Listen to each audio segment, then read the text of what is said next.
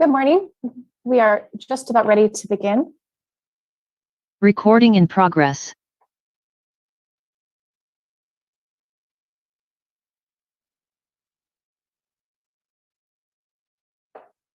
Thank you very much, Chair Hopkins. We're ready for you to begin.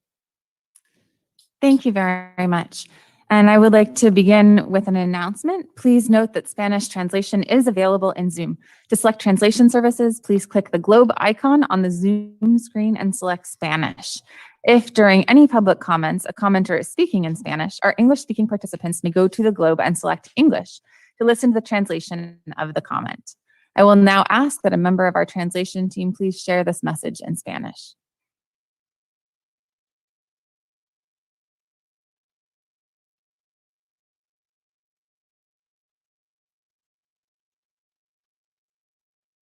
Thank you. Jamie, we may need to remove interpretation for one of the individuals, Daniel or Angela.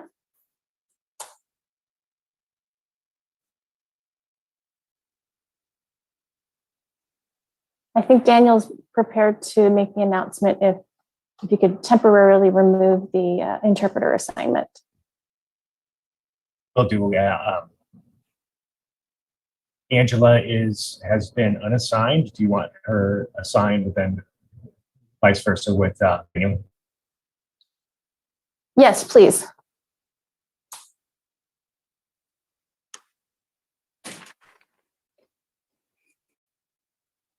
This is Spanish interpreter Angela Tillen ofreciendo el servicio de interpretación simultánea al español. Pueden oprimir el icono de globo al pie de la página para escucharlos esta presentación de la Junta de Supervisores. Thank you so much. Thank you very much. And now we will go ahead and begin the meeting with the Pledge of Allegiance. And I'm wondering if Interim Health Services Director Tina Rivera might mind leading us in the Pledge of Allegiance this morning.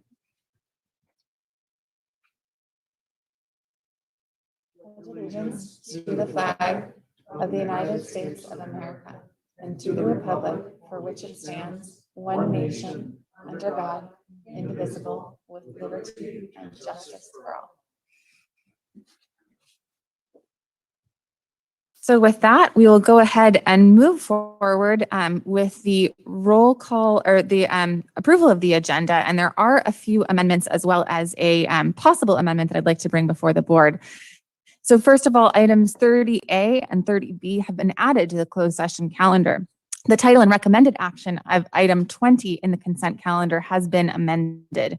Please note that the number for the Cherry Creek Road project states C21602. The correct project number for the record is C21606.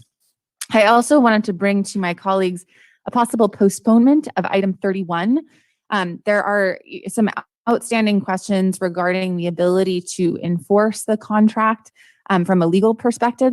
And also a letter was received by the full Board of Supervisors raising some concerns from employees last night. And I would like an opportunity for those concerns to be addressed in a future presentation.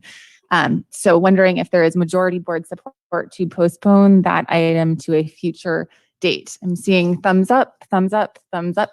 Okay, so we'll go ahead and postpone item 31. Can we go ahead and have a roll call vote on the approval of the agenda as amended, please, Marcy? Supervisor Gorin? Aye.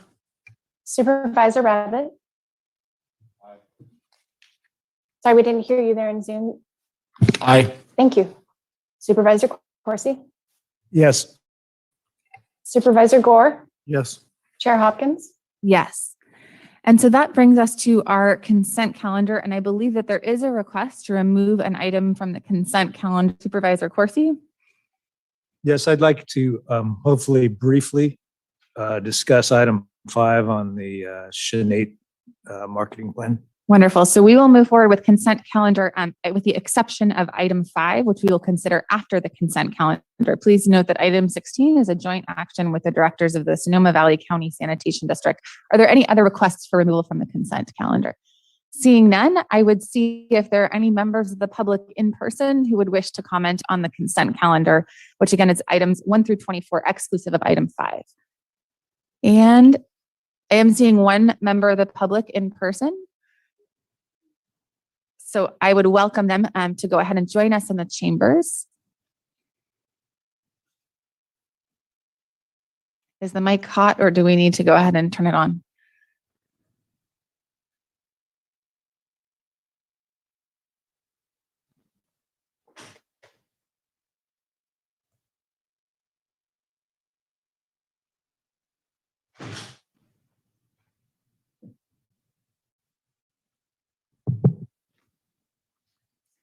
Welcome. Thank you so much for joining us this morning. Good morning. Can I remove this to talk? We actually ask that you keep it on because it is sort of part of our public health order to mask in public spaces. So, but we find that because of the microphone, we're able to hear you pretty well. As soon as you start speaking, we'll start the clock. So go ahead and introduce yourself, and we're looking forward to hearing from you. Good morning. My name is Richard Fuller. I'm a Windsor resident. I'm speaking on item 21. I am currently the longest serving member of the Shiloh Cemetery District. Thank you for the appointment, first off. Secondly, I have been tasked by the board to speak today, fully aware that this won't be a dialogue. Our collective dissatisfaction with one of your own has reached a point of total frustration and rapidly evaporating trust. Like each of you, we answer to a constituency, a fact that seems to have currently escaped Supervisor Gore, in whose district we are situated. More than 2 years ago, we moved decisively toward ensuring service to the community into the next century. Assurances were given, assistance was offered, and dialogue was promised by Supervisor Gore. All evaporated, and avoidance seems to be the aftermath. Today, I stand before you in the hopes that some peer pressure can be used to remind a fellow county supervisor that ignoring a fellow county entity is not only bad for your business, it is abhorrent to the voters of District 4. Thank you. Because you are commenting on an item, and because you did come here, I would offer if Supervisor Gore would like an opportunity to say anything in response. Well, the only thing I can say is thank you for being here and pressure felt and respectful. Sorry about that. The only thing I'll say is I appreciate you being here. I'm writing my staff right now, and I'll take attention to what you're talking about because the commitment has always been there. But obviously, the follow-up is not. So I'll take that as marching orders, and I'll be following up with you directly. Thank you. Thank you. Thank you for coming down this morning. Any other members of the public outside who would wish to speak? Seeing none, I will go ahead and ask Marcy to invite public comment on the consent calendar on Zoom. And for our members of the public in Zoom, if you would like to comment on any of the items numbers 1 through 24, excluding number 5, please raise your hand in the Zoom app or press *9 on your phone keypad if you are a phone and attendee.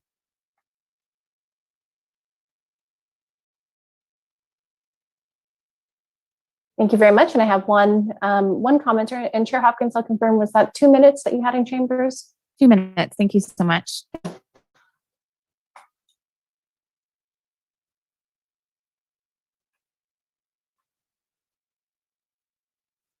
Hey, Frank, if you can please unmute and state your full name before beginning your comment. Hi, my name is Frank Chong, president of Santa Rosa Junior College. I'm just members of the board, County Administrator Bratton. I just like to take this opportunity to thank the Board of Supervisors for their support of Measure O. Santa Rosa Junior College will be providing some services to our over 26,000 students and 3,000 employees through Measure O. Mental health services are so important to our students. We know that in our demographic, college students have the highest rate of suicide. We also know about the difficulties around school shootings throughout the country.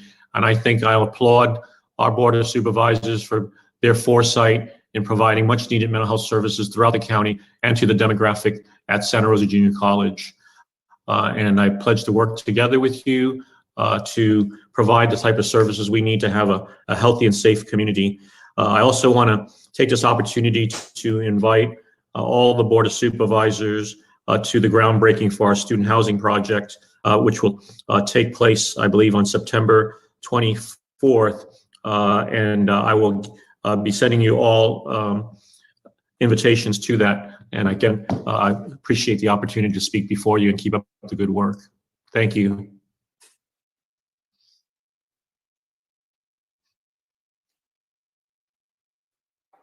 Thank you very much. And just a reminder, these are for items numbers 1 through 24, excluding 5. Our next commenter, if you can please unmute and state your name.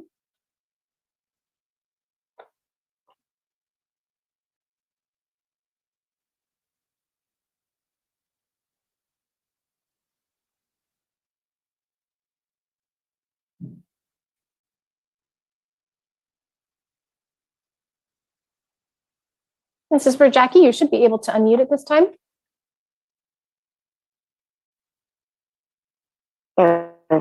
Is it unmuted now? Yes, thank you. Thank you.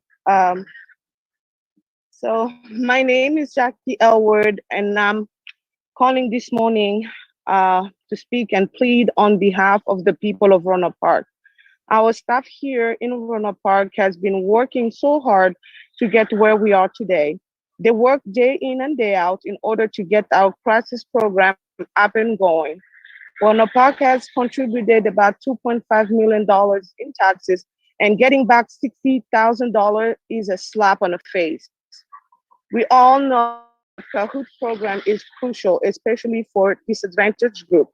We all know this program is one of the response that will help our unsheltered friends who are dealing with mental illness. Also, it will reduce unwanted situation with public safety like we have seen in the past. I am asking and pleading to the supervisors to consider Measure O funding and help our town. Our constituent has contributed so that the county can allocate necessary funds when needed to them. Now it's time. We need. Vice Mayor Elward, Yes. I hate to interrupt, but I think that you're speaking to our next item, which is our regular item on Measure O update. So I want to make sure that we have kind of the bit of staff being able to focus in on your comments and the supervisors able to respond to your comments, because we can't actually respond when it's not on the consent calendar. So are you able to stick around for another few minutes until for that item? Yes, I can. Yes, I can. I can come back. Yes, I am. I'm here. I will wait. Great. So so that should be item number 25, which is right after our consent calendar. Okay, I will wait and keep my hand raised. So thank you.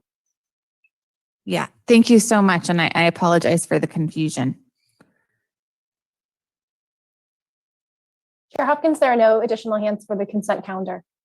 Great. And I think that Dr. Chung might have been sort of commenting on that item as well. Although at first I thought he was commenting on, we do have a couple of mental health services items that are on the consent calendar. But thank you very much, Dr. Chung, for your remarks. And Vice Mayor Elward, I look forward to hearing and being able to respond when we do have that regular agenda item on the Measure O update. So with that, I will go ahead and bring it back to the board. Are there any outstanding questions or comments on consent? Hoping not. All right, going once, going twice. And Marcy, if you wouldn't mind leading us in a roll call vote on the consent calendar, which is items 1 through 24, exclusive of 5. Supervisor Gorin? Aye. Supervisor Rabbit? Aye. Supervisor Corsi? Supervisor Gore? Yes. Chair Hopkins? Yes. So with that, we will go ahead and transition over to item 5, which was pulled from consent, and I would hand it over to Supervisor Corsi for this item. Thank you, Chair Hopkins. I just wanted to kind of answer a few questions that I know are out in the community that I've had since the agenda was published. And I don't know whether staff has anything else they want to add, but I just wanted to make sure that people understand that this sale is is not, or this attempt at a sale is not much different than what has been done in the past. The auction portion of this is different, but it's really just about making things quicker, getting to the final price in a more timely manner. There's no requirement that the board accept the highest bid, whatever that bid is. And in mid-November, I believe it's the 16th, the bids will be brought to the board, and we'll be able to make a decision based on all the information that's available at that time. Once again, parcel J, which is the property at the north end of Beverly Way, which has been being used as a kind of an open space piece of property for a number of years now. Parcel J is not included in this sale. It is actively being worked on for a conservation easement right now. Our county attorney's office, county counsel's office, and open space district and general services department are working together to make sure that that piece of property is protected forever from development. And lastly, when this actually goes onto the market in about a week, the documents that have been compiled regarding seismic studies and the latest appraisal will be available to the public. Those are the questions that I've received to date, and I just wanted to make sure those were answered as we direct staff to get this process underway.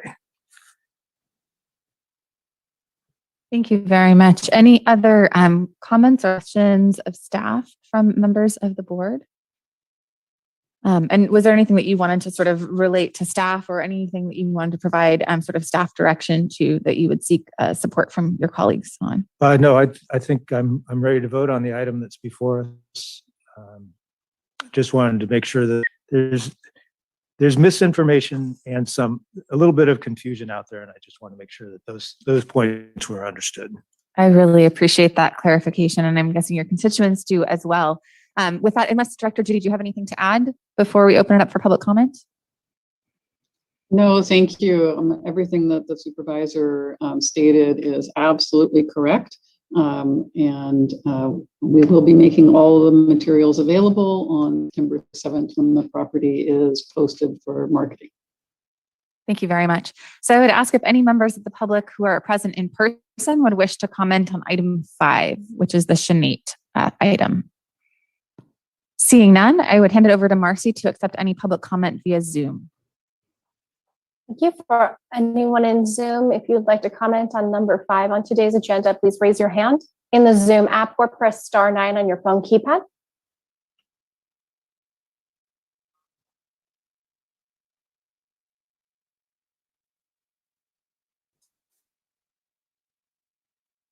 And there are no hands for comment. Wonderful. Thank you very much for that. So I would ask Marcy to go ahead and lead us on a roll call vote for item 5, please.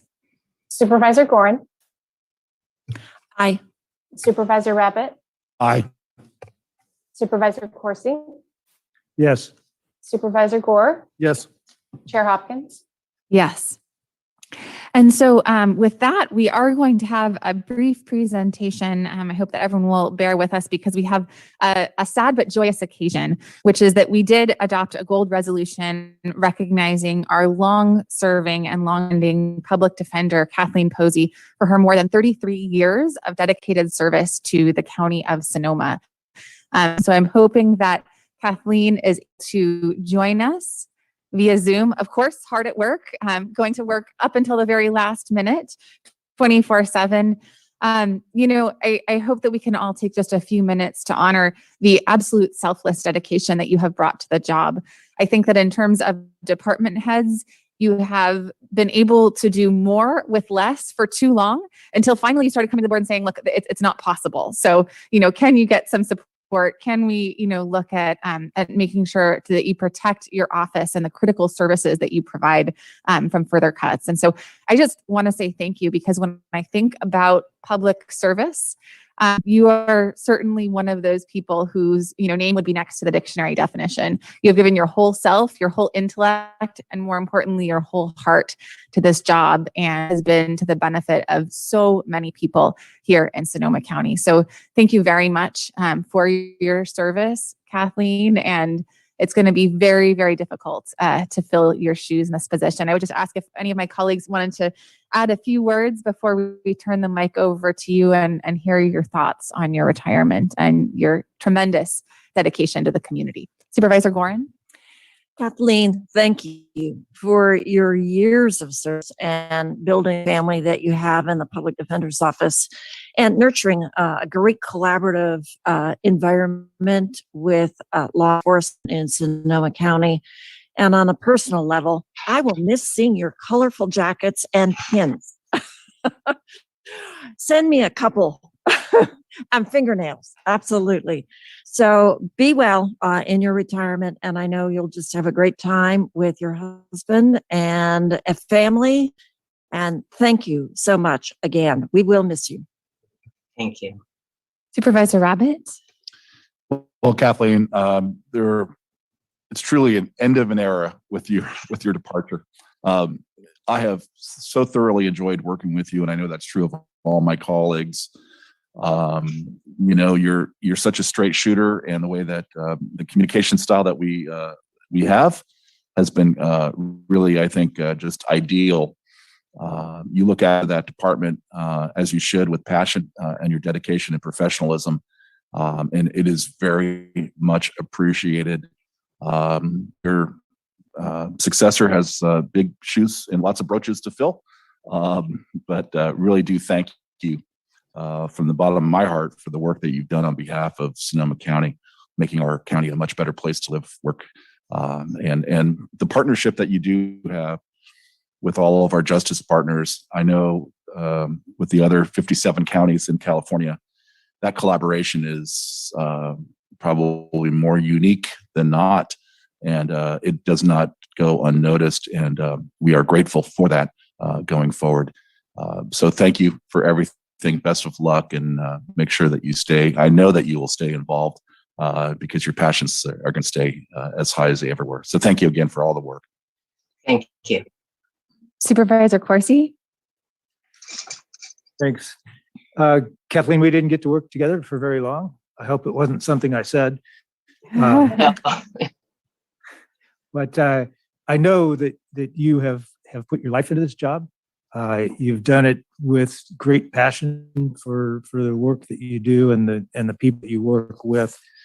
And so I'll just say thank you for your service, and best of luck for retirement.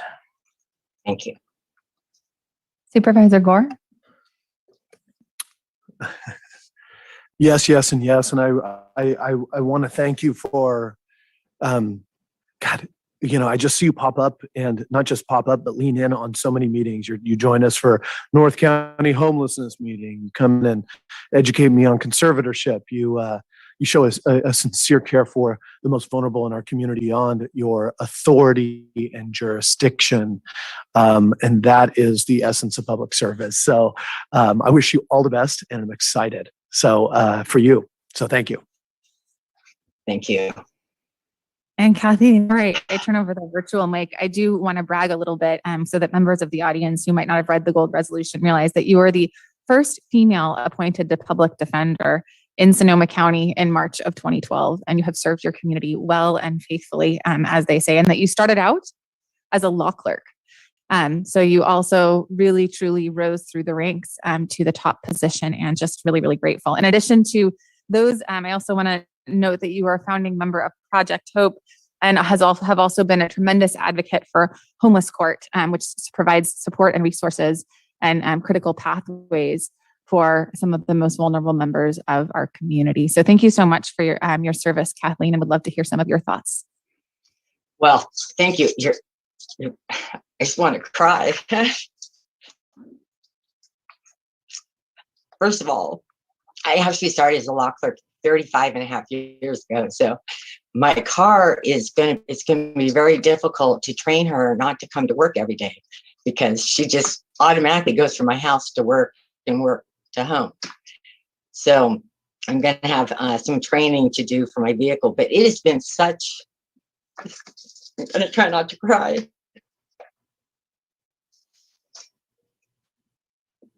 An honor and a privilege to be where I am. It's the most noble position anybody could ever want. And the support from this board has just been fabulous. And I so much appreciate it. I don't know why I cried. I'm going to stay on with a lot of my conservatorship cases. I promised my clients I would stay with them. And I'm also going to stay on North County, Supervisor Gore, as well as my IMDTs, my Project Hope. So I still have a lot of work to do, and I'm going to continue to do that. But I have just been so lucky. This little girl from, a milker, a cow milker in Bloomfield, California,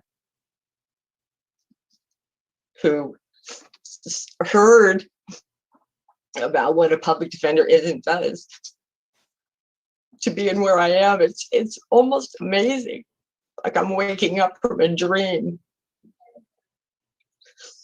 So I want to thank all of you. It's this board, the CAO, all my social and criminal justice partners. It has really, really been an honor. Thank you.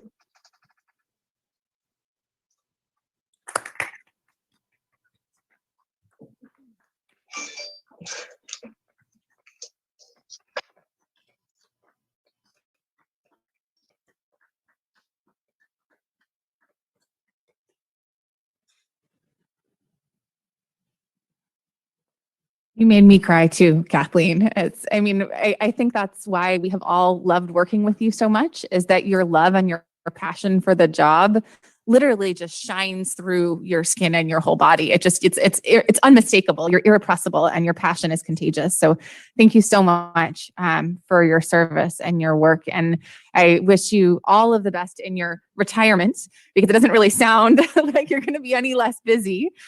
Which is not surprising. And I do get some opportunities to spend some time snuggling with grandbabies and, and spending some time with your family. So thank you. I definitely have I have a 2 and 3-year-old granddaughters who I am going to teach them to read by the time they start kindergarten, and a 15-year-old grandson who he and I will continue to go to our Giants and Warriors games. So he's totally my little love of my life.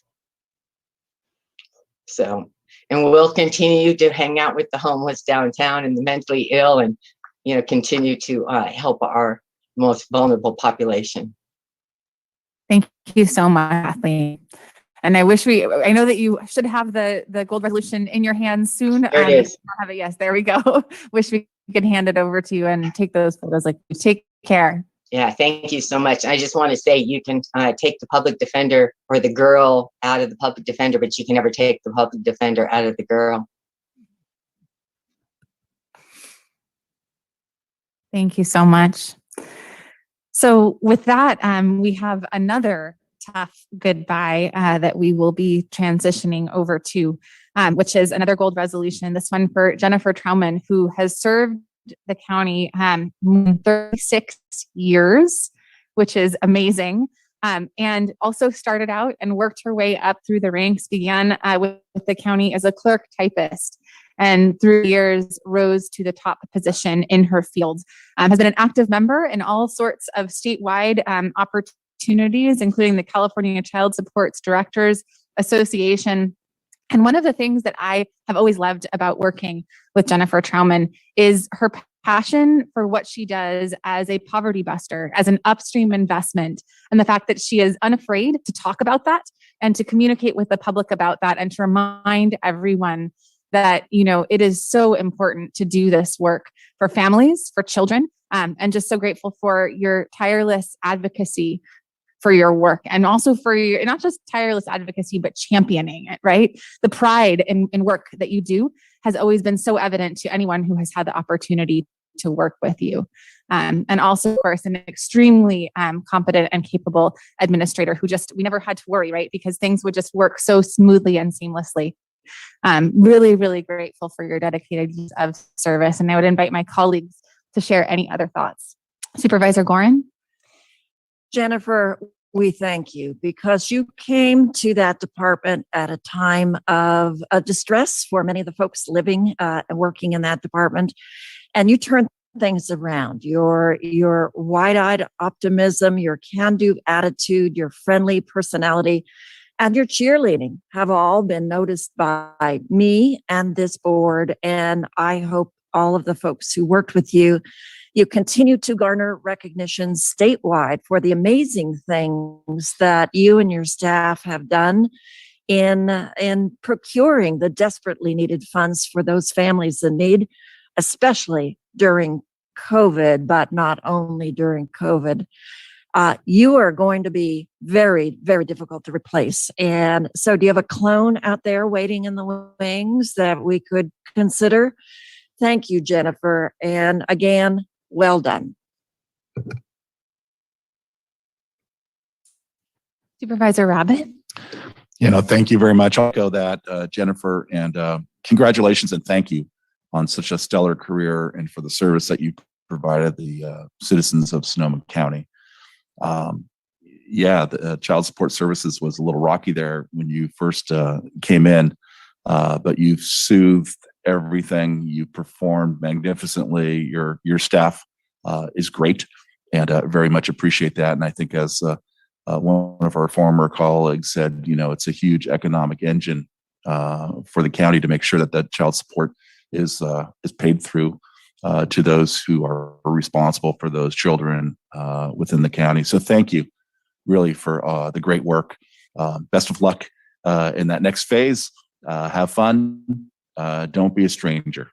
Thank you. Supervisor Corsi? Thanks. Jennifer, I just love the story I'm hearing today about people who go from clerk typist to department head, from law clerk to department head. And I hope that the clerk typists and the law clerks of the county are listening and are inspired by you and Kathleen before you. I want to just thank you for your service in such an important and really kind of little recognized role, but as has been mentioned before, hugely important to the economy, but hugely important to families and kids. So best of luck to you in retirement, and thank you again for your service. Supervisor Gore? I don't know about all the disruption for. I just came in and you were already here and kicking butt, and with your staff and providing exemplary service. And as before we talked about is that it's beautiful to honor public service, especially in a time of pandemics and 16 disasters in the last 6.5 years. Jennifer, you've been not just steady through it all, you've been a leader with awards and leadership at your state association. And here locally, you've given us as policymakers the opportunity to be followers. And that's the best kind of leadership when you can follow great public stewards. So that is more than appreciated. It is honored, and I really appreciate you. Thank you. And if you would like to share any of your thoughts on your distinguished career and your deep dedication to public service, we'd love to hear them. Good morning and thank you. Boy, Kathleen got me crying already, just like the rest of you. Actually, we started pretty much at the same time, and we had always said we would retire together, and here we are. But I just want to thank the board and the CAO for your support. It is true that when I came into this position, there was some unrest, and I couldn't have led this division, this department, as smoothly as I did without your support. So I really wanted to thank you, and for the years following. The 36 years have zoomed by. There's just really, I don't feel like I've had a day of work. It's been my passion to serve the families of Sonoma County, and I'm extremely proud of this staff. They are really heroes for children. They live and breathe it. They strive to exceed. And that we're, in the top ranked counties in the state for child support. And, we just do this job really well. And I live it in good hands. Supervisor Gorin, you have a contract before you next week, or I believe, or the week after, for a really great professional that will take this department and move it forward. So I'm proud, and I love every single one of the staff that I've worked with all these years. They're incredible people, and so it's been great. And I plan to stay in the county. In fact, we're in the process of getting our property in Forestville, where we're going to build our family compound and have our adult kids live together in separate houses on a place there. So we're really got a lot of work to do, but I will also be involved in the community, either with child support or other endeavors. So thank you again, and it's been my pleasure. Well, I promise you a cup of coffee sometime at Tiny Town Cafe in Forestville to thank you for your service, fellow Forestville resident. But just truly, from someone, as you know, I've shared my story. My father did not pay child support, and really honor and recognize how critical it is, the work that you do for our families and what it means for kids and for struggling moms or dads who are, really just worried about putting food on their kids' tables. So thank you for that service to our community. And thanks for always talking about it as one of the most critical poverty busting programs that we have in Sonoma County. And I wish you all of the best in your retirement. And if you need any help with Permit Sonoma, you know who your district supervisor is. Yes, you and Tennis. Thank you. Yeah. Mm-hmm. Thank you so much, Jennifer. And I wish you a wonderful and relaxing, hopefully, and fire-free retirement. Thank you. And so with that, we will be transitioning to our first regular calendar item, which is our Measure O, our update on homeless. Or no, wait, it is our Measure O. They're reversed in the, did anyone notice that? On Legistar, 26 is before 25. So yes, so item 25, which is our Measure O planning and implementation workshop. So I'm going to go ahead and introduce live and in person. We do have Interim Director of the Department of Health Services, Tina Rivera, as well as our Behavioral Health Division Director, Bill Carter. So thank you so much for joining us in person today. And I believe that we may also have Kelly Ritter joining us by Zoom. Is that correct? Okay, our Deputy Chief Financial Officer.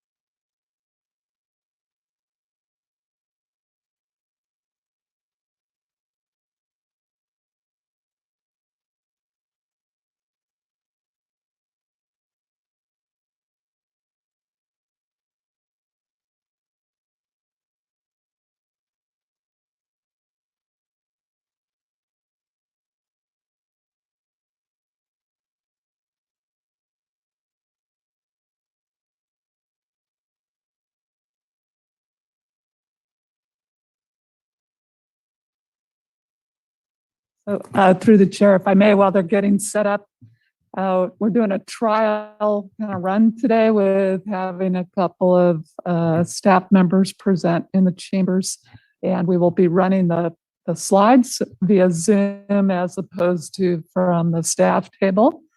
So these first two regular items, we will have a couple of staff members here in front of us. So thank you. And whenever you're ready, Ms. Rivera, go ahead and lead us off. All right. We are glad to be here. Tina Rivera. Is your mic on? You might Yes. need to pull it towards you. Thank you. We can hear you in Zoom. Thank you. Okay, great. All right. Yours on, Bill? Great. We're glad to be here. Tina Rivera, Interim Director for the Department of Health. And joining me is Bill Carter, our Behavioral Health Division Director, and Kelly Ritter, our Deputy Chief Financial Officer via Zoom. and Kelly will be driving our slides today. We're here to present our Measure O behavioral health and homelessness item and the planning and implementation of Measure O. Next slide, Kelly. On November 3rd of 2020, our Sonoma County voters passed Measure O with 67% of the vote. This particular measure will provide funding for mental health and homeless services. Measure O is the quarter-cent sales tax. It became operative as of April 1st, 2021. It's estimated to generate $25 million annually for the next 10 years. It's one of the two measures for homelessness and mental health services within our state, with Mendocino County's Measure B, which was passed in 2017. Next slide.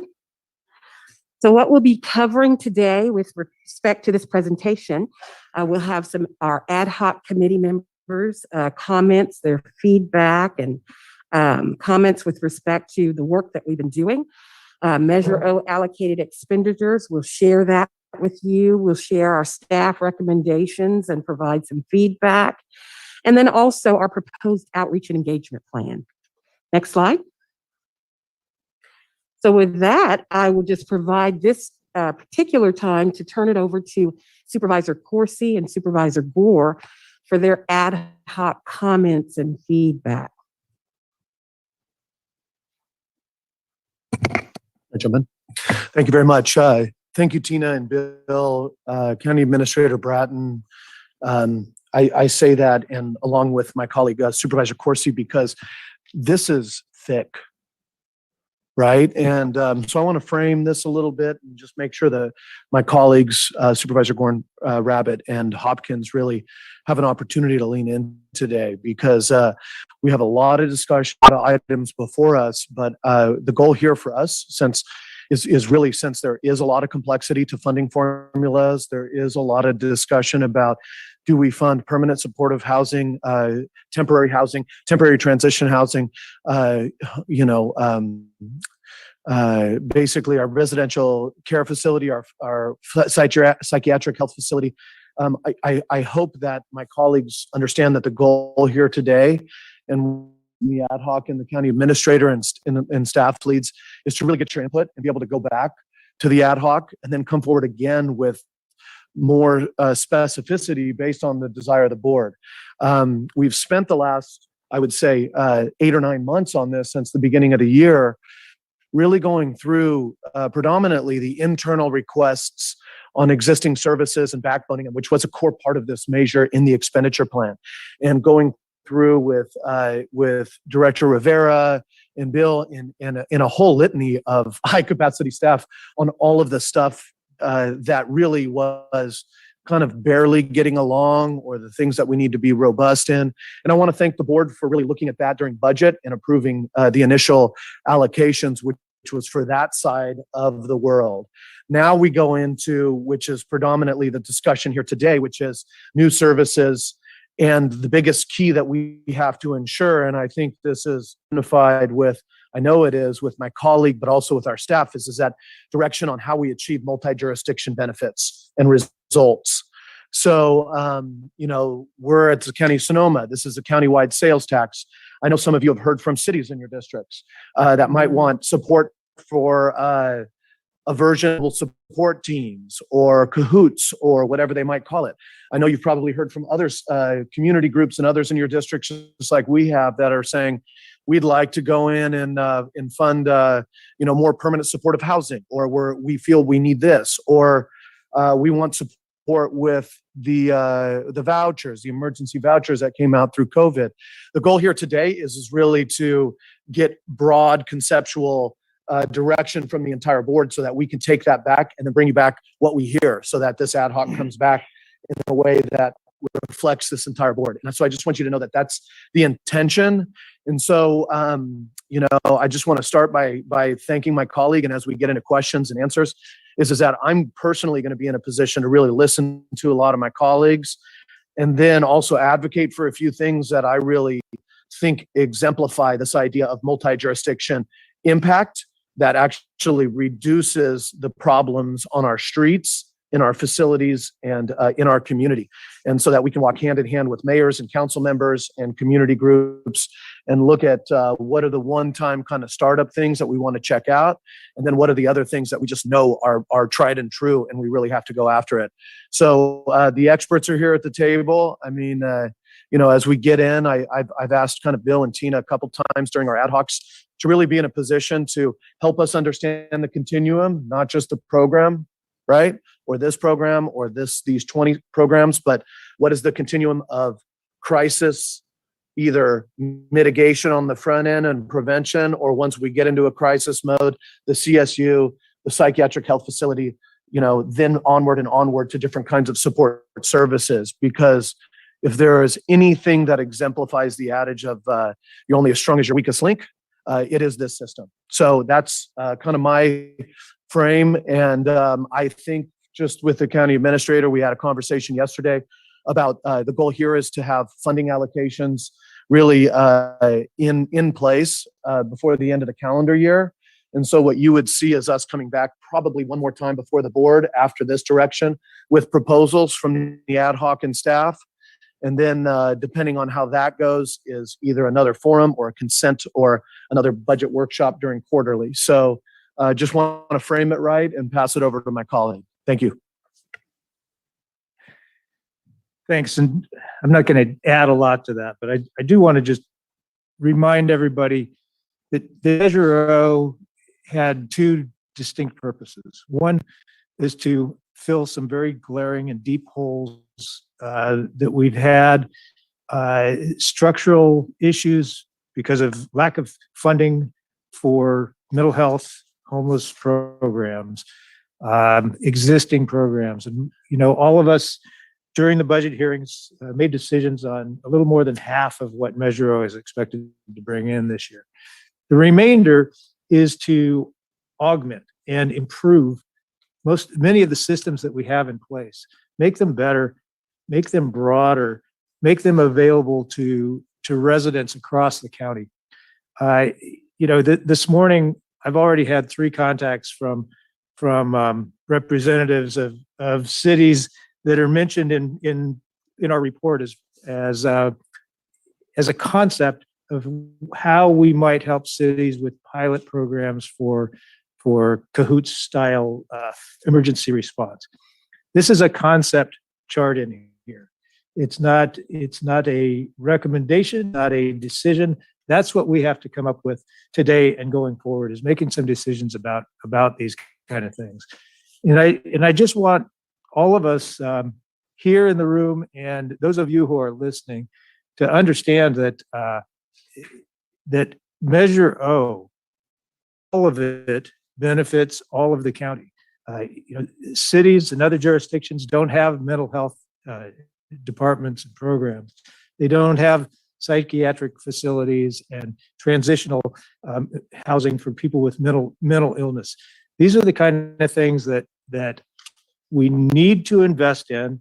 The voters, with 68% of the vote, an amazing vote of confidence, really, from the voters of Sonoma County, have said they want to invest in these kind of programs countywide. That's what we'll be doing with Measure O, and I look forward to the discussion today, making some decisions on how we use this to make things better, build on what we've got, and make sure that it's done throughout the entire county. Thanks. Thank you, supervisors. And Kelly, we can go ahead. And just a little brief expenditure plan overview. The categories, the expenditure plan includes 5 categories of services that are to be funded with the revenue that's generated through this particular measure. The expenditure plan designates these set percentages for these 5 particular categories, and the board can adjust these allocations with a 4/5 vote.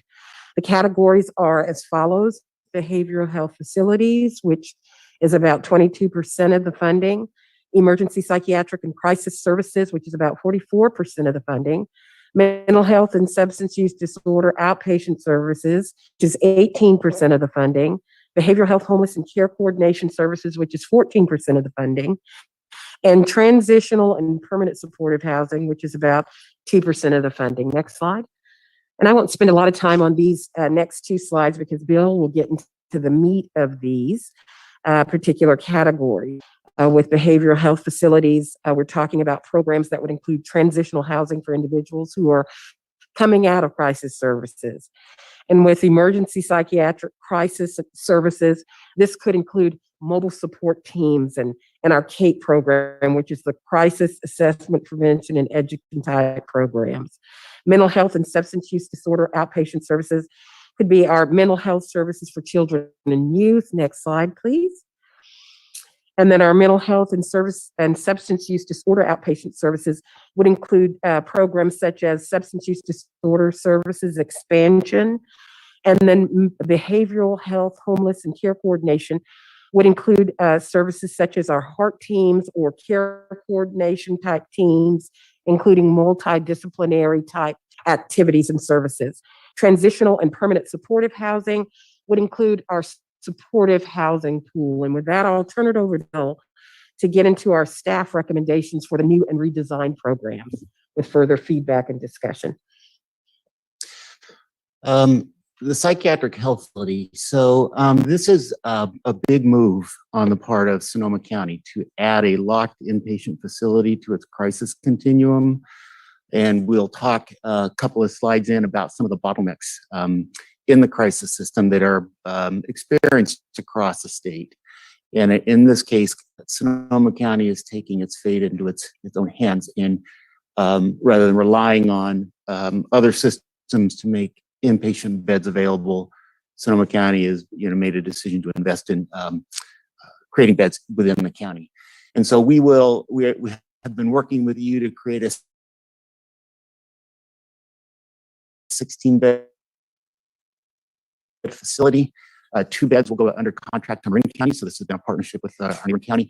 And this will create 14 beds for individuals who need short-term psychiatric inpatient care. We need additional funding for the operational costs. So we, the county has invested in the remodeling that's underway. And some of the Measure O funding is going to cover the operational costs, but we do have a shortfall that we're looking into with you in the budget to address. So we recommend moving forward with this. This is a key part of improving client care and our budget situation. Alternate options are to, absent funding to support this would be to sell some of the beds to other counties and reduce those that are available to Sonoma County. Another one would be to redistribute some of the transitional housing subcategory coming up next to cover part of that gap. Next slide. Bill, can I ask a question Yes. about Crestwood? And thank you so much for all of your work on that. It is desperately needed, but I'm not understanding the funding shortfalls, $1,500 for construction and remodeling, or is that ongoing operational costs? Ongoing operational costs. Thank you. Yeah. And through the chair, 1.5 million a year.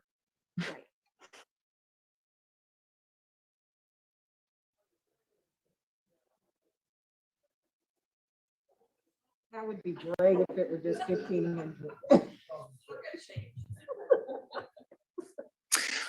Transitional housing.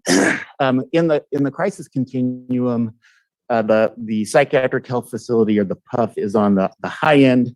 As you move through the continuum through services, on the low end, just that when folks are ready to return home, there's transitional housing. So this offers support to individuals who require some additional supervision, support, some help moving into independence. Our recommendation in this case is to hold off and take advantage of some upcoming state funding opportunities. The mental health, behavioral health infrastructure bill is going to make a considerable amount of money available through competitive grants in the state. We should be confident we would be successful in our application there, which would bring in revenue to secure a facility, the property, and use a portion of the $730,000 as ongoing operational costs. And so our recommendation right now is to hold the funds, a portion of the funds aside as we work on that project. The other is a housing manager. So over the years, the county has built up a body of housing options for individuals with mental illness. It's become difficult to manage that well, to know where they are, to make sure we're getting the right people there. And this inventory is going to be growing with No Place Like Home projects coming on board over the next year to 3 years. There's going to be a considerable increase in the number of housing units available to individuals with severe mental illness. And with the addition of this transitional housing resource, we need somebody who can help us manage this effectively. And then lastly, we've been in partnership with Sonoma County Probation to operate the Justice and Mental Health Collaborative Housing Program. And that's been a grant-funded program that's been very successful. It's positioned to grow and serve more individuals. It needs ongoing funding. We think that Measure O is an excellent way to keep a well-run Sonoma County developed project up and going. And then in terms of alternative options for these funds, as mentioned in the previous slide, we could transfer these funds to support the PUF. Next slide. By way of this chart, I just want to talk a little bit about what I alluded to, which is in our current system, we have bottlenecks. So there are parts of our system where folks get stuck because there are not adequate facilities in our continuum. So cleverly red-coded triangles are the bottlenecks where individuals are in emergency departments, oftentimes boarding for hours to days to weeks to move to a psychiatric facility for treatment. Our CSU, which also because of a shortage of psychiatric hospital beds in the state, is frequently unable to transfer people out at 24 hours, as is the goal of a CSU. And then the crisis residential also becomes a bottleneck when individuals are unable to go home, but we don't have adequate transitional housing to support them. So with Measure O, two of the proposals, in the next slide, please, are designed to help alleviate these bottlenecks. So the introduction of the psychiatric health facility on one end, the high end allows us to move people out of the CSU more timely into a setting where they can be treated on average for up to 8 days. And this frees up CSU beds so that individuals can move from emergency departments quickly to stabilization care. And then transitional housing, and if we can increase this inventory, we will be better able to move people out of crisis residential, which is a step down from a CSU or a hospital. Transitional housing is the next level of step down before folks are in a position to return to their home in the community. Next slide. I don't know if there is any discussion or questions. Should I move to the next topic?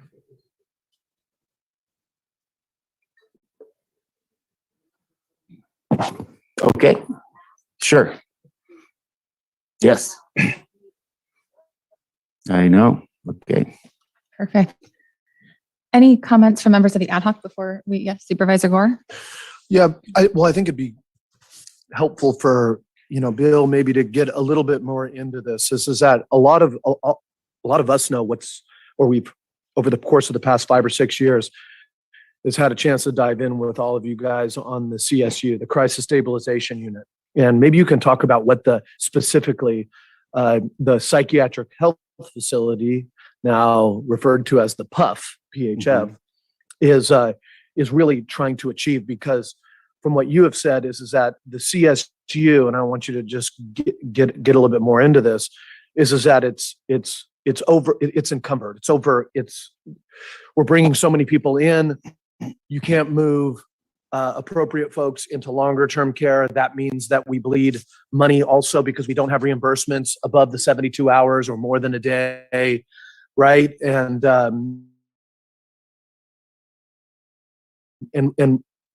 why this number is the appropriate number as well, because I know that there's some state rules about how many beds we can have and how many residents. But kind of just remind us why the psychiatric health facility is so important, not just in and of itself, but for the continuum. Yeah.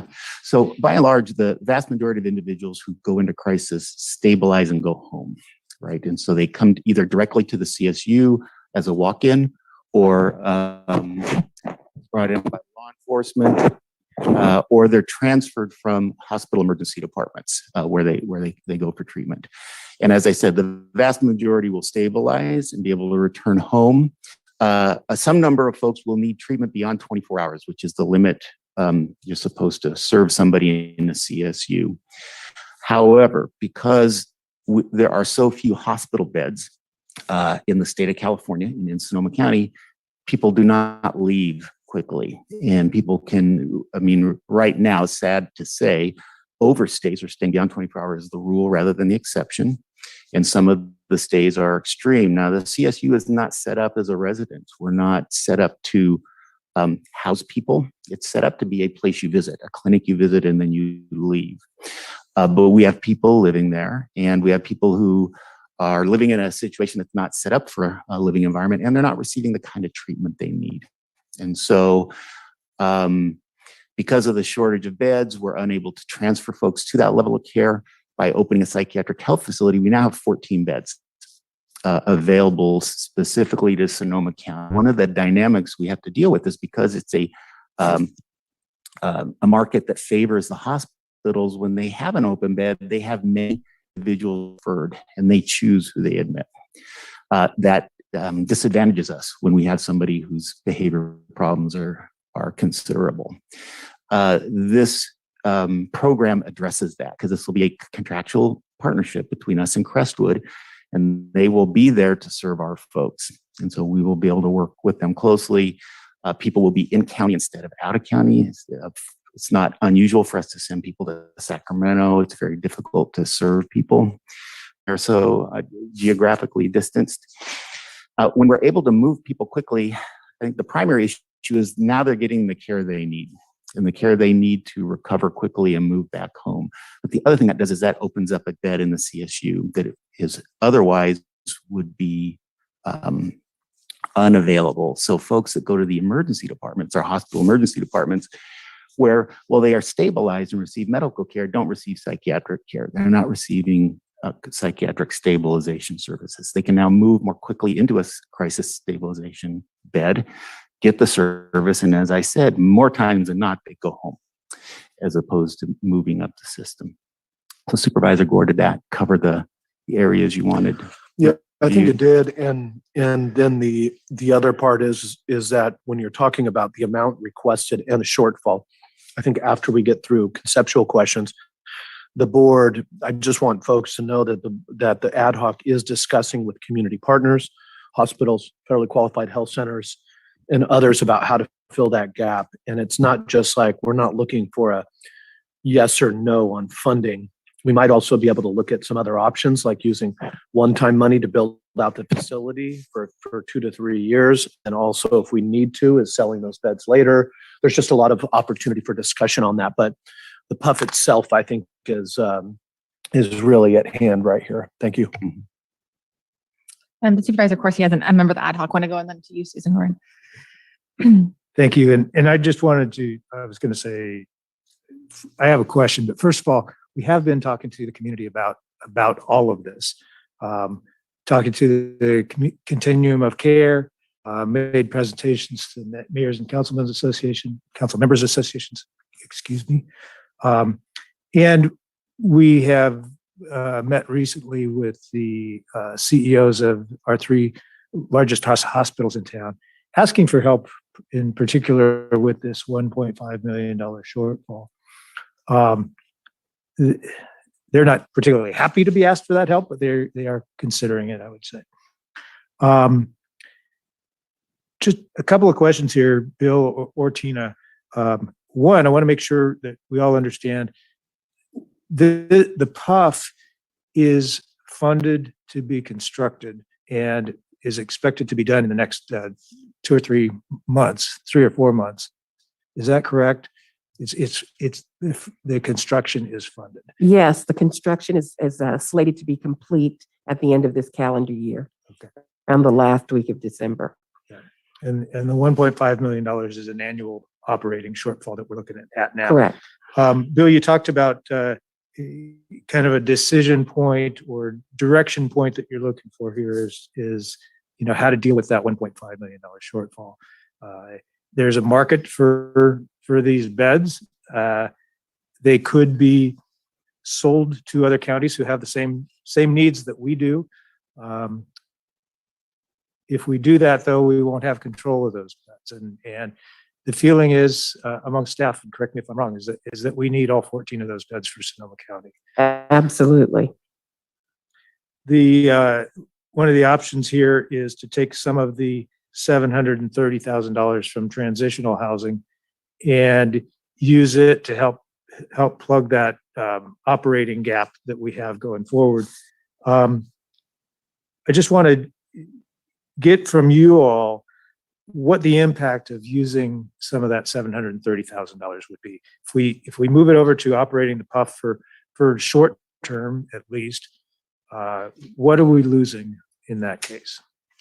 We're losing, first of all, new additional transitional housing. So there are two bottlenecks in our system. One is when someone gets stuck in the CSU for lack of a hospital bed. The other is a little closer to that microphone, please. The other is when they get stuck in the crisis residential treatment program, and they're unable to return home, but unable to leave that bed because we don't have adequate transitional housing. So the one thing we lose is the opportunity to increase our inventory of transitional housing that allows people to move out of crisis residential, which opens up a bed and keeps the flow going. It's also the case that we have this growing body of housing for our clients, which is a godsend, but it's a problem when we can't manage that, right? So if we don't know where they are, what homes are open, if we're not making sure the right people are getting referred there, if we're not ensuring that the services are following people to that housing, we're not managing that resource well. So we need that housing manager. We can't do it with the staffing we have. And then lastly, the partnership with probation is a case of a pilot you don't want to lose, right? So this is a pilot project, grant funded. It's been successful, and we need sustained funding, or we lose another transitional housing and treatment setting for individuals with serious mental illness. Yeah, and I'm really interested in hanging on to that probation program. What I'm wondering about is, from reading this report, it sounds like we're expecting grant money from the state to provide capital for new transitional housing, and then using Measure O to staff that, to Yes. manage it. Do we know about that grant yet, whether it includes any money for management, or is it just on No, capital? this is going to be for capital projects, infrastructure only. Okay. So it's one funding. And what about the timing of that grant? Do we have any idea? So we expect it to come out this year. The Department of Healthcare Services is doing a survey of the counties. It's due tomorrow, and they want to use that survey to advise the legislature on how to release those funds. So while we don't have a specific date, we see the process rolling along. I would expect applications to be available in the new year, but I don't have inside info. Okay, thank you. Sure. Supervisor Goring? Thank you once again for all of your work on this. And really thank you to the ad hoc committee for wading through this. It's not easy to navigate through an entire community of needs for this kind of funding. And we're so grateful for the voters to approve this in the first place. So the question that I have is the two questions about this specifically. We were instrumental in helping Aurora Health Center to open. Where does Aurora fit into this continuum of care? And then more specific to the CSU, for a while, we've had some challenges with regional center clients being sent to the Crisis Stabilization Center, left there for long periods of time, and maybe not having reimbursement from the state. So if you could answer those two questions, I would appreciate it. Yeah. So Aurora Hospital now Santa Rosa Behavioral Health Care, they've changed their name, is an important resource. And they are a resource that we use to provide inpatient care ongoing for our clients. They don't fully meet our need, though, in a number of ways. One is they're not a Medi-Cal hospital. So what that means is when we place an individual there who's 22 years old to 65, we pay full freight. We do not draw down any federal funds to offset the costs for those individuals. So one problem is that.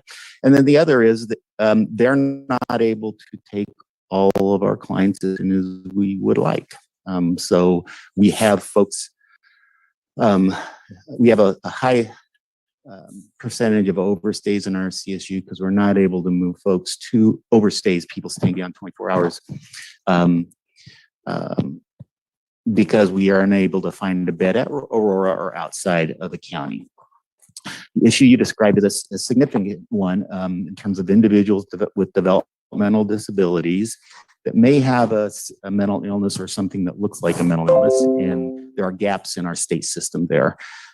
We address that by working more closely with the regional center so that we are identifying those folks early and helping them get where they need to go. So we've not had that problem currently. Problems go around and come around. I won't be surprised if a couple of problem situations come up.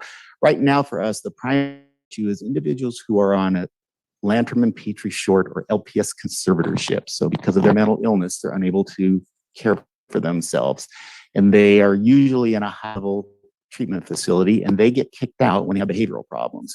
They're very hard to, it's very difficult to find a new home for them because people don't want to admit somebody who's just been discharged for a behavioral problem. It would be very helpful to have the PUF, and those folks do have long overstays in our CSU, unfortunately. The psychiatric health facility or the PUF will give us the ability to send them somewhere for a period of time. When they demonstrate they are stable, we're better able to place them in a long-term home again.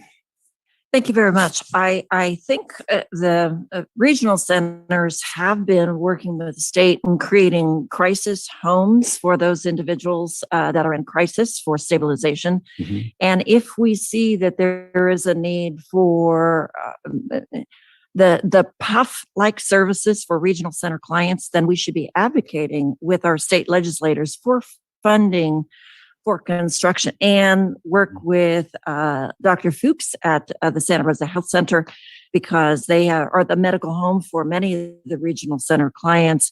We should be working together on advocacy for the facilities that are specifically needed to address the concerns of our developmentally disabled and our dual diagnosis folks. So let's work on that advocacy. Thank you. Yes, thank you. Thank you, Supervisor Warren. Supervisor Rabbit? Yeah, thank you very much. Thank you for all the work. Appreciate that. And thank you to the ad hoc for going through this subject matter. It is rather dense. And I think having just gone through with a close family member, this system, not in this county, but very similar, it's broken. Yeah. It is severely broken. Bill, you said stabilize and go home. What does that really mean? And I guess I'm trying to understand, because 24 hours, someone might not even want to speak to anyone. 72 hours, you don't get diagnosed. You just hopefully will not want to either kill yourself or act out against anyone else. And it's only thereafter.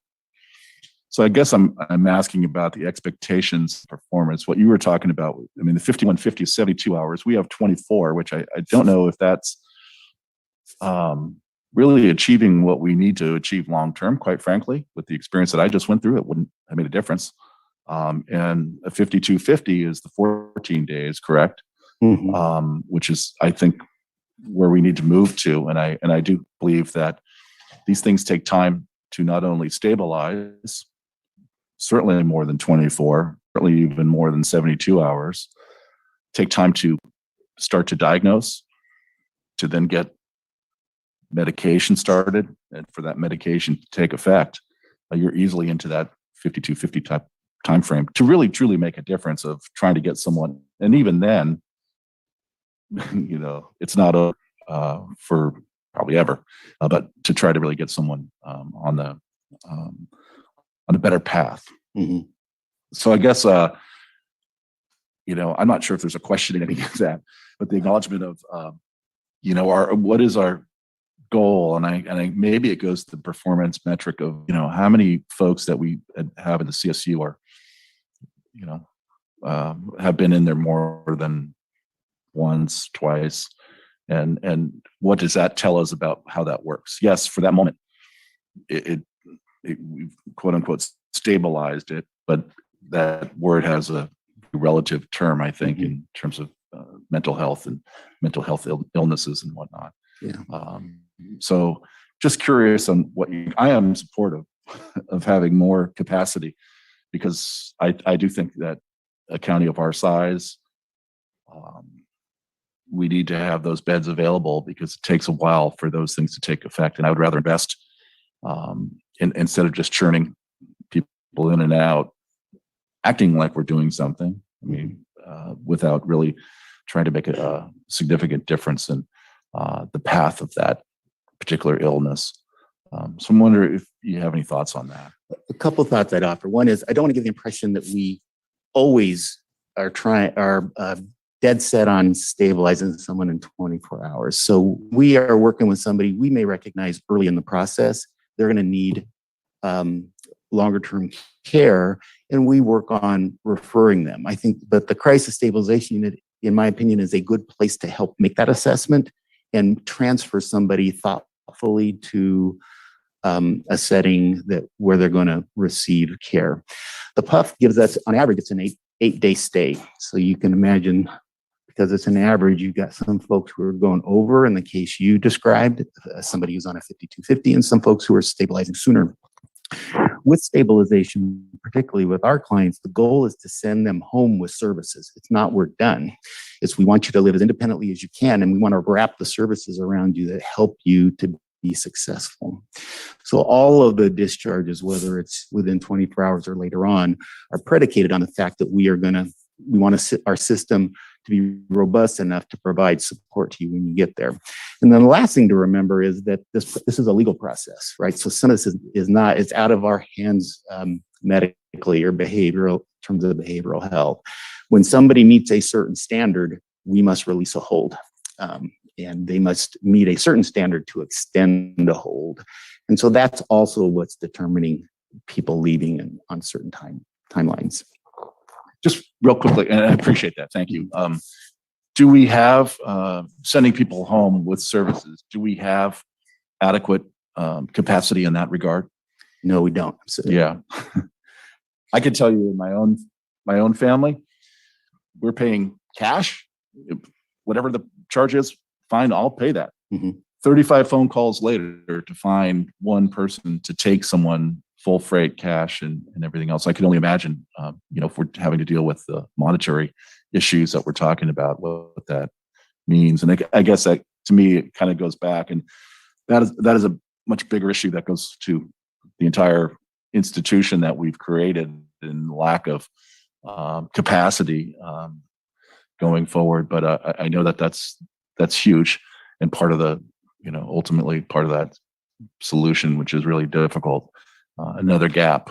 But yeah, no, thank you so much. I'm supportive of on this particular piece of adding capacity, and I think we're just going to have to figure out where those dollars are going to come from because they're needed. Thank you very much, Supervisor Rabbit. And I was actually going to ask similar questions, which are, really what is the long-term care for these folks? Because it certainly feels like in today's society, if you're a person not of means and you have a child or a nephew or, a parent with a substance use addiction, right? You can pay tens of thousands of dollars a month to essentially check yourself into a spa where you are treated to, I'm sure, farm fresh organic food and provided all of the holistic, and sort of natural remedies, as well as, Western medicine to try to support you. And if you're not, sometimes it feels like you wind up on the streets of Burnville. And similar. And I also want to acknowledge that, we have these two items that are separate today, right? We have our Measure O mental health sales tax, and then we're going to be talking about homelessness. And there is a huge overlap between those populations and those needs. And even though, it's not sort of exactly the specific data in terms of, say, mobile support team calls, there is certainly a strong correlation when you look at kind of the demands for mental health resources and substance use resources in the county and where our unsheltered residents are, right? And you look at the homeless point in time count and you can say, oh, yep, here are the spikes. Oh, and here they are in terms of demands for service, for mental health services as well. And I look forward to hearing, I know that Vice Mayor Elward, was chiming in earlier, but I do recognize and honor that Roanoke Park has seen it sort of doubling almost of their homeless population between 2019 and 2020, right? They're now the third sort of largest concentration of the unsheltered behind Santa Rosa and Petaluma. And so could you talk a little bit, I guess, about that long term, like where do folks go? How do they get that kind of, and I also want to acknowledge, like, we are not dedicating a huge amount of these funds towards permanent supportive housing, but that certainly seems like that is one of those critical solutions, to really get folks stabilized after they get that sort of 24, 48 or 72 hours, and then potentially, treatment after that, and then hopefully shifting into permanent supportive housing. So I guess, what is the long-term future of folks who can't afford that and don't have a time even necessarily to make those 35 calls, right, to try to find a bed available? How do we provide them with service? And then how do we also look at geographic equity around the county? And I'm particularly interested in that as it pertains to, the mobile support team. And I'm wholly supportive of the idea of pilot projects in cities. And I don't want to live in a county, right, where inside one city, you have way better services, right, than literally, one block outside of the city. And we saw disparities, right, with Roseland pre-annexation for decades. So great to support these pilot projects, but I also hope that we're trending towards, we're going to use these pilot projects, right, to see what the long-term solution is so that we have cohesive services throughout the county. So I guess, how do you magically solve for geographic equities? And what is that longer-term care? And how are we funding that and providing that for the folks who really, truly need inpatient services, beds? Yeah, so one way to think about this is you talked about two separate populations. It's an artificial separation, but it's what we have, right? So there are the individuals who are homeless and have mental illness and substance use needs who need some set of services. The other population is the folks we're responsible because we're a mental health plan, right? So these are beneficiaries who have an insurance with us. They meet certain criteria. They're a very, very distinct group. There's overlap between the two, but there's also differences. And so our system needs to address those differences. I'll talk to you a lot about the high-end services because I'm focused on the folks that are our beneficiaries. And the goal is to help those individuals get to the most independent living environment they can live in, with the right level of support around them to help them do that. So where we lack resources to provide that support, where our caseloads are too high to visit somebody frequently enough, that's where we're struggling on the mental health side. But that's the goal. The goal is, ideally to get everybody into an apartment or a home where they're having somebody visit them once a week or 3 times a day or something in between, to provide them the guidance and the support they need to continue to live there successfully. And I don't know if you want to talk about the homeless service. Yeah, and I think really the correlation really is the same. You've got to have homelessness is a real estate problem. We've got to have the housing stock, but on the same vein, we've got to have the wraparound services and supports to ensure that individuals are stably housed in those housing situations. So, the issue that we see is, number one, we don't have enough skilled labor force. We need case managers. We see there's been a reduction here in California. I think some study said 30% with respect to a skilled labor force with clinicians and psychiatrists and those who case manage individuals who are struggling and suffering from mental illness. And those we see in our homeless population, that's what we're going to see, individuals who have mental illness, and it's exacerbated by their homelessness. The longer they stay out there, the longer they're going to be steeped in mental crisis. So we're looking at a labor force that we need to add capacity to. And then we're looking at housing stock. We need mental health housing. We have, places within that housing where they have those supports, but also live-in support.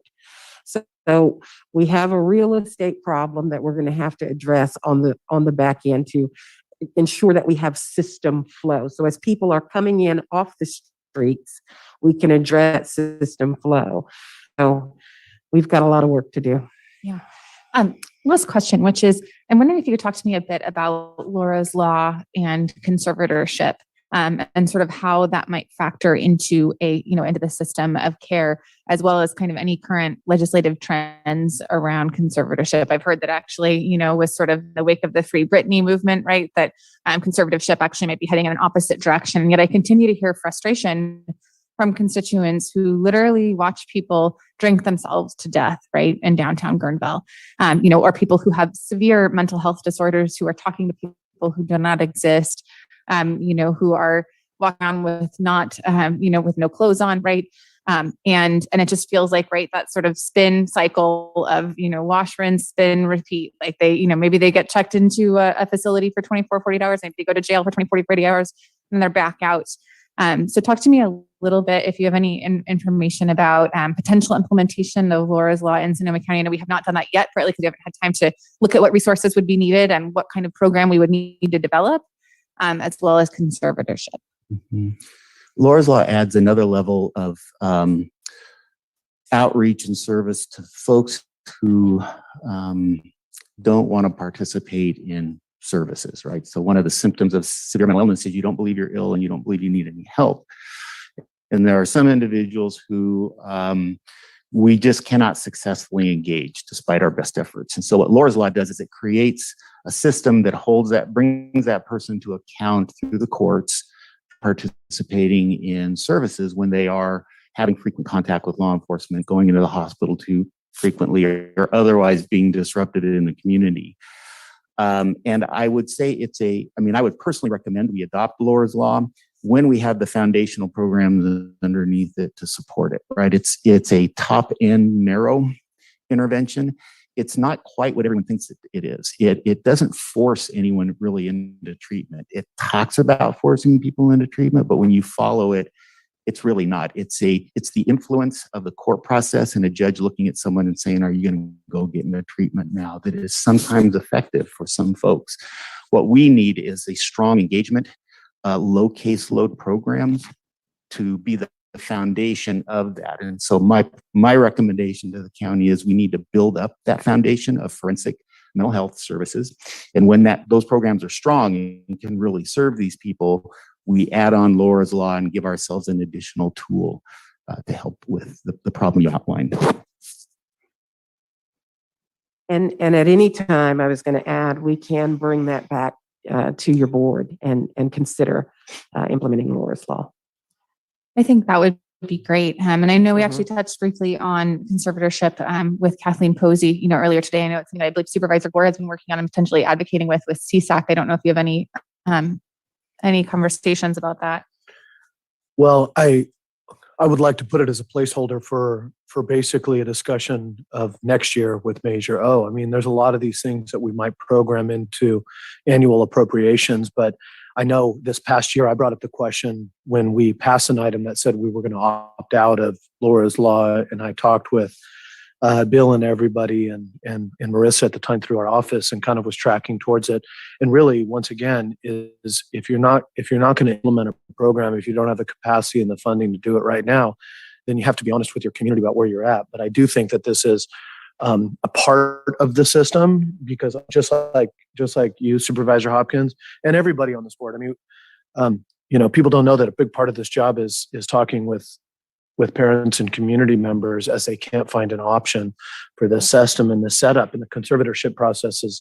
Even those who get into it, I understand why it's difficult. So you don't take away people's freedoms, but at the same time, we know what we see on the ground, and it's not working in the best way possible.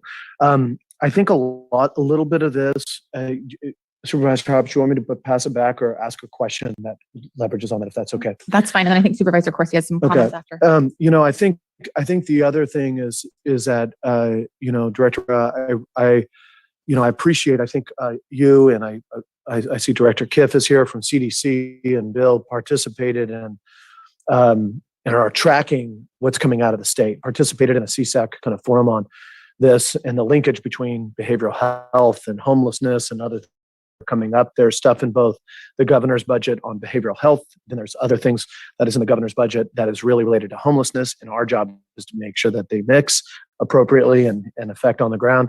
And so I just want, before we get into specifics, just for you to talk about where you see the key opportunities, either in operational or one-time funds, and how you're going to review that based Measure O and other things that we're deciding upon, how you see that coming back, because it's more money than we've seen in a long time coming out of the state to hit this problem on the ground. Yeah, I do see a lot of opportunity. Dave and I have been in discussion with our city partners as well as community-based organizational partners. And we've been talking about a lot of partnership and collaboration, not just around our mental health needs, but in particular around our housing needs and what we can do to address, the problem of options, in particular when we're dealing with encampments and when we're dealing with our mental health clients transitioning through our system flow, through our continuum.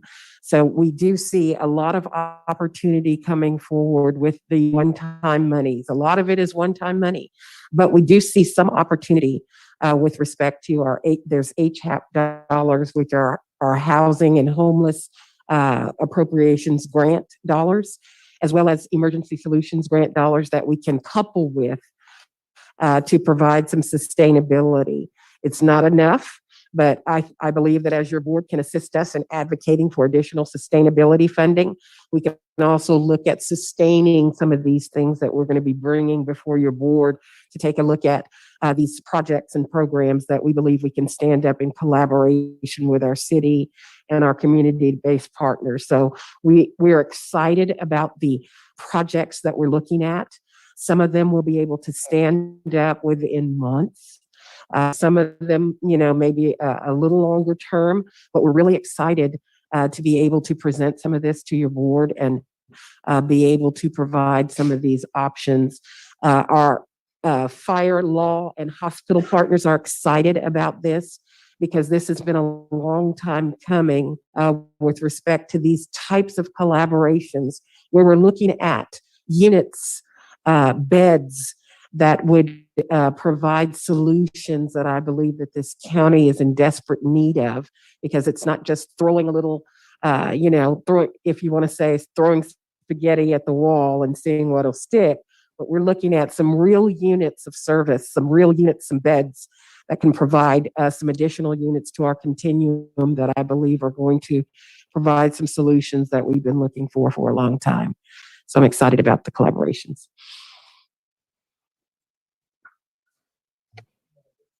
I just think that as we go through this, we're going to have to make some conceptual kind of direction to staff and some agreements like, hey, here's what we think we want to do. The psychiatric health facility from our view in the ad hoc is, and what staff has done and all of the board already supporting it, is an absolute must. And I think figuring out how to fund that with us and with the community and get it started and see its impact on the ground is going to be the primacy here. And also a lot of other transitional housing and permanent supportive housing opportunities can also be emboldened by us in this or another way. So I'll pass it back to the chair or to Supervisor Corsi, however you want to do that. Sure. Supervisor Corsi.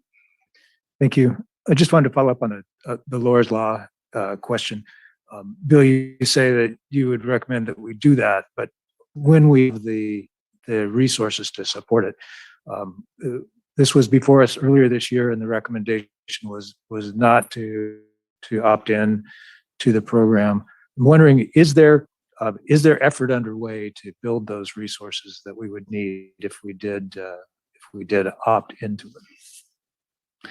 So, generally the biggest priority for us this year in the behavioral health division is to increase our program capacity, right? So we don't have enough services for the children and adults who come to us for services. And we need to focus on strategies to enlarge our county programs, enlarge our CBOs, contracted programs, so that we have the breadth of programs we need and we're able to provide the intensive level of care our folks need. Right now, because we're not there, caseloads are so high, we're not visiting people enough. We're not seeing them often enough to have the impacts we want to have.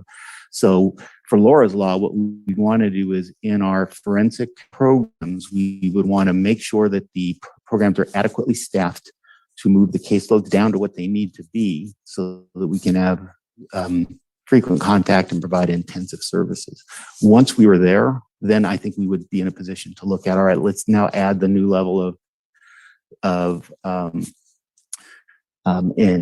for lack of a better word, engagement for individuals who will benefit from a court interaction. But we wouldn't want to add that when our programs aren't strong enough to provide the level of service they need. Okay, and I want to make sure that we in the community have realistic expectations here. And if we're not there yet, it'd be great to get there, but it doesn't sound like it's going to happen real fast.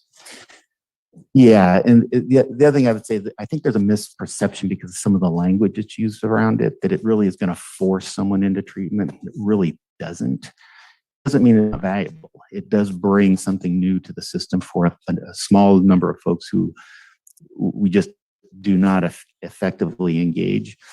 But it's not the silver bullet some folks think it is when they see words like involuntary outpatient treatment. Okay. Going back to the Measure O conversation, there's a specific question in this report about whether the board wants to pursue selling these 7 beds in the PUF. I don't want to do that. I think that that's a very last resort that we basically cut off half of our arm to be able to pay for the other. So I just want to put a suggestion out there and make note that in the transitional housing portion of this category, there's $362,000 that you suggest that we hold on to those until funding for new facilities is secured. We have asked our largest hospitals to help us fill this gap, $1.5 million a year. As I said, they're considering this, and this benefits hospitals as well. People get backed up in emergency rooms. I don't know if that's it's on your chart as a red diamond. This will help get people out of emergency rooms faster. People who don't belong in emergency rooms and are taking up beds for people who do.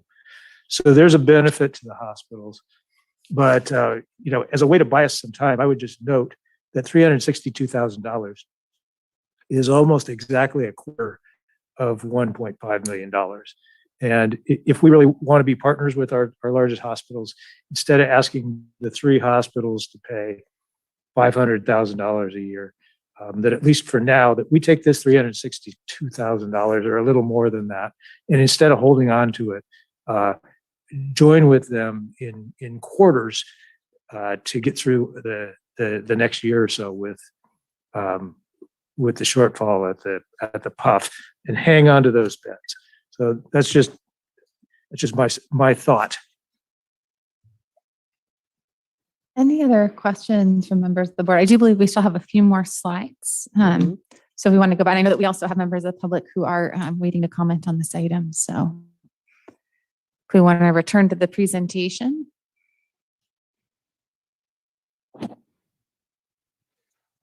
So there was funding to expand the mobile support team. The goal ultimately is to make sure mobile support services are available throughout the county and 24/7. And so you have been working on that expansion over a number of years.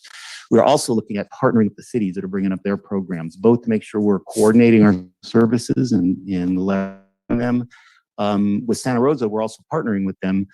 We hope to partner with them in a way that would help us modify the MST model. So it started in 2012, MST currently responds to law enforcement requests for support.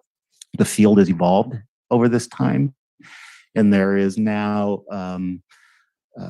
a lot of evidence supporting mobile support teams being a first responder on low acuity calls. And I think that would be a big improvement for our MST program to move in that direction, and our partnership with Santa Rosa would help us do that. There's also federal money coming to the state that the state is releasing to the counties. And given all of the moving parts from the new funding coming down, and by the way, we, Santa Rosa, Luma, Roanoke Park, Cotati, and DHS partnered recently on a state grant submission to support the Sonoma County mobile crisis programs that are in existence and developing. With all the moving parts, it makes sense to hold the money for some period of time, see what happens to make sure we use it to the best end, right? So we don't, for example, want to spend money now that when there could be state or federal money that would support it, and now you can't do it because it's supplantation. If you've already invested in something, you often can't bring in federal money or state money to support it because that's considered supplantation. So we're recommending that we hold for a period of time. I don't think it would necessarily be a long period of time. It could be months to see what happens, and then make decisions about the best way to invest these funds. It's not enough money, unfortunately, to do everything you all want to do, from school-based crisis services to 24/7 across the county. So it's another area where we're going to have to prioritize how we use that. So in terms of recommendations, it's wait and see, then use Measure O to the best way to get the most out of the Measure O dollar. Alternate options are to redistribute some of these funds to some of the other funding areas, such as residential crisis services, inpatient hospital. The other issue gets to the point that's come up a couple of times regarding our current services and core services, and are they intensive enough? We invest MHSA money in MST right now. It's a very good use of MST funds. However, it's a good use of MHSA funds. However, MHSA funding is also one of the few resources we have for core services. So when we divert that to MST, which is not a mandated service, we pull money out of our away from our ability to create these stronger forensic programs and outpatient programs we want. So one other consideration would be to use Measure O money to replace the MHSA money. We currently invest in MST so that we can make that money available to core programming.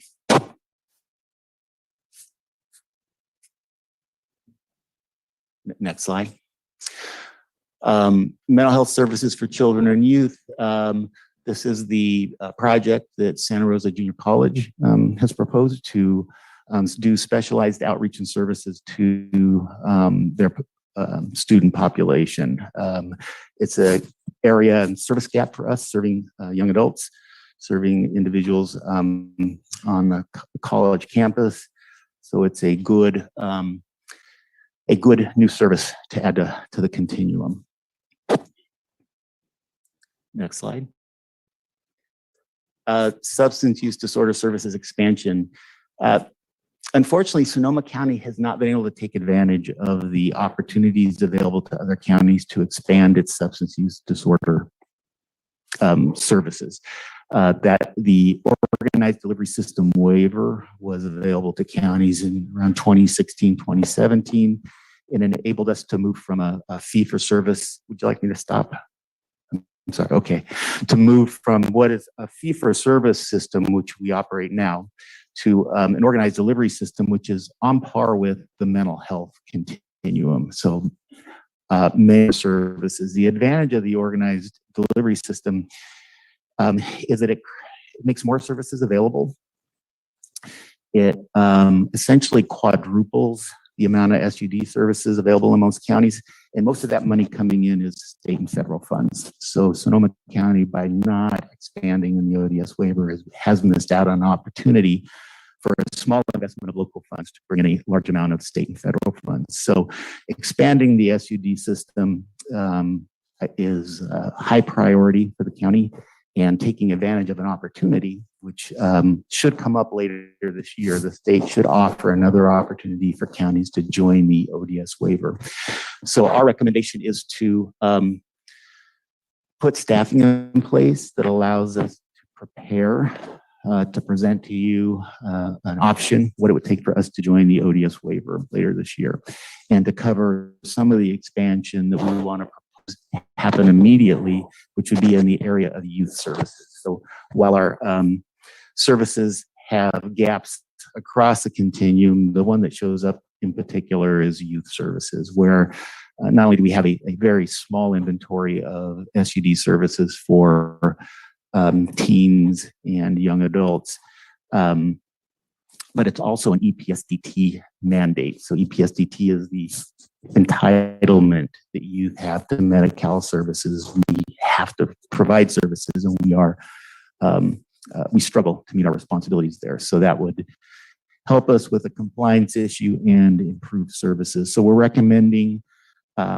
bringing on some additional SUD staff to allow us to manage the programs we have, manage an expansion based on Measure O, and to prepare ourselves to recommend to you that we join the ODS waiver, and that we issue an RFP for youth services immediately to begin building out the system in that area. And other options would be to use the services to RFP other types of services. So it could be adult services or perinatal services, other areas of priority. I think there's needs in all of those areas, but as I said, our recommendation is to look at youth services. Next slide. Quick question on this slide, Supervisor Gore. Yeah, so just a reminder, everybody, that right now we're going through we're going through the 5 different subcategories. And so number 1, when we went through the behavioral health facilities, we kind of did some back and forth. Now we've done 2 and 3. And now we'll go into kind of homelessness and coordinated care, and then transitional supportive housing. I think this is the reason I want to bring this up is that I want to remind us of that these were in the expenditure plan that were outlaid in the tax measure. And one of the things that the ad hoc has not entered into with staff is moving any monies outside of those categories. There's been, a discussion about what that would mean if we want to prioritize now or in the future with the community, with supportive cities and others, is figuring out what are the right fits for that, because you put your plan together and then as you really develop it, you see where the real needs are. So just for the point of right now, I just want us to remove 1, 2, 3, 4, and 5. And I want to ask you on the mental health, and especially since the $1 million in the substance use disorder outpatient services, I want to ask you about that system in terms of the prioritization with the other stuff we talked to with behavioral health institutions. I'm not looking to move money right now. I just want you to tell me, as if we did not have the expenditure plan, or if we wanted to look at that, how those rank in terms of our core services and where the true need is in our community. I know the needs are everywhere, but I think you understand what I'm asking.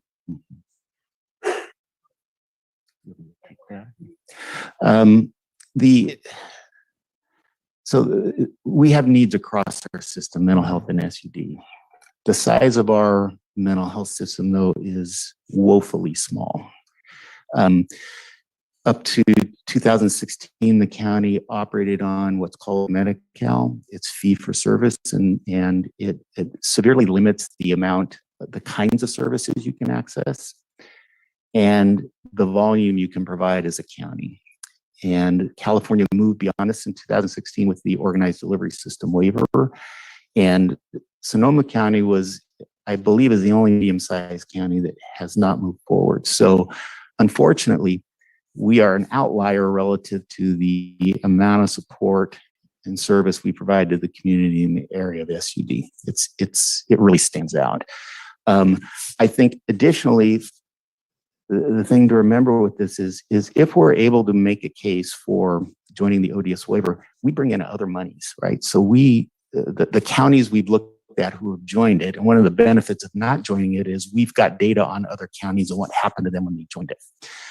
And while it's all across the board, what I've taken away from the information I've looked at, and I'm happy to share that with you, is for roughly a 25% increase in local investment of dollars, you can more than quadruple your SUD service system program. I just think it's a giant need and a giant opportunity. Any other questions? Seeing none, let's keep going with the presentation. Thank you, Kelly.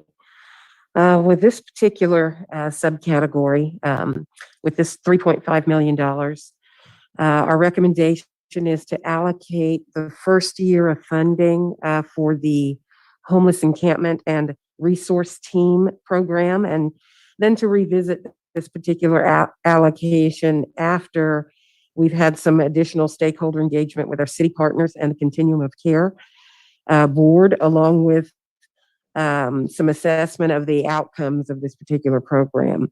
What this will do is allow our behavioral health homeless program, where our county has invested this resource to continue addressing encampments and to continue our operations while we continue this partnership and collaboration with our city partners and the COC to develop an agreement to take a look at what our longer term investments need to be. Next slide. And then we would also recommend this portion, the roughly $2.4 million. Our recommendation is to allocate the first fund only for behavioral health services, or for those who are homeless.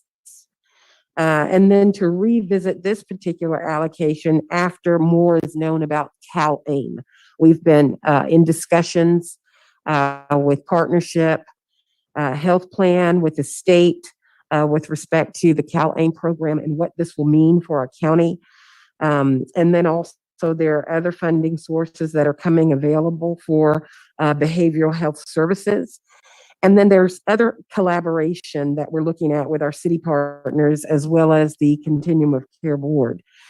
Our high needs homeless services are currently funded through a state pilot program, which is called our Whole Person Care Pilot.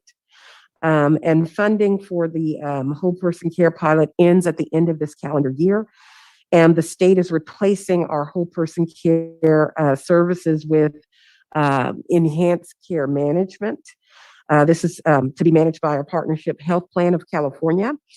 And so we're in negotiation with the partnership for these in lieu of service program and the ECM, or the enhanced care management, through CalAIM. So still more to come on the CalAIM program. We're still learning about what this means, what the reimbursements are going to look like, what the rate of pay is going to look like. There's not a whole lot of information. We have an upcoming meeting where we're going to be posing some questions with respect to what CalAIM will mean for our county. So we are looking to prepare a staff report for your board that we'll be bringing forward to you in the fall of this year.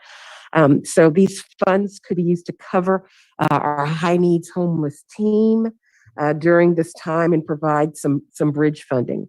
Now, an alternate option for these funds, the Community Development Commission and the COC need some additional wraparound services and supports for individuals who will be receiving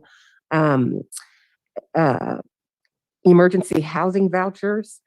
So we are looking to perhaps providing some dollars within either of these buckets, the 1.1 or the $2.4 million, for some wraparound services and supports for individuals who are receiving these particular vouchers. Now, it's important to note that we understand that the Housing Authority for the CDC was provided some funding in the amount of $535,000 for housing search services for emergency voucher recipients under this particular emergency housing voucher program. And also that the CDC and the Continuum of Care Board released a request for proposal using their ESG CV funds for wraparound services, but we recognize that this will not be enough for the 280 plus vouchers that have been granted for those individuals who be receiving these particular vouchers. So with respect to these dollars, some of these dollars could be used to provide some additional wraparound services and supports to provide housing stability for those who will be receiving these particular vouchers. So we're looking at that for perhaps an alternate option. Next slide, Kelly. And then with the supportive housing pool for $500,000, our recommendation is we've been in some discussions with our housing and homeless partners and our city managers, but we see this could be some potential leverage funding for acquiring property in partnership with our cities. We've been in discussions with Petaluma's City Council on a city-county partnership for our an upcoming home key project. These dollars could provide some leverage funding for that particular project. They have identified a hotel conversion. So we are looking at a city-county partnership for that. Healdsburg has identified some property for an indoor-outdoor shelter. So they would like to look at a city-county partnership. So these particular funds could also provide some leverage for that. And then Roanoke Park has expressed some interest. They have also identified, and we have asked our broker to take a look at 3 particular hotel conversions. They have done some preliminary feasibility with respect to those particular hotels, if they would be viable for a project home key conversion in a city-county partnership. So there's some promise here. And Santa Rosa has also expressed some interest in entering into a future city-county partnership with respect to standing up some permanent supportive housing. So, and then of course, with respect to these dollars could also provide an alternate option of providing some wraparound service support for these emergency housing voucher holders for those individuals needing additional housing supports for housing stability, but not just for those emergency voucher holders, but also for individuals who would be entering into any type of permanent or transitional or permanent supportive housing site, not just the emergency housing voucher holders. Next slide. And this is just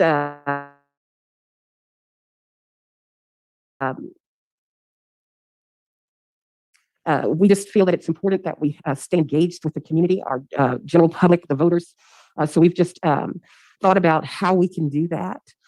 We are looking at developing a newsletter that we could release in the fall of 2021, perhaps something that we could put out quarterly, and then just developing a website where we could have a dashboard where not just the general public, but all of our stakeholders and partners could have access to this particular website and dashboard with respect to the programs and projects that we'll be standing up with respect to the Measure O expenditures and what's going on with the expenditure plan as we move forward.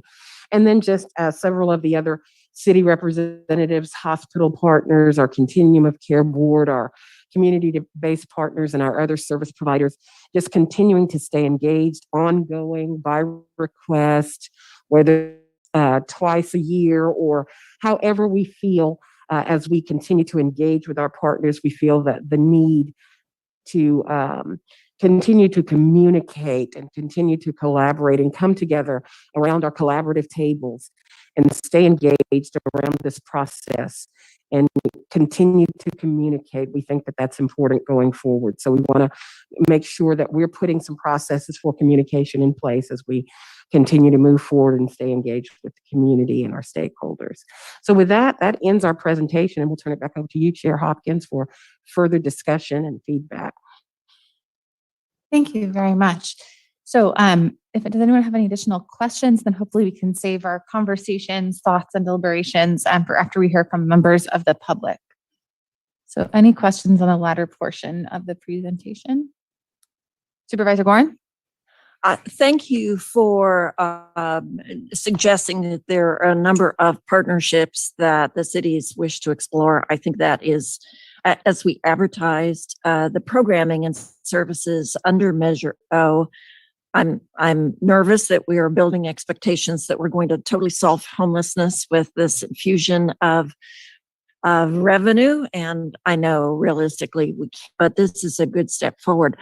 So how are you working with the cities to evaluate the potentials and of transitional housing and permanent supportive housing that they may be investigating? And we know that the governor's funding may come down to augment our funds available for that. But how are we going to evaluate those various options?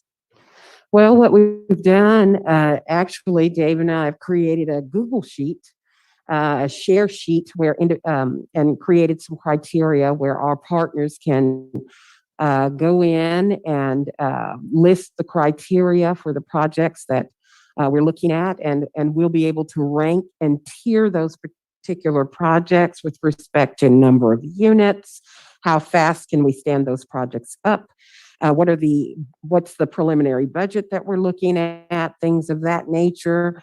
What would be the county's portion of the project that we're looking at, things of that nature. We've established a group that we meet with, a couple of groups that committees that we meet with regularly to discuss and talk about these particular projects. We're working with one broker that the Department of Health Services has contracted with. So this particular broker goes out and scouts those particular, whether it's motel or land site or what it is, on behalf of the city and the county to determine the viability or the feasibility of those particular sites or schools or hotels, et cetera, and then comes back with a preliminary report. And then we come together and just discuss and talk about what this is going to look like moving forward. We've been talking about a regional model and how we can come together and depending on the criteria, what project makes sense to move forward, how will we address prioritization of clients coming in, things of that nature. So we've really been having some really great, robust discussions around this. And are we working with the Continuum of Care Committee on these proposals, or is this a separate mechanism or proposals that we're moving forward? Yes, so actually some of the Continuum of Care board members are parts of these committees. Okay. Is it possible to, when you get the responses to the RFP or moving forward on some of the proposals, is it possible to say, yes, we really like this and we want to queue this up in the next year and the next year, so that we have a couple of years of projects that we can then build and stand up and then build and stand up, and oh yeah, I guess we need operating funds for those projects. Absolutely. This is great. Thank you so much. I really appreciate the information. Thank you. Any other questions? Supervisor Rabbit. Thank you. I will admit, I met with Police Chief Savano down in Petaluma, Elise Hempel from Petaluma People Services, and learned about SAFE, the SAFE program that they have, the Cahoots model that they have going on, and was very impressed. It seems to be a game changer, quite frankly. It is for the police department, it is for the fire department, and they believe that the outcomes are going to be more positive in the long run. They're having more interaction with folks that they before would be a little reluctant to deal with those in other uniforms. So I am very much looking forward to us as a county going forward in supporting that. I know that Roanoke Park and Cotati are thinking of also expanding into that same model. And I know obviously Santa Rosa has embarked upon their model as well. And I know that we've all received correspondence. And I think two of the issues, well, the first thing is the $500,000 for the one-time investments into the city's pilot programs. How did that number come to be? And how quickly can we get some data to make sure that we can make investments in city programs that, quite frankly, are really working well going forward. I know one of the other issues that seems to be out there is the 12-month kind of wait on the funding as opposed to something shorter. And I'm wondering if we could perhaps agree either to a 6-month or as state funds become available, because I think it'll be a real, obviously there's a lot of money pushed into the system. We don't want to have arbitrary, hard and fast date that extends beyond that date. So I just want to make mention of that. I think that, everyone is hopeful that the program that they have in place is going to make a difference. Time will tell, obviously, but I think we're embarking on a good path overall countywide. And I know that there's not going to be enough funds for everything all the time, and it should be a shared responsibility and financial responsibility as well. But can you talk about just those things, that the dollar amount in general, the time frame that we're talking about, and how do we make sure that we stay on the same page with our partners in the city and really follow and be able to expand on those programs that work well? And I see County Administrator Through the Bratton chair, if leaning I in. might start off, because I've been having discussions with city managers for probably since April or that time frame. And what we're learning is these programs are probably $1 million a year to operate, particularly 24/7. And our first request came in from Petaluma and then Roanoke Park. Santa Rosa is a different structure, and we're providing staff to Santa Rosa. So the 500,000 was a number we came up with as staff. It was my suggestion to the Tina and Bill to use that number for a couple of reasons. One, we want to make sure, I would recommend we make sure there's enough ongoing remaining to be able to scale a program regionally, that we don't just fund a couple of cities and then suddenly they're stuck because the funding runs out, and then we're not able to scale because we've provided that funding to those cities, and there's pressure on us to continue that funding. Originally, we talked about on our side of the table, ideally we'd offer up funding for one-time things like vans or equipment, not ongoing operations, because again, we're going to have a gap, or they'll have a gap, and they'll likely come back to us. So to answer the question of kind of where the number came from and what we were thinking, but I'll let Bill or Tina kind of expand on the 6 months. I don't know if we'll be able to collect enough data, but I'll let Bill provide, current information about how we're planning on collecting data. And I can start off by saying that we've developed some performance measure criteria based on the grant that we wrote, and all will be using the same data measurement points. And so we'll be collecting that data. We'll be using our health policy planning and evaluation team from the health department, who will be overseeing the collection of that data and the evaluation and analysis of that data, so that we can look at how the teams are performing overall. So everyone will be using the same system. And so Bill, if you want to add to that. Yeah, I think you covered it. The grant we recently submitted has infrastructure money for Santa Rosa and Petaluma and for Roanoke Park and Cotati together to implement, and then funds for the county to convene a collaborative of all of those entities that is an outcome and evaluation collaborative, as Tina described. And so that we will all work together, sharing the same data dictionary, the same data platform, the same reporting process, so that we can get the most out of the local investment in mobile support, lessons learned, data regarding what's performing well, what could perform better.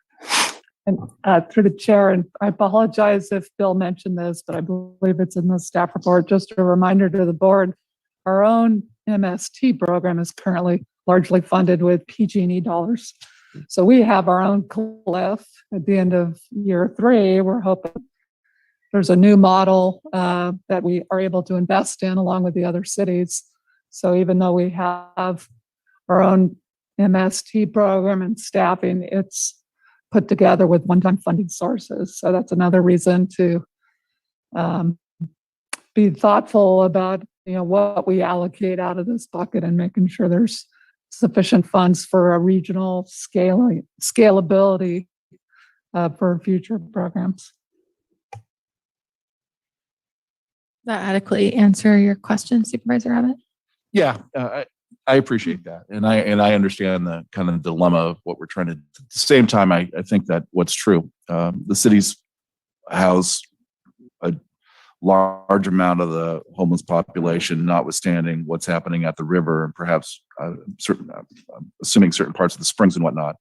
I do think that we need to make sure that we kind of reserve enough funds to make sure that we can reach everywhere. The number of contacts I think that the SAFE group had, I'm remembering well over 200, I think, in the first so many days. I mean, more than what police and fire have in contacts.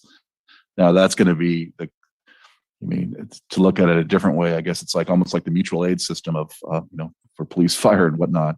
I don't want us to get into the situation of, with Petaluma, for instance, has at their jurisdictional boundary an artificial line where they're not going to go on the other side to a county unincorporated area and deal with a homeless situation that needs to be dealt with accordingly. And I just want to make sure that we're partners on all of those things. And I recognize the fact that I don't know what percentage we should be contributing out of Measure O to those programs.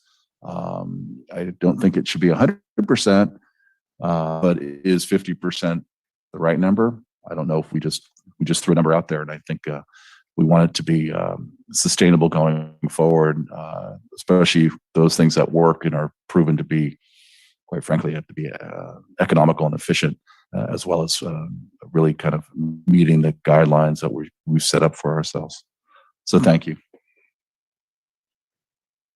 Supervisor Gore, any more questions? Yeah, just I think this is perfect input, and I'm looking forward to hearing from a couple of our council members and others that are weighing in.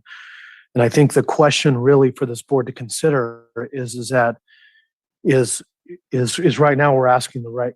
I think we can all acknowledge that these proposals are startup and they're not interconnected right now, right? And like ultimately the question really with mobile support team, cahoots, or whatever everybody's calling it, we have to figure out if that becomes like a joint powers authority, if that becomes, something under REDCOM, if that's how we pay into it for use and for other things, and then who bears the long-term costs and how do we integrate it? Because it has to be integrated. And so one of the things that I think we should explore in between now and when we come back is not only the amount of money, but how that yields startup costs and also ongoing costs into a system. Because as Supervisor Rabbit said, I mean, the majority of the police officers or peace officers that are responding to these calls that would be supplemented with behavioral health staff and others are in our cities. I mean, obviously we can do it with our sheriffs and other places, but I think that's also the key is that the construct that gives us confidence that it's not just us doing MST and then sometimes putting money over to startup fees in one city or another. And I look forward to hearing from the folks on that and the board as well. Thank you. All right. Any more questions? Because I do know that we have a number of public commenters who are waiting patiently for us to conclude, and so maybe we can save the rest of our conversations and deliberations for after that. And I believe do we wrap up the presentation, or is there? Yes. Okay. Great. Just double checking, making sure there aren't any sneaky slides. So with that, I will go ahead and open it up to members of the public who are here in person and wish to make their comments. And thank you very much for your patience on this item. I know there was a lot of material to cover, a lot of questions at the board.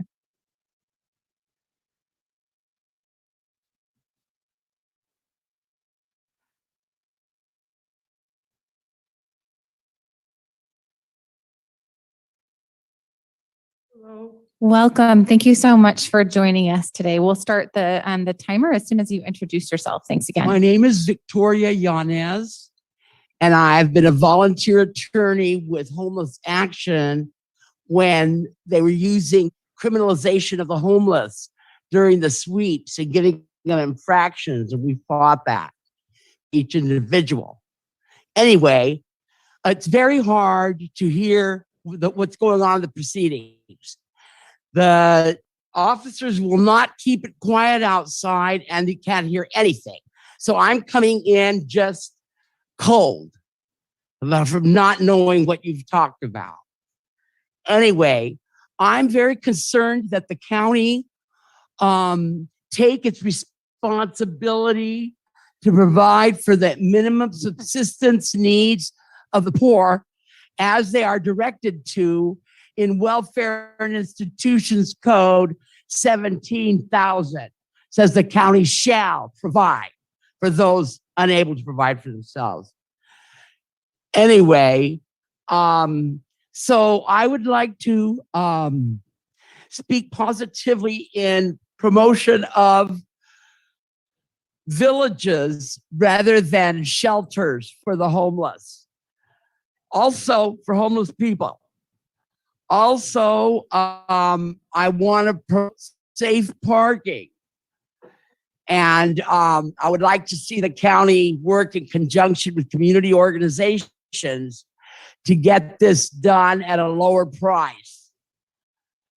Anyway, Welfare and Institutions Code 17,000 is where the duty lies with the county to provide for the whole county. Because Guerneville's here trying to promote for themselves. Why?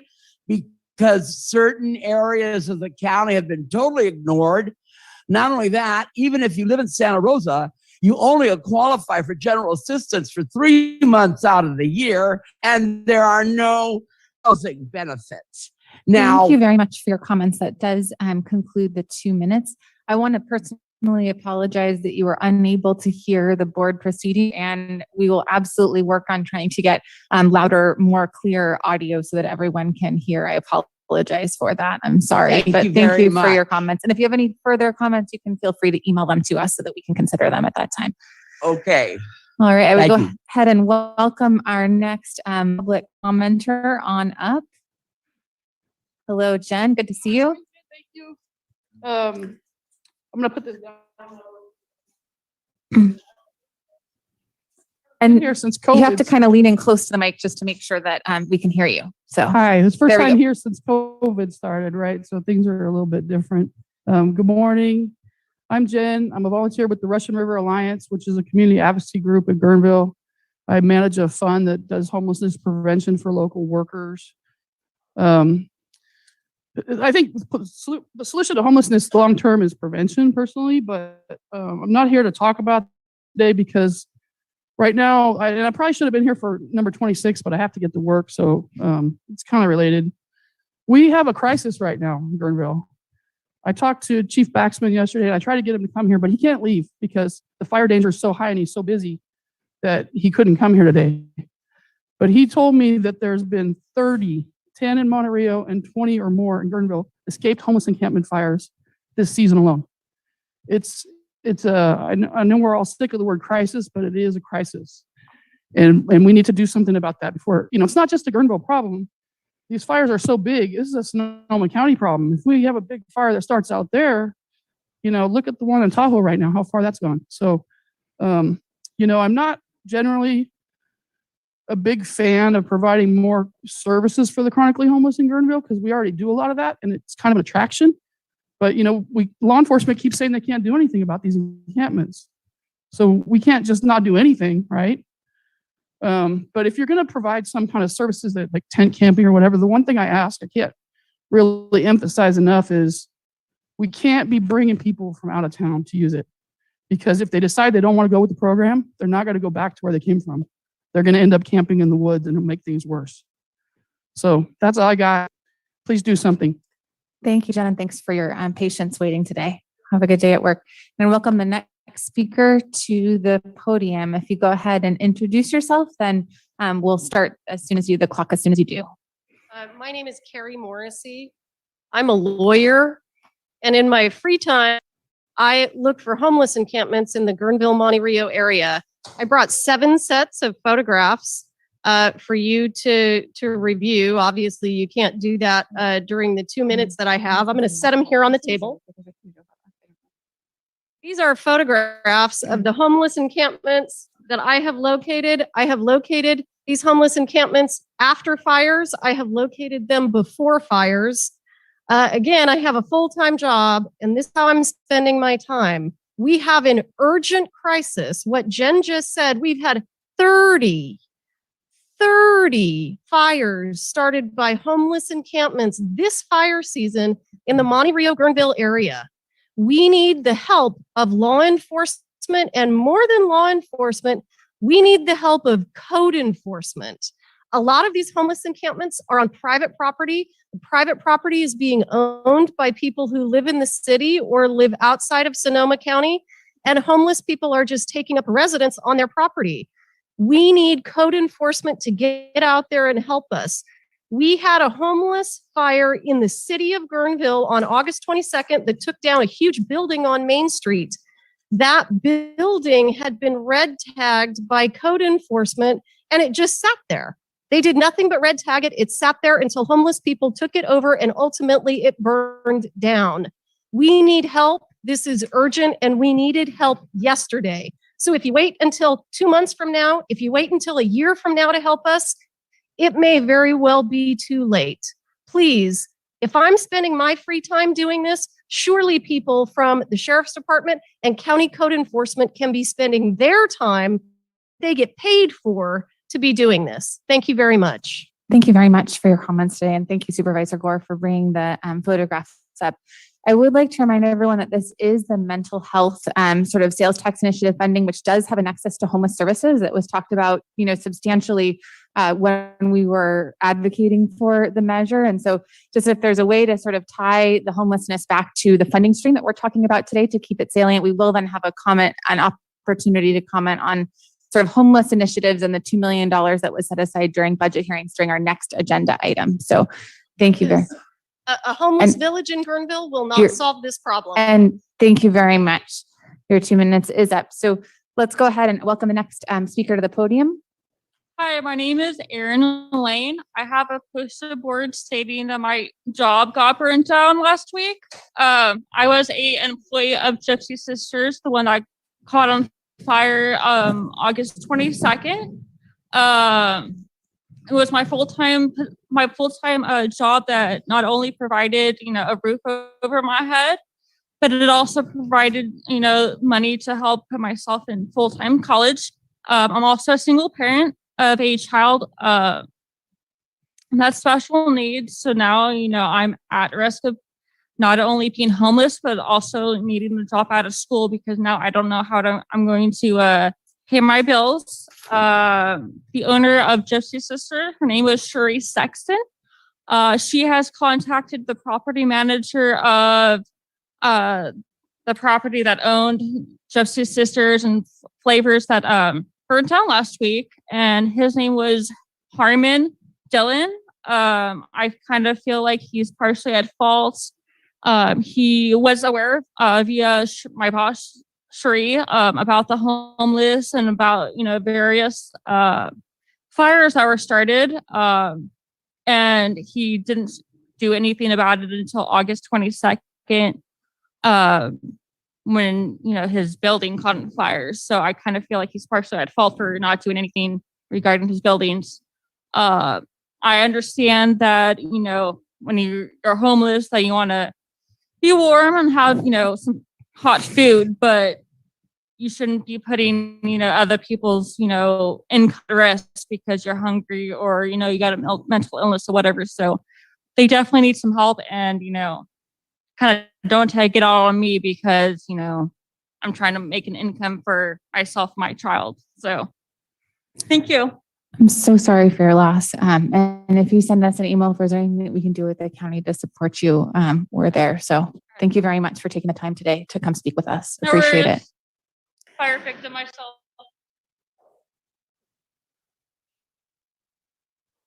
Welcome, and thank you so much for coming today. My name's Alina Hagler. I live up on Old Castro Road. The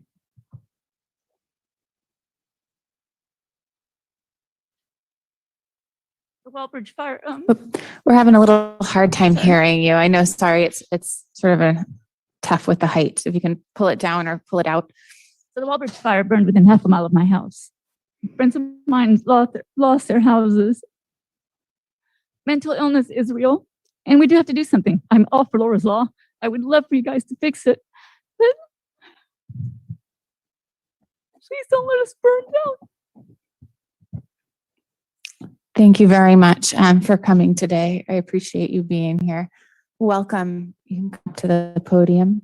Hi, my name is Diane Schoenberg, and I live in Monterey. The river area needs help now. You have done some wonderful things, and some of the cities have done wonderful things in recent years. Los Guilicos is great. By the Tumlatos is great. We cannot wait for you to come up with another big project like that. You've already heard about 30 fires. I'm as scared of wildfires as anybody. We need to get people out of the woods. And I know nobody wants an encampment in their neighborhood. People are scared of them. You know, neighbors hate them.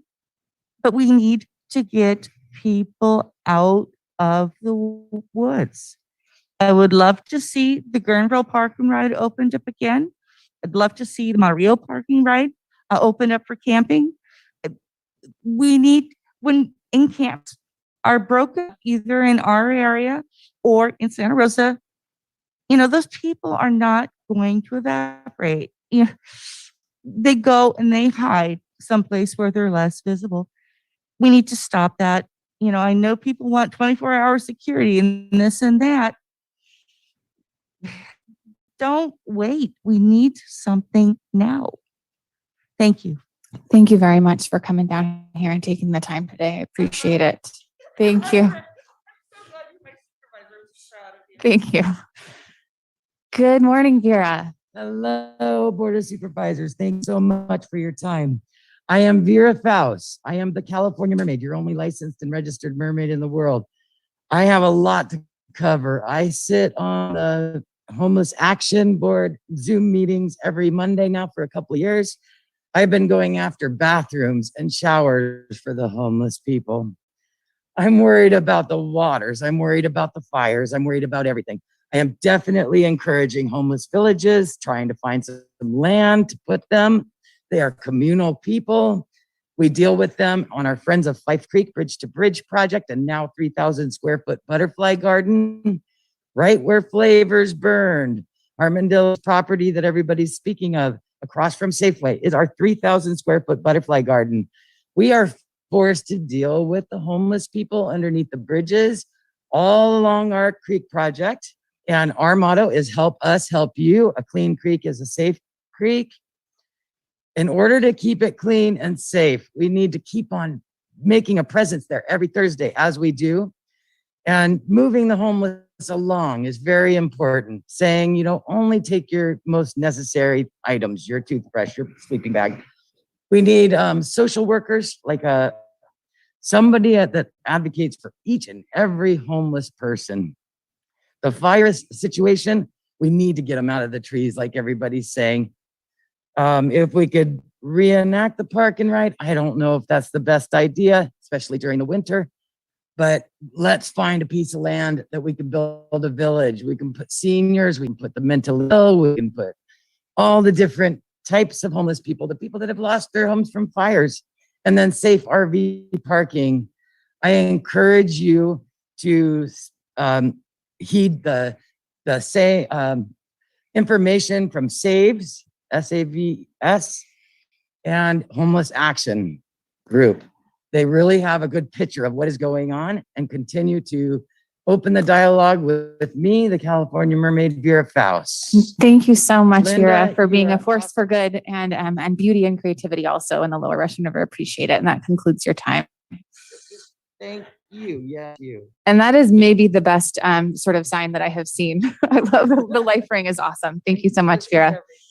And I would welcome the next speaker up to the podium. Thanks, Vera. See you later. I'm Kerry Sorensen, resident of Monterey. I am a village person. People are talking about fires and what are we going to do? Well, let's get them in villages. And 20 years of talking to the homeless and asking what it'll take to get you out of the bushes, we have come up with the idea of villages, tiny homes. When you say we are going to give you a 8x10 tiny home, they are all for it. Where do I sign up? When it comes to shelters, shelters are half empty. They don't work. Shelters are horrible. If you ever spend a night in a shelter, you'll quickly realize shelters suck. Villages. In a village, you can actually have real services, mental health services. You can provide a hospital to stop the transport of people from Guerneville to Sutter. It relieves our police department because you can have your own security there. There's a whole tons of benefits. Food can be served. It creates jobs, good jobs. In the wintertime, when Guerneville becomes dormant, the homeless seek shelter. The village will have more people in it, creating more jobs in the winter. Good paying jobs. I had one guy say, a veterinarian will get me out of the bushes. Well, you can't have a veterinarian shop in a shelter, but you can take a little closet area, put in a single little examination table and some supplies and have a veterinarian shop in a homeless village. Same thing with vision, same thing with dental. You can do this, but you can't do it in shelters. Home key, going straight from the streets into housing, into apartments, or into hotels. What rehabs them? You take a drunk, they don't stop being drunk. It just transfers the problem from one spot to another. Then they downgrade someplace else. In a shelter, you can actually have, or in a village, you can actually have real services, real mental health services. Thank you so much, Carrie. Your time is up. Really appreciate you and Sally coming down today. Sally, do you want to speak as well? Totally, 100%. I watched another part of my childhood burn again.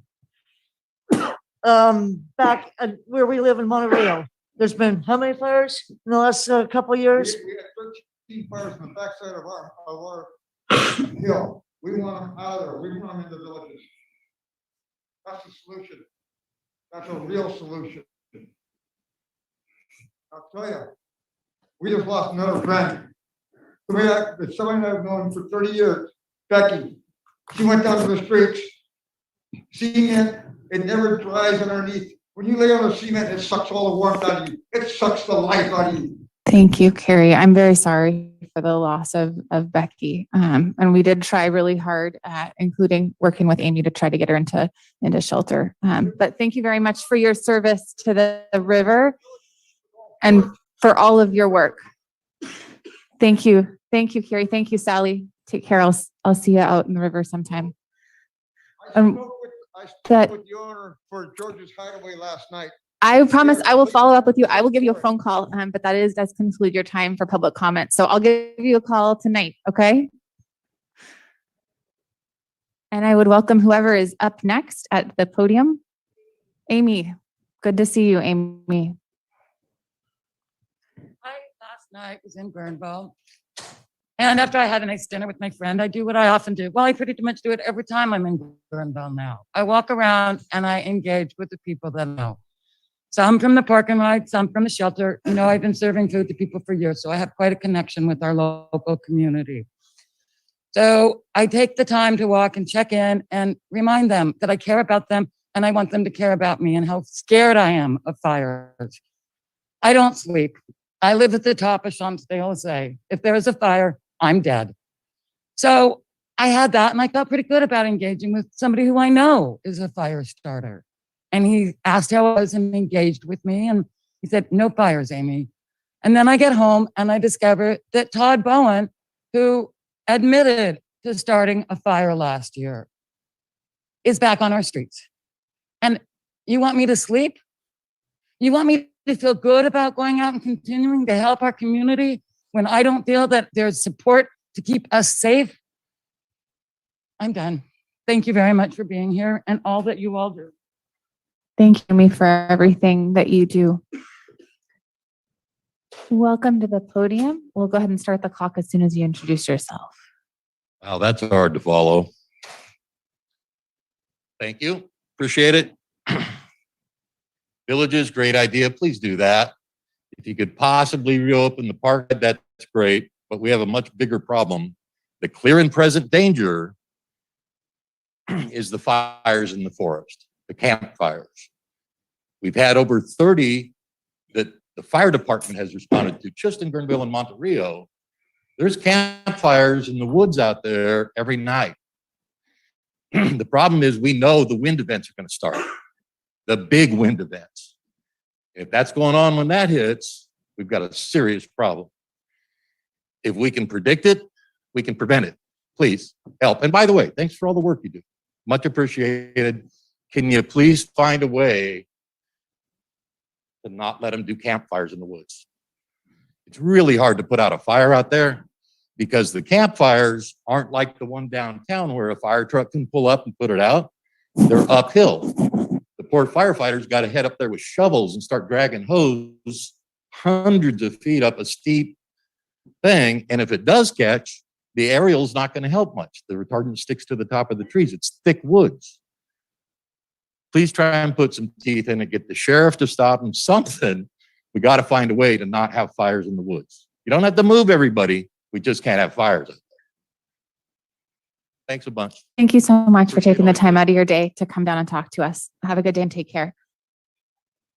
Are there any other members of the public in person who would like to make comments in the chambers? Seeing none, I would hand it over to Marcy to accept public comment on Zoom for item 25, which is our mental health Measure O update.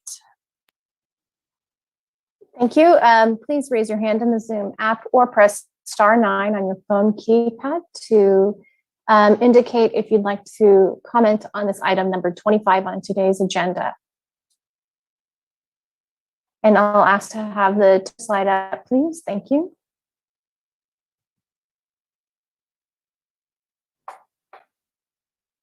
All right, our first commenters are Denise, Carol, then Blake.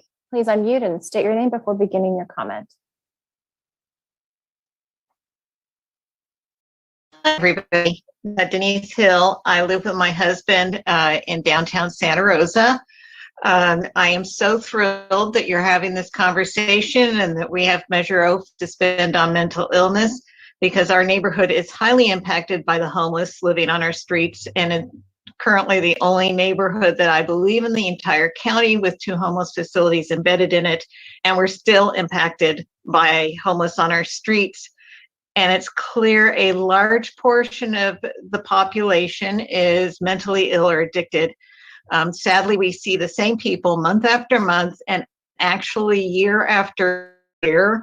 And so basically our neighborhood has become an open air mental health facility, and that is detrimental to the residents, the businesses, and of course not compassionate to that population. We currently have somebody who's clearly schizophrenic who's lived on our streets for a year and a half. So I'm thrilled that we're going to have a facility, a locked facility where they can get long-term care. I would definitely say do not sell any of those beds. I think we could fill 14 beds with just the people in our neighborhood that we see on a regular basis that clearly aren't functioning well. And I would also like to say that we move forward to Laura's Law and we start working on it now, because what we've seen over and over again is the county waiting until there's a crisis situation with the homeless and then coming in at the 11th hour and spending incredible amounts of money because there has not been the time to research the full needs that are going to be filled, and not being able to put anything out to bid. So let's work on Laura's Law now. Let's it on the calendar and start working towards it so that we are saving money on the front end so we can spend it on the back end and keep these programs going. And I appreciate your time. I see I'm running out of time, so thank you. Right, our next commenter, thank you. Please unmute and state your name. My name is Carol West. I am with the Sonoma County Peer Council. I just wanted to say thank you to everybody for making Measure O happen, and to thank Board of Supervisor David Rabbit for his personal story. I think it's when we're personally involved that we really understand the needs in our community. I would like to speak a little bit as a peer myself and as a parent of a person with mental health struggles, that we are careful not to see Laura's Law as a panacea and a solution to all problems. I think those that really are in the severe mental health illness category are really few and far between. I think most folks who are struggling with mental illness or who have family members who care for them would get them into services if they were available. So if we have to choose where we put our money, I would much rather that we put it into services and support families and individuals to access those services.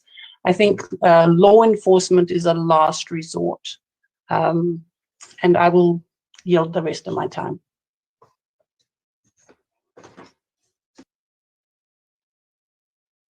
Thank you. The next commenters are Blake, Asa, and Adrian. Please unmute and state your name.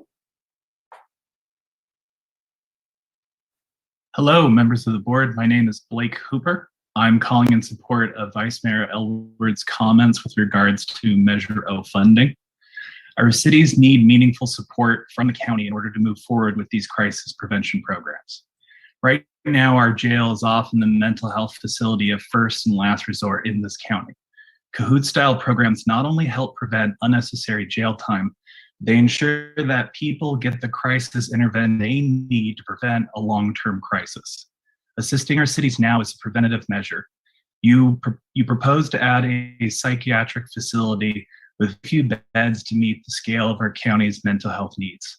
Ensuring that crisis intervention is peaceful and meets the individuals where they are at will also help prevent greater rates of longer-term care. Many of you today discussed the needs of long-term care and geographic equity.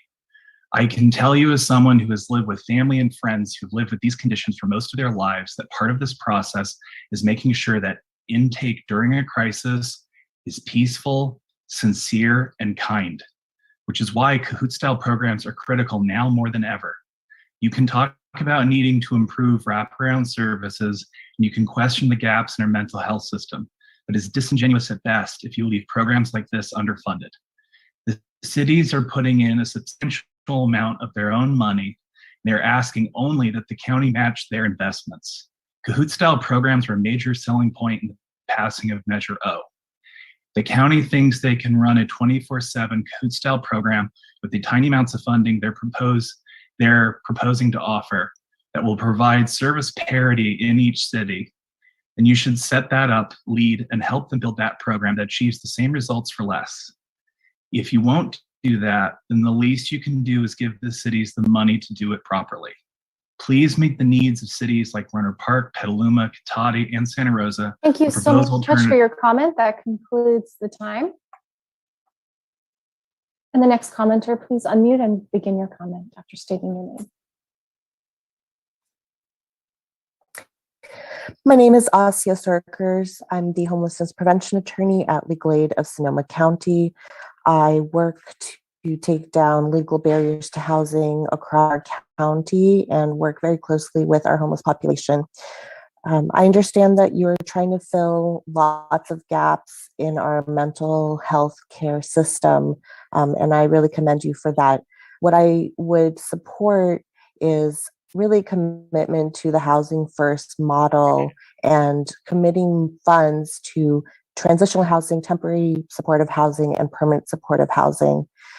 We've seen that shelters are not something that homeless folks are willing to go into, not willing to accept those kind of placements, and housing is. And that is what's going to be the long-term solution. And I hope that you will seriously consider keeping the funds that you have allocated or will allocate towards housing first. Thank you so much.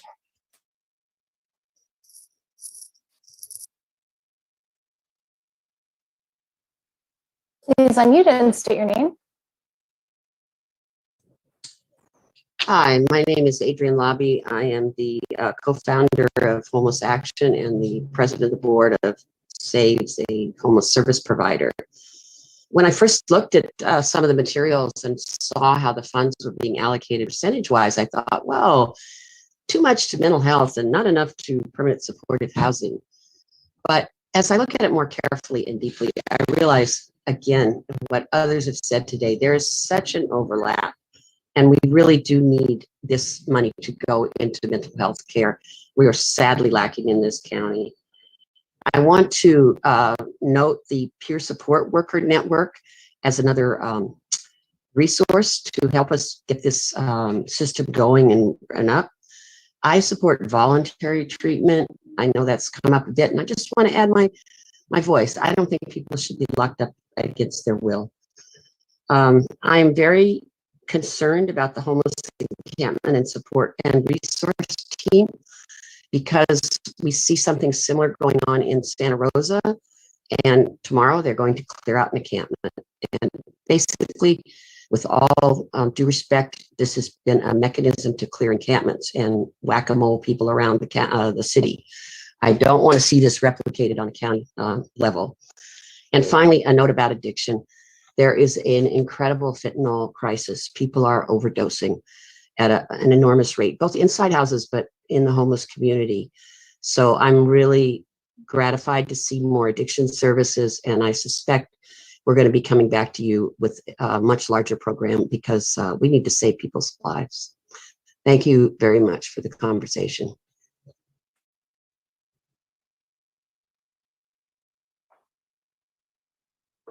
Next commenters are Taylor, then Jackie. Please unmute and state your name. Well, thank you for the opportunity to speak. Can you hear me okay? We can. I hope so. I'm the direct neighbor of the Guerneville Park and Ride, and I want to say a few things. First of all, the organization of the Park and Ride last year was an absolute success. I opposed it, but the quality of the neighbor, having that neighbor with security and resources available, and the progress the people were making was really remarkable. And the difference this year, there were a lot of people with good intentions trying to do good things. But I want to speak a little bit about the bad actors that come in on the heels of this. You know, because there are not intermediary facilities, including parking, especially parking, like is being talked about perhaps at George's Hideaway, these bad actors come in on the heels, and they come in and they disregard all rules. There's no enforcement, and nobody here has mentioned the sheriff. The sheriff is completely lacking in interest in this issue, and it's not the officers. I do not blame the officers. I blame the man at the top, because priorities come from the top. And what are you doing about the sheriff and his uncooperation, his discooperative attitude, towards solutions? The absentee property owners, including Mr. Dillon, also includes Sonoma County Transit. It was better having a supervised encampment last year than it was having a park and ride next door. Yet this park and ride is a very important resource to the community, the businesses that surround it that are recovering from COVID. And as things continue to go up and recover, this park and ride, the parking there is an important facility for that. I hope that you're able to find a place such as George's Hideaway where these folks can go for parking, and the sheriff can stop having this excuse that's, just not helpful. Finally, I just want to say quickly, navigation is everything. There are lots of resources. And please, the idea about communicating with constituents, that's great. Thank you. Hi, please unmute and state your name. My name is Jackie Elwood. I board of supervisors, and thank you for this minute again. I am here again to commend you guys and applaud the work that you've been doing. And also, again, plead for my constituents in Roanoke Park to consider giving them that $500,000 that they've been asking for the work of Kahoot that we want to implement in Roanoke Park and Patati. It will change the lives of so many people.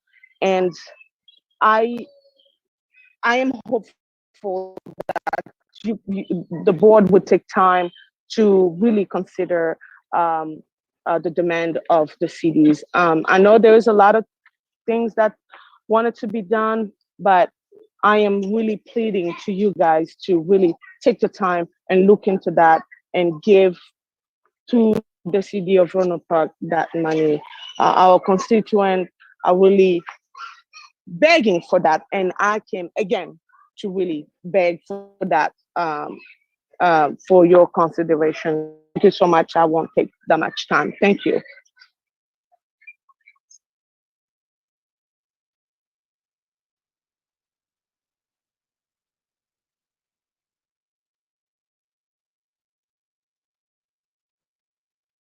My apologies. Thank you. Just looking briefly, Chair Hopkins. There are no additional hands for this item.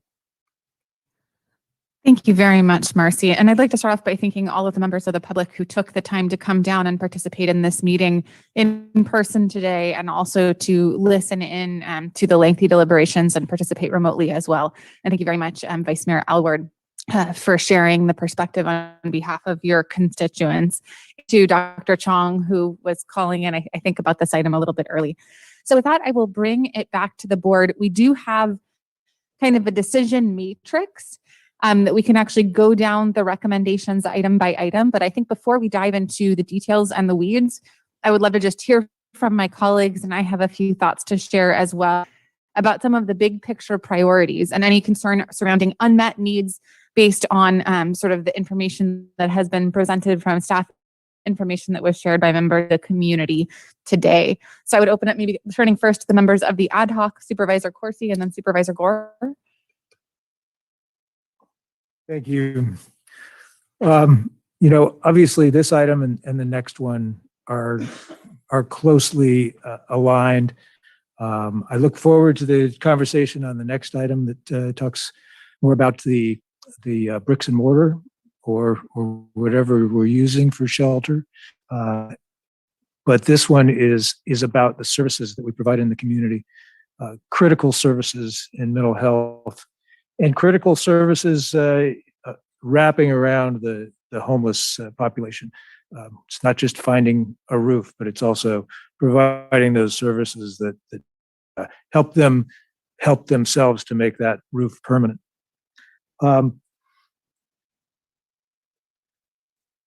I think that most of my comments are about kind of the priorities and the decision points here. And first, I want to talk about mobile support team and the $3.5 million or so that we're talking about, kind of setting to the side while we find out how these pilot programs work. And I think that,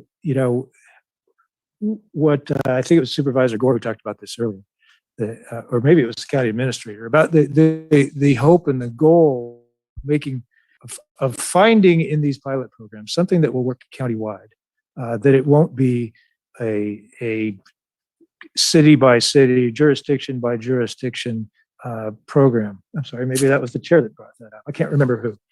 Anyway, trying to give credit where credit is due, but just give it to everybody and we'll spread it around. I want to help those pilots. I'm not sure that we can do it $500,000 at a time for each one. We are providing staff, as I understand it, to Santa Rosa. That county behavioral health staff will be part of that, what they're calling the in-response program. There's a value to that, a value that I believe is greater than the $249,000 or whatever is in this chart in the staff report. I think that we can spread that around to the programs that are up and running. I haven't heard that others are out there. If they are, I hope that we'll hear about them. I hope you're listening today and will let us know. But again, let's see what works, and then let's create this on a countywide basis. I would like to see our behavioral health workers involved in this. They're involved in the mobile support team now. And one of the key questions that I have as these pilots get started is how much are they going to kind of take over the work that mobile support is doing now? Particularly in the bigger cities where most of mobile support team has been directed over the past however long it's been, close to 10 years, I think. So that'll be really important for me to find out. Going back to my first comments here, Measure O, the voters turned out for Measure O because they see homelessness as a critical issue in this community on an everyday basis. The meat of that in the expenditure plan is in, I think what we were talking about is number 4 on this list, the homeless care coordination and high needs homeless. I think that we should be talking about those together. I think that we should be talking about those funds in coordination and collaboration with the jurisdictions, but also with all the other funds that we put toward homelessness through the continuum of care, and through various cities that have their own millions of dollars that they're spending to deal with the problem. Let's figure out what the highest needs are. Let's figure out how to use these to address those highest needs on a countywide basis. I have real concerns about just putting them back into programs that we have going now. Heart and whole person care. So I understand it. Whole person care, the grant is ending at the end of this year. That's 11 and a half positions. I don't think that putting Measure O money into that doesn't meet my definition of augmenting, doing something more with Measure O. It's more back on the backfilling side. So these are more comments than questions, obviously, but I'll stop there and listen to my colleagues. Thanks. Okay, Supervisor Corsi. Supervisor Gore. Yeah, thank you. So just a couple of things. The first thing is as we go into these items, I think I'm hoping to hear from the colleagues, their interest levels on the matrix and other things. But number one is that I think for us as the ad hoc is when we come back, I also want to make sure that I address something we talked about earlier with staff, but Supervisor Rabbit, you brought up was outcomes and not outputs. Is when we look at these final allocations and what we want to do, it's what do we have now and what will change? What is the as is and the to be scenario? Will this allow us to get access for these many individuals, however it is, because it's still, I still want to be able to communicate that to the community. And then the other thing is, I just think as we go through is that the goal is to make sure that these go into the right kind of pots one time and going forward. The 3 areas that we hear the most about opportunities to partner with our cities with Measure O funding and programmatically is the MST Mobile Support Team / Cahoots World, the Homeless Encampment, Heart, High Needs Homeless World, in coordinating that. So we're not playing whack-a-mole across jurisdictions and it's horrible kind of never-ending charade. And then number 3 is something that the cities have approached on an emergency housing vouchers. And so I just want the board to know that those are 3 things that I hope the ad hoc, I know we're going to work through and come back with maybe recommendations and looking for your advice on those. Thank you. Supervisor Rabbit or Gorin? Thank you. As you just outlined, the needs are great. And once again, thank you to the ad hoc for trying to navigate through this. It is, I'm hearing the cities clearly that they need some help in establishing the Cahoots model. I think it bears some real positive responses countywide, because we want to see how we can help start it and support it during the startup, and yet recognize, is it effective? Is it not? Is it pretty fiscally intensive? Is it efficient? When we first started talking about the Cahoots model, I anticipated that we potentially would be reducing law enforcement expenditures in order to support a different kind of programming. And I'm not sure that that's what is being discussed at the but I guess that's the question I ask for you and the other supervisors. Are they talking about reducing law enforcement expenditures to support this? I think we should be talking about reducing our expenditures for law enforcement in order to support that. So I am sensitive to their needs and their desires. Measure O cannot provide all of the funding for the startup costs and ongoing operation cost. Maybe a contribution, but we simply cannot fund the programs for all of the cities in this way. So it has to be a collaborative partnership for this. It's important to combine and look at ways to fund transitional houses, LG villages, safe parking, and we'll have that discussion later, using all of the available funds and working through the continuum of care as well as the county and the cities, again, to piecemeal the funding to support those options. And we know that, as I said before, the governor will be coming forward with some additional funding to help in that regard. But it really would be good to have a roadmap that says, okay, this is what we really want to see. Here's potential funding from the continuum of care, Measure O, governor's funding. Here's what the costs for all of those things. Here's the sequence of setting them up. Thank you to the Guerneville residents for coming in expressing such concerns. We'll probably hear more from you. As I mentioned the last couple of weeks, we have this exactly the same kind of thing happening overlooking the city of Sonoma with fires, and the firefighters, thank you, stopped those fires from spreading. Otherwise, it could have come down into the city. So, but what I'm most concerned about, I fear will be hidden in the discussion. And that is the operation and setup of the PUF and the Crisis Stabilization Center. It is a hidden but absolutely necessary expense for the county to support and stand up, because that is the intermediate plus the end result of some of the challenges we have with mental health around the county, certainly present in our homeless population. So I want to make sure that we don't underfund those kind of support services. And I want to respond to Supervisor Corsi's comment. Measure O was intended not to supplant, but to supplement. And I hope the ad hoc is really looking at how we can support programming with that in mind. It's not just we're going to fill the county's black hole in the budgeting to support these services. So thank you so much, and I'll look forward to the board discussion. Thank you, Supervisor Warren. Supervisor Abbott? Yeah, no, thank you very much. And again, thanks everyone for the work and the discussion today. It's obviously very timely. Obviously, the needs exceed the revenues. Hey, if Measure O was quadrupled, the needs would still exceed the revenues.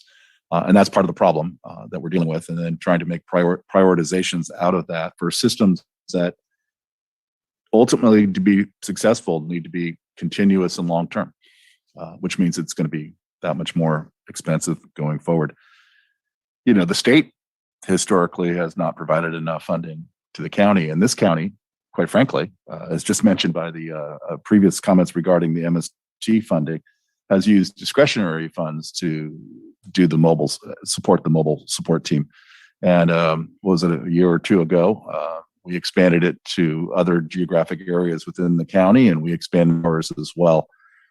But we are in this time of transition, and it is an exciting time, and opportunities are in front of us. And I do think that, again, I will say from my conversations with the police chief, some electeds in Petaluma, as well as Elise Hempel, it's working thus far. And, you know, again, more months under our belt will give us better a better indication of how well it is working. I do agree.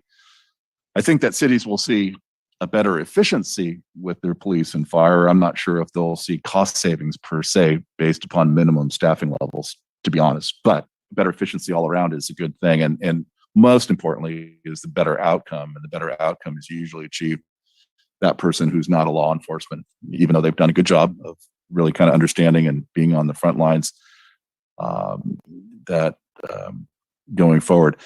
But even then, like the cahoots, and I want to be supportive of our cities to make sure that they do pull forward on these, and these are successful.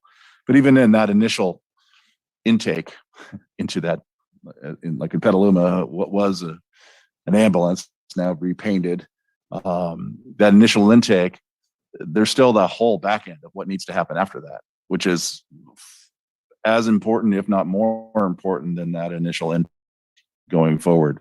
Just because you pick someone up in a van and drive them somewhere doesn't mean the problem is solved or that person's issues are solved. And it may mean that for that general downtown area that, you know, that person is no longer there, but there's a whole human element that still needs to go through, and the investments that need to be made to make sure that we're doing what we need to do to support one another in the appropriate way.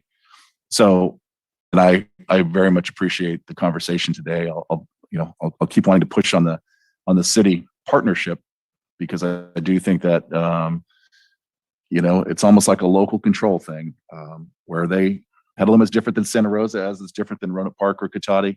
But the issues in some ways are the same, in some ways different in how you react and the programs that you can implement.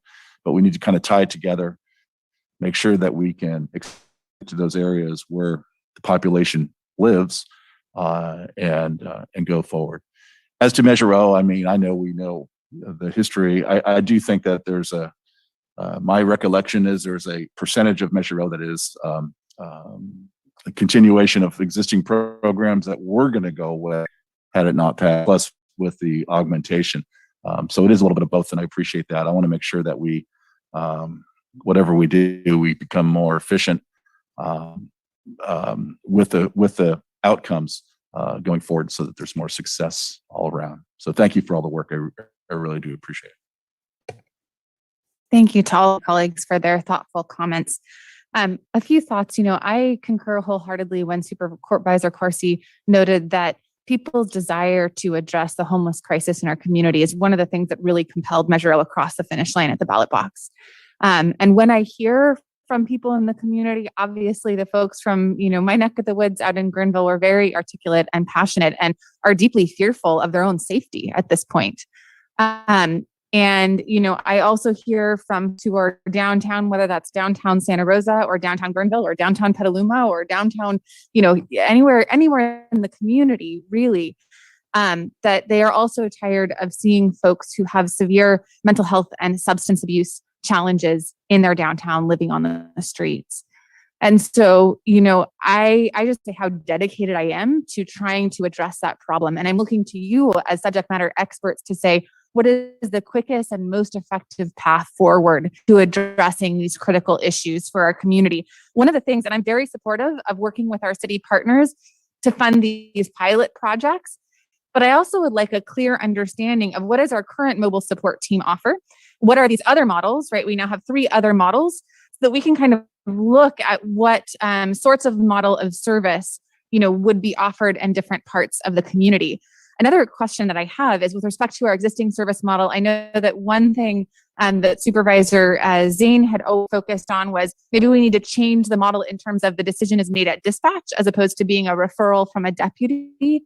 I'm still interested in looking at as a potential policy change as we discuss these kinds of funding initiatives. But I'm also wondering, what does the MST do on their downtime? Because they are on call, right? And is there an ability to augment the work of our HART and IMDT teams? Honestly, how do we get folks out into those encampments that are starting fires in East and West and North County to get them the help that they need and to offer them, potentially a residential treatment facility bed if that's what it takes? Because as costly as it is to put someone in a residential treatment bed, the cost of cleaning up a fire that causes hundreds of millions of dollars of damage and possibly loss of life is obviously far greater.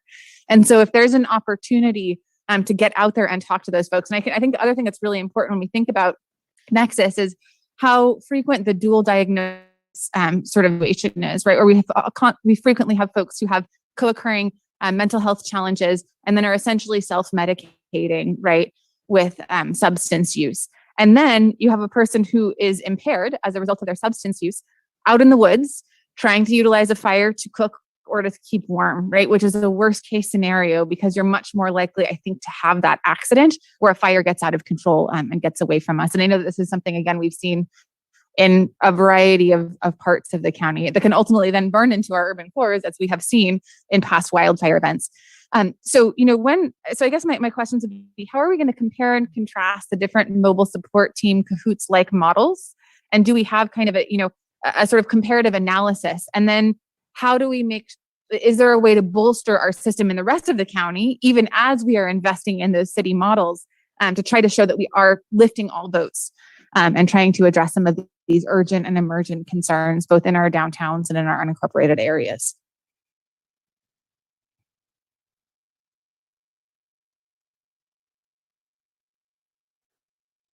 I know that's a lot. Okay. I'm practicing the Supervisor Gorin question, which has a whole lot of information, and then throw in a little question at the end. Mm-hmm. I've learned from the best. Yeah. Well, one thing you said that I would want to respond to is regarding the current MST program. It's time to modify our program, right? So it was innovative when it was established in 2012, and it was designed to provide support to law enforcement during law enforcement calls that involved individuals in psychiatric crisis or substance use disorder crises. But the field's evolved, right? And there's an understanding, and that's why the cities are looking at the cahoots type model, that there's a role for behavioral health responders as first responders, right? So welfare checks, individuals who are in crisis on a street corner, but not, breaking any laws, that kind of thing. So I think that it is time for us to look at modifying the MST program to have it be more active and have it be more proactive. So have on the table a pilot to respond to emergency departments, which would be a new activity. Kind of a small project, but and then the other is joining the Santa Rosa team, which gives us a chance to have our staff trained with and work alongside a first responder type program. It's a big change, right? So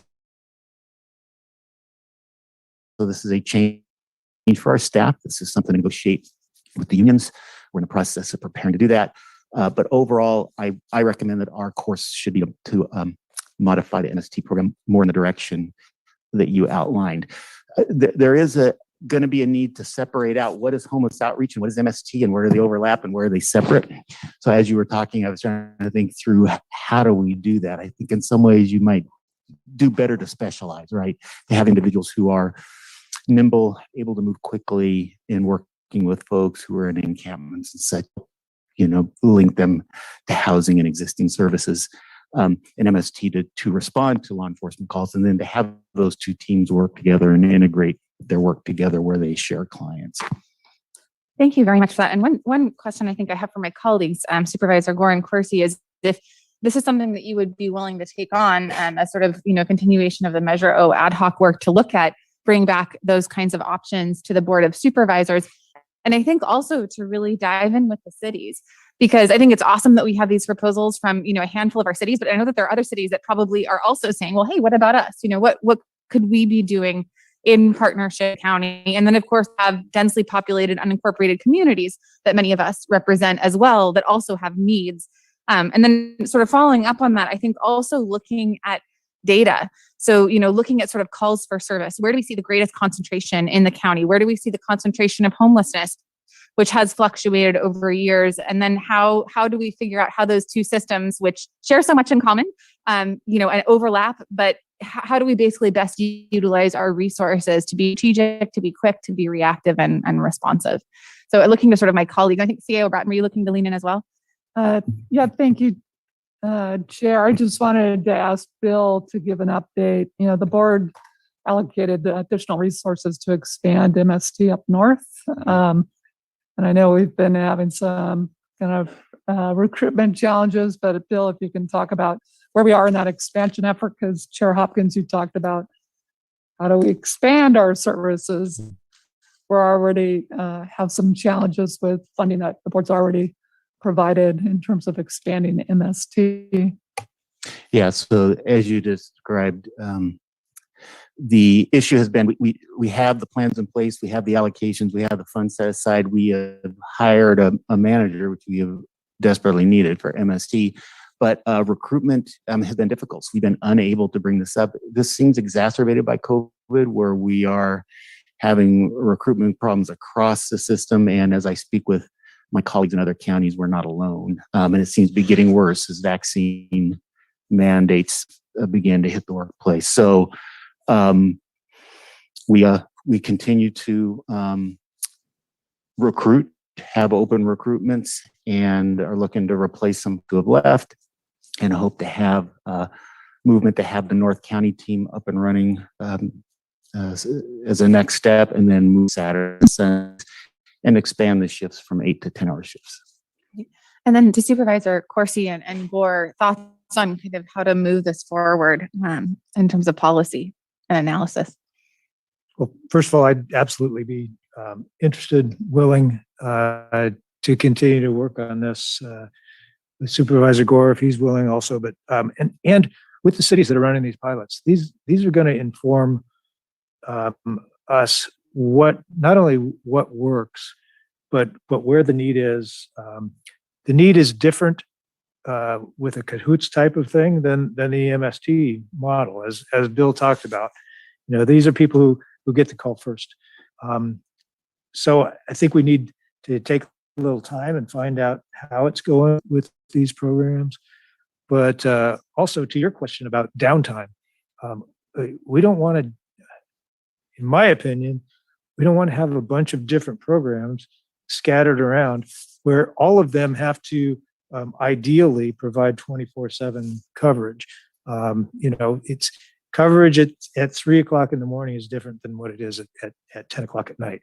So, let's figure out what the best model is countywide, but use these pilots to actually inform us in those kind of decisions. I agree, Supervisor Corsi, and I appreciate you bringing up sort of the efficiencies of scale, right? To have a bunch of different, levels of government sort of all trying to provide 24/7 services when there isn't a high demand during some of those hours doesn't make any sense in terms of taxpayer dollars. Supervisor Gore, are you willing to stick in this one for the long haul? Not only willing, but ready and fired up, because this is what we wanted. I mean, we could go through a decision matrix, but what I'm hearing from the board is the understanding of the psychiatric health facility and like that, and from staff and the need of that. And us, we're working to try and figure that out. And my colleague, I think has even a thought on the housing manager and supportive services.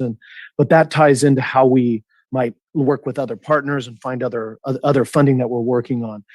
So that's item one, right? What I hear from item two, which is really MST, CAPE, and then I'll add a third, which I'm supportive of us passing today, which is the Santa Rosa Junior College partnership.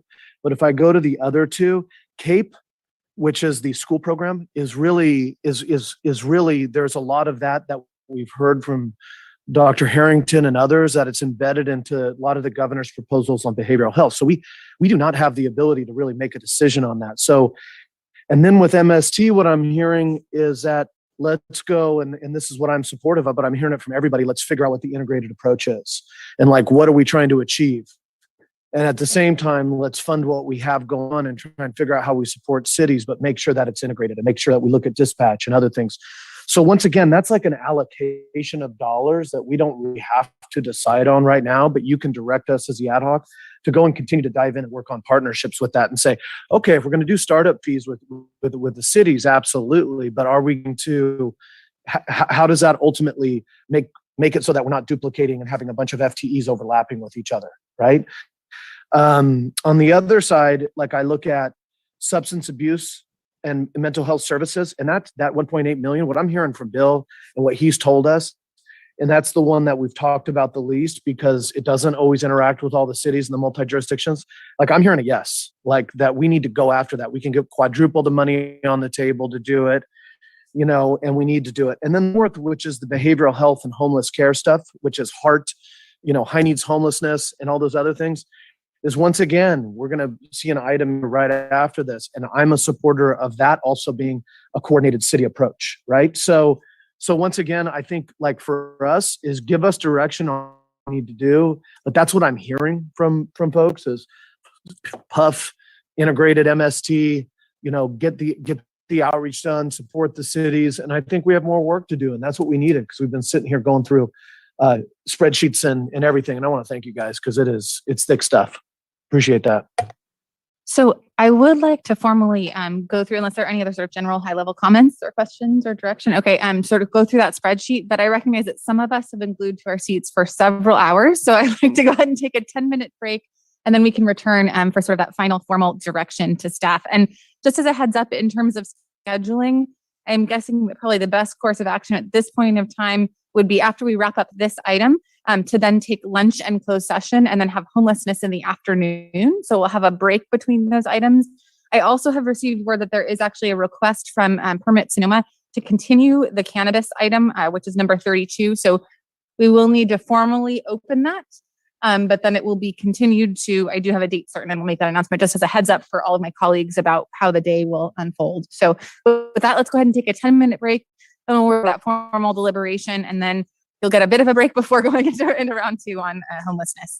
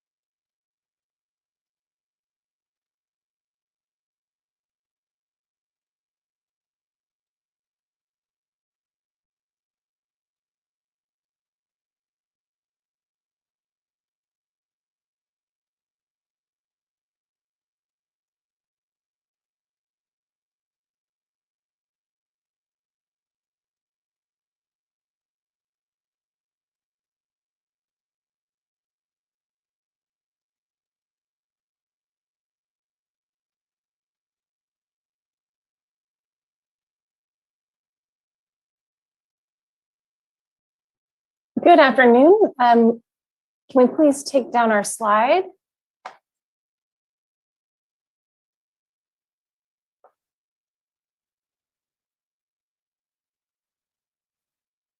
Thank you so much.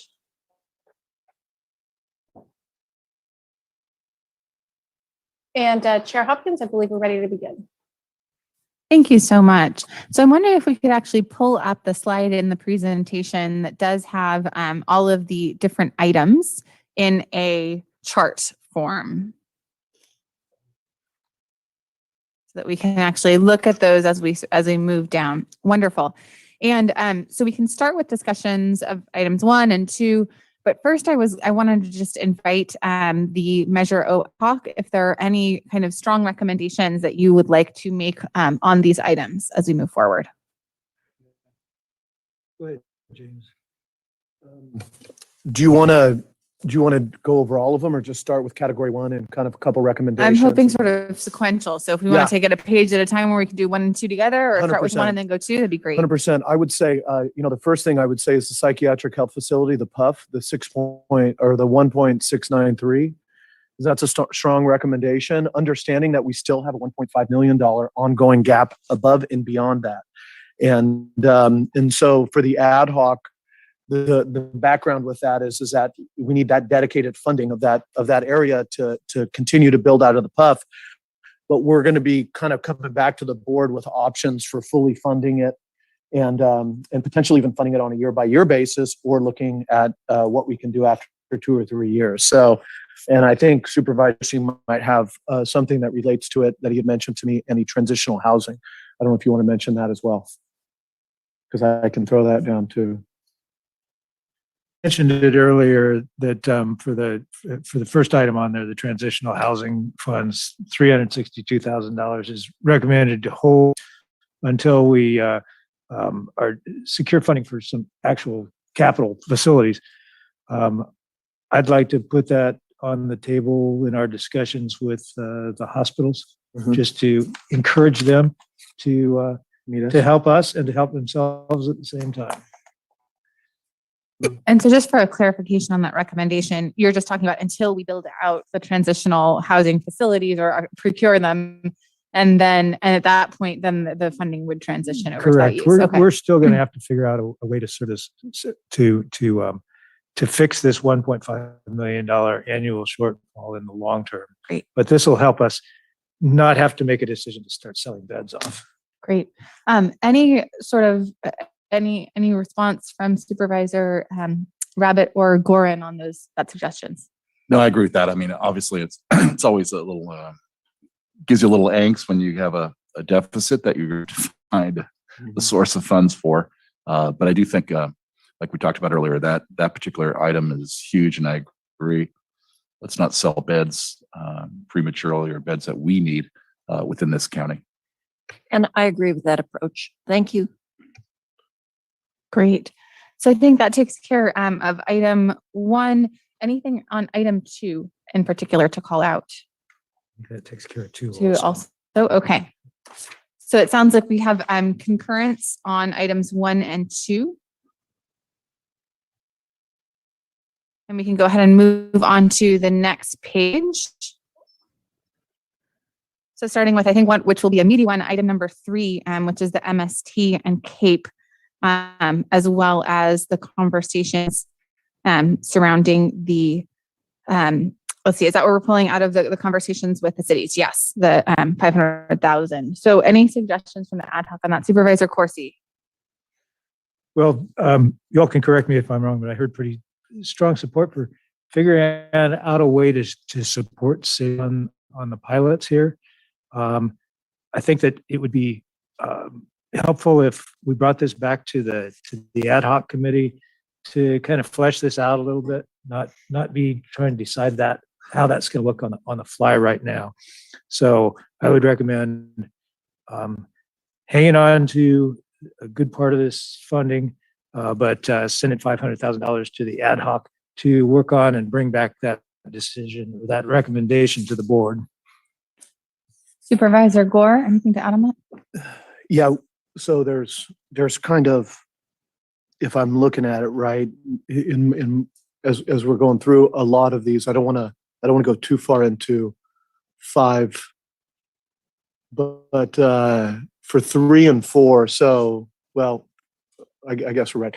MST take back with the money allocated to it, for us to be able to dive further. We don't even need to worry about if it's a $500,000 set aside to cities or not right now. I think it's more of like direction to us as the ad hoc to take the full amount that's in that MST area and work with staff to bring that back in the cities and the continuum of care to bring that back as more of an MST. Where are we trying to work towards approach? And the only question that I have for that, so it's very similar to what Supervisor Corsi saying. The only question I have with Director Rivera and Bill is there a timeline on the funding gaps or anything that we need to do on that? Are we good to bring this back in a couple months, this item back, and decide upon it by the end of the calendar year? Yes, we're good to bring it back. Okay. And I know that Supervisor Abbott, you had expressed a strong interest in Petalumogram. Anything to add to this item? Just that I want to make sure that, we look at the larger picture. I think those investments, my opinion, would need to be higher. What the specific number is, I don't know, based upon, I think, taking into account caseload, calls, population, where we're seeing that now. But certainly want to make sure that we're supportive of those programs. If we think a program has success, we don't want to shortchange it in the interim to have it be destined to fail. And I want to make sure that we are supportive of that. Let the cities run it and figure it out, and then we can take it and expand it. So, Supervisor Gorin, anything to add? I'm having difficulty. I can't read that, and I can't read that. Can you actually blow that up? It's also give me attachment 4. binoculars. If you look on Granicus, you might be able. It's a lot clearer on Granicus if you look in attachment 4. Yep. I'm looking at the Measure O PowerPoint, but it's not the same format as this. So I'll go back on. Yeah, I think it was broken out independently in the PowerPoint as opposed to the attachment 4. We're on page 2 currently. Okay, thank you.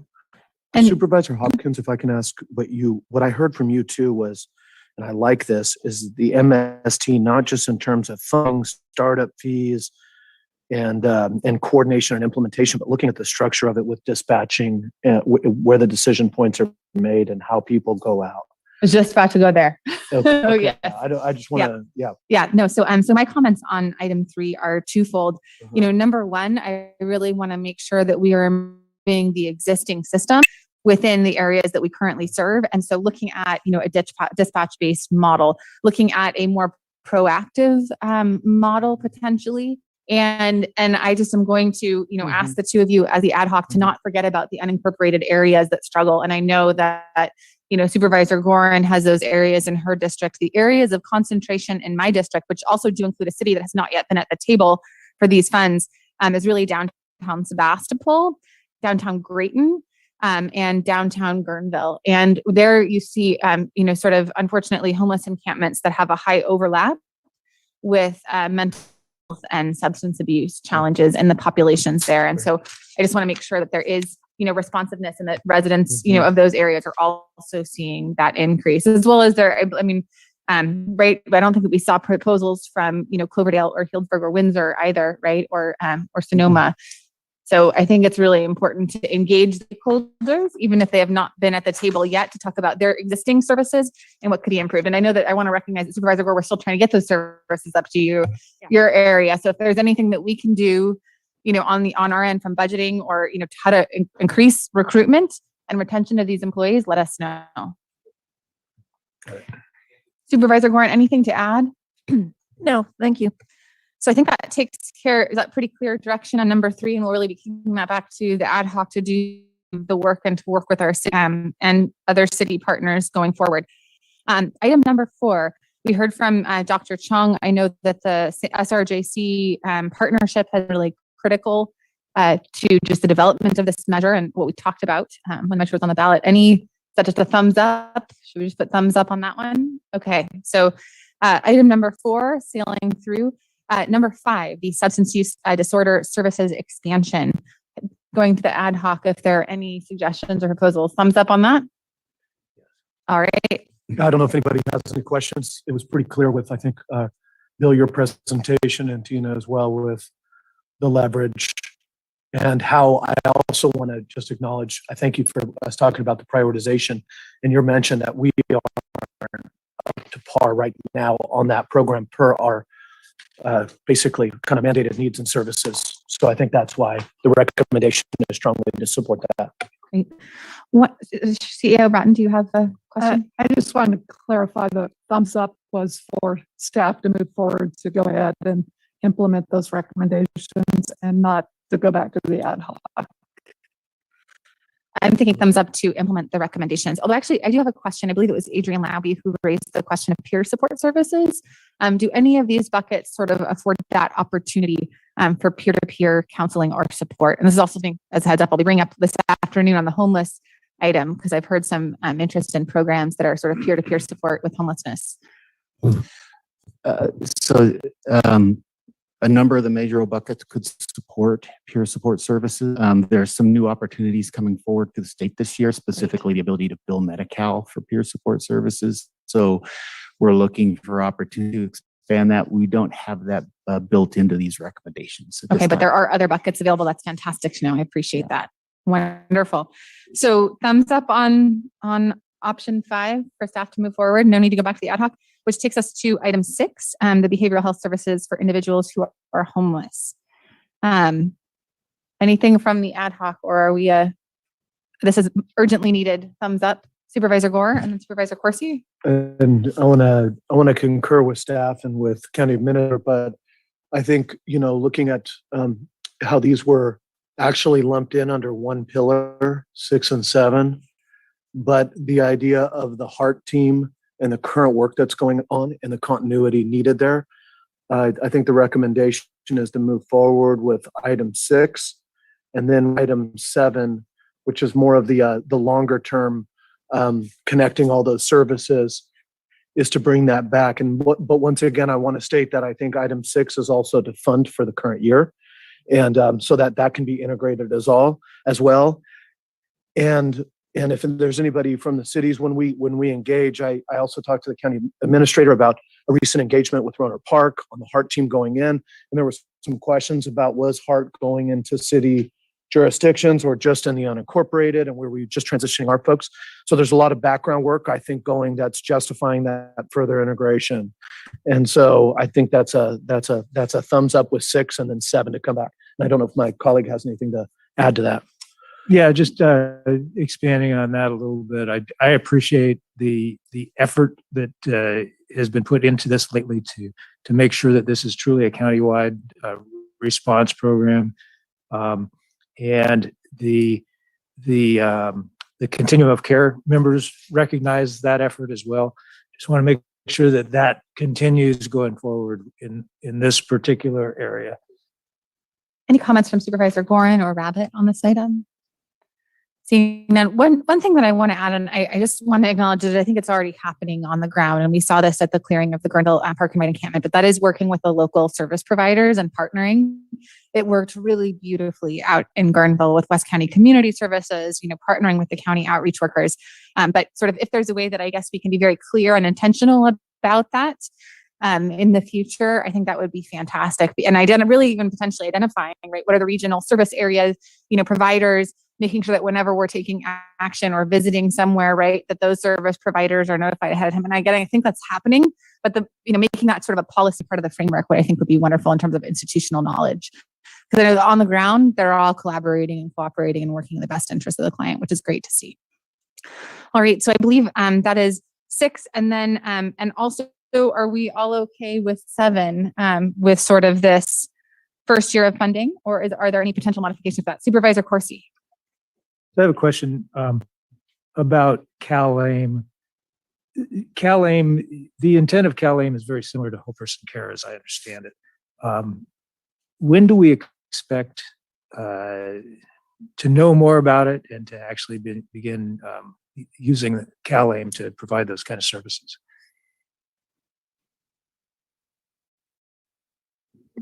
We should be entering into contracts ideally with Partnership Healthcare in November, and all of the clients transfer January 1st. That said, nothing's set with this, right? So it's an odd process. It's moving forward at with a lot of speed with little to no information or details. So we recently committed to be a provider for 2 kinds of services. We're waiting to find out what the requirements are for those services and what the payments will be. After that, we would look for ways to braid other funding to continue parts of the whole person care team that wouldn't be supported by those benefits, because the benefits don't support all the work we've been doing. Okay. I just have a little hesitation, pouring this $2.4 million back into behavioral health to prop up whole person care when it expires at the end of the year, when something else is coming in behind it, while we've got this request for rapid services for the specific request is for almost 300 new housing vouchers for some of the most vulnerable people out there. I think that's a critical need, but it doesn't even have to be that. We're also looking at how are we going to do the wraparound services for Project Homekey and the rest. So I'm hesitant to tie this up for any kind of long term. I'm trying to figure out how to take care of multiple needs here. And I'm asking if there are any ideas. Well, I thought the proposal, from my mind, the proposal was to go forward for 1 year of funding for the HEART program and to bring it back on number 6. Number 7, I think what we should do is be holding that amount of an allocation, going through the CalAIM and other discussions that we need to have with the city and others, and coming back to allocate that amount. I think I would like us to hold it, but I don't want to, like you, fully invest it until we go through the partnership discussions that we need to, and look at the CalAIM with you guys. So that's the one thing that I was kind of proposing. Okay. Okay, so do we have concurrence from the full board on that approach? I'm seeing up. So with that, we would move on to the supportive housing pool item, which sort of ties into, what that, we had the sort of alternate option on the emergency housing vouchers. Anything to add on item 8? Another allocation without a contract going out right now. I would rather put this back to Director Rivera and to others as we put in our applications with cities and to the state, and to see what funding comes with it. I don't think we know what some of their determinations are going to be from the legislation that was signed. So, and how much services are going to be provided. So I think it's a placeholder. So I've got another question here, and that is, with these emergency housing vouchers that are being managed by both the city, the Santa Rosa, and the Sonoma County Housing Authority, what pool of money do we have right now to support wraparounds with those new vouchers? Where's that going to come from? Well, currently, there's the Housing Authority has about $535,000 for some wraparound services, and there is the Emergency Solutions Grant that can provide some wraparound services support for those housing voucher holders. I'm not certain what the RFP amount was, but there was a couple $2 million at least for those wraparound services and supports for the voucher holders. So there is a bridge that can be created currently while we just kind of assess what's needed, because we really have no real sense of what's going to be needed, because again, even though we have housing voucher holders, we still have to have a place to put those voucher holders in. Right. So it's going to be working with those housing navigators and negotiators to find placements for individuals with those vouchers. So that's going to be the challenge. Do we have navigation and placement services funded for that right now? The CDC currently has housing navigators, but these additional dollars that the housing authority has can provide additional staff support for that, to assist in finding these housing voucher holders placement. Okay. Mhm. I don't want this money up for housing when $500,000 isn't even going to, buy one apartment or build one apartment right now. So if this money is needed for those type of things, I'd like to make sure that it's available instead of just parked somewhere and not accessible. But I would add, we are anticipating the project Home Kinofa coming out, and we will need some leveraging dollars, some match money. So if the board so chooses to, allocate those match dollars from somewhere else rather than this 500,000, then I would say, okay, then let's not hold it. But this could be some leveraging dollars that we're going to need as we look to providing some match dollars for those upcoming Project Home Kinofas. Okay. So right now, the recommendation is to continue seeking feedback, and I'm good with that. Any additional comments from my colleagues? All right, staff, just want to check in and do you feel like we've got clear direction on all of those items? Fantastic.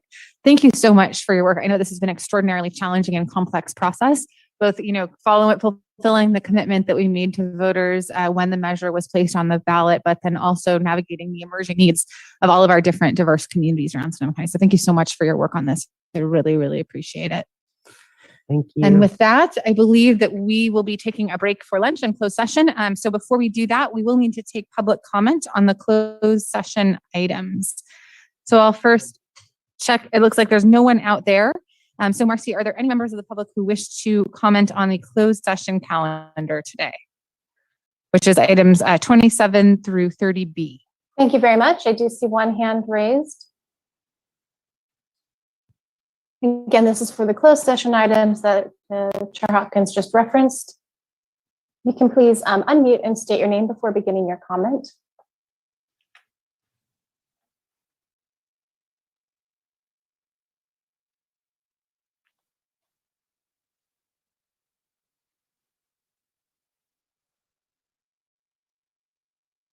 Alice, you had your hand raised to comment on the closed session calendar.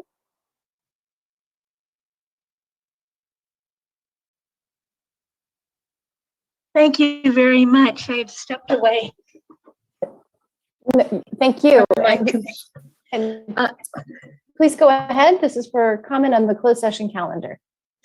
Oh, I'm sorry. I had my hand raised to speak earlier on the Measure O funding, and for some reason my hand had switched off. So if I may comment on that, otherwise I'll yield the time. Thank you. Absolutely. I apologize that we had a technical difficulty earlier, but we're absolutely happy to accept your comment now. Thank you very much. A couple of comments, suggestions for utilizing behavioral health money well. The first one is, oh, by the way, my name is Alice Lynn, and I was a representative on the Technical Advisory Committee to Home Sonoma County, and I'm active in the formation of a new lived experience advisory body for the COC. So, two suggestions. The first one is that it seems to me that it'd be very helpful to have a non-religious recovery meeting at every shelter in the county once a day. Paying staff a total of $15 an hour, costing $20 for whoever pays for it, to have a meeting 1 hour a day, 365 days a year, would cost $7,300 for one shelter per year to have a recovery meeting in the shelter. And that would be an enormous help for people to not have to go out to look for a recovery meeting and get the service directly to people. And the second suggestion is that there's an organization called Unity Recovery in Oregon. They're online. Anyone can Google this.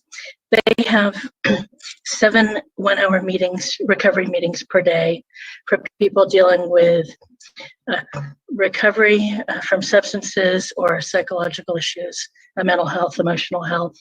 These meetings are free, and anyone can hop on and talk for 3 to 5 minutes about what's going on to a peer support person.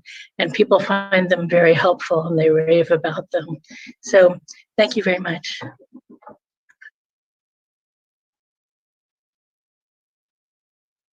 And thank you.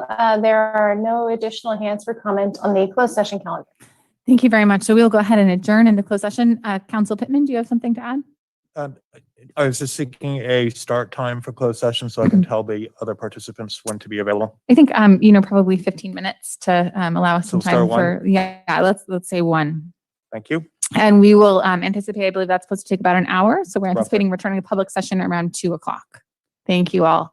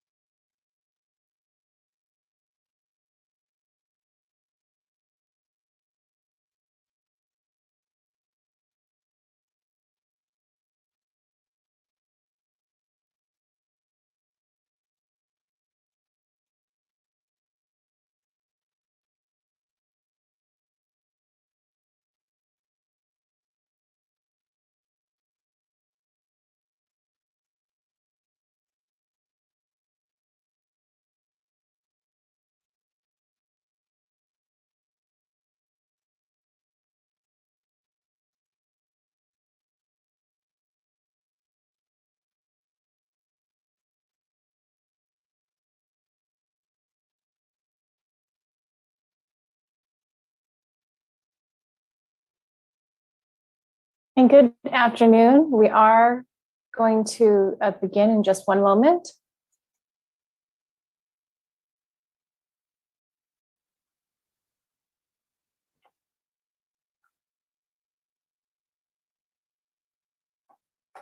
Thanks so much, Chair Hopkins. We're ready to start. Thank you very much, Marcy. So first I'm going to hand it over to Council Pittman for a report out from closed session. Chair Hopkins, and we've got report outs from 2 closed sessions, last week's and this. On August 24th, the Board of Supervisors met in closed session to consider the matters listed as items 21 through 24A on the August 24th agenda. Item 21, a conference with legal counsel to consider the Potter Valley Hydroelectric project, was withdrawn and was not discussed by the board. On item 22, the Board of Supervisors met in closed session with labor negotiator Christina Kramer to consider public employee appointment for the Office of Public Defender. No reportable action was taken. The Board of Supervisors gave direction to its labor negotiator. Item 23, a conference with legal counsel to consider anticipated litigation, the significant exposure to litigation in one matter for the Agricultural Preservation and Open Space District, was withdrawn and was not discussed by the board. On item 24, the Board of Supervisors met in closed session with labor negotiators in its capacity as the Board of Supervisors, the Board of Directors of the Water Agency, the Board of Commissioners of the Community Development Commission, and the Board of Directors of the Agricultural Preservation and Open Space District to consider a matter affecting all represented and unrepresented employees. No reportable action was taken. The respective boards gave direction to the agency's labor negotiators. On item 24, the Board of Supervisors met in closed session on the public employee performance evaluation for the county administrator. No reportable action was taken. The Board of Supervisors gave direction to staff. That concludes the report out for August 24th. Moving on to today's agenda, this afternoon, the Board of Supervisors met in closed session to consider the matters listed as items 27 through 30B on today's agenda. On item 27, the Board of Supervisors met in closed session with labor negotiator Christina Kramer to consider public employee appointment for the Office of Public Defender. The Board of Supervisors delegated authority to the county administrator to appoint an interim to fill the public defender vacancy. On item 28, the Board of Supervisors met in closed session to confer with legal counsel on existing litigation in the matter of Shonda Brown versus Charles M. Schultz, Sonoma County Airport et al., Sonoma County Superior Court case number SCB 268510. No reportable action was taken. The Board of Supervisors gave direction to legal counsel. On item 29, the Board of Supervisors met in closed session in its capacity as the Board of Directors of the Sonoma County Agricultural Preservation and Open Space District to confer with legal counsel on anticipated litigation, the significant exposure to litigation in one matter. No reportable action was taken. The Board of Directors gave direction to legal counsel and staff. On item 30, the Board of Supervisors met in session to confer with legal counsel on anticipated litigation, the significant exposure to litigation in one matter. No reportable action was taken. The Board of Supervisors gave direction to legal counsel and staff. On item 30A, the Board of Supervisors met in closed session to confer with its real property negotiators to discuss the price and terms of sale for 71.5 acres of the former county hospital campus located along Chenate Road and Belvedere Way in Santa Rosa. No reportable action was taken. The Board of Supervisors gave direction to the county's real property negotiators. On item 30B, the Board of Supervisors met in closed session as the Board of Supervisors and the Board of Directors of the Water Agency to confer with legal counsel on existing litigation in the matter of Valley Hydroelectric Project, FERC project number 77. No reportable action was taken. The Board of Supervisors and the Board of Directors gave direction to legal counsel and agency staff. And that concludes the closed session report out from today's meeting. Thank you very much, Council Pittman. And with that, we will be moving on to item 26, our update on homeless efforts and funding for encampment response. Joining us in the chambers today, we again have Tina Rivera, our interim director of the Department of Health Services. And we are also joined by David Kiff, our interim executive director for the CDC. I believe that we are also going to be joined virtually by three unsung heroes of homeless response in Sonoma County. Will Gajowski, Joseph H., I'm just going to say your last name is H, so I don't murder it on accident, and Mike House. Just want to thank all three of you. I know that you have all been out on the front lines of trying to address homelessness in Sonoma County, and I'm grateful for that service, as well as the service of Tina and David. Thank you so much. Thank you, Chair Hopkins and Board of Supervisors. We are happy to present this item and to come before you with an update on our county homeless efforts, as well as funding for encampment response. Thank you so much, Will. I believe you are driving the slides. And with that, we'll get started with our presentation. So what are we going to cover today? You can move to the next slide. We're going to be covering homelessness in California, and as well as just a brief update of what's happening here in Sonoma County. This will include some investments that we've made to improve our system of care capacity, some challenges and constraints that we are experiencing here in Sonoma County. We'll just talk briefly about our system of care. Next slide.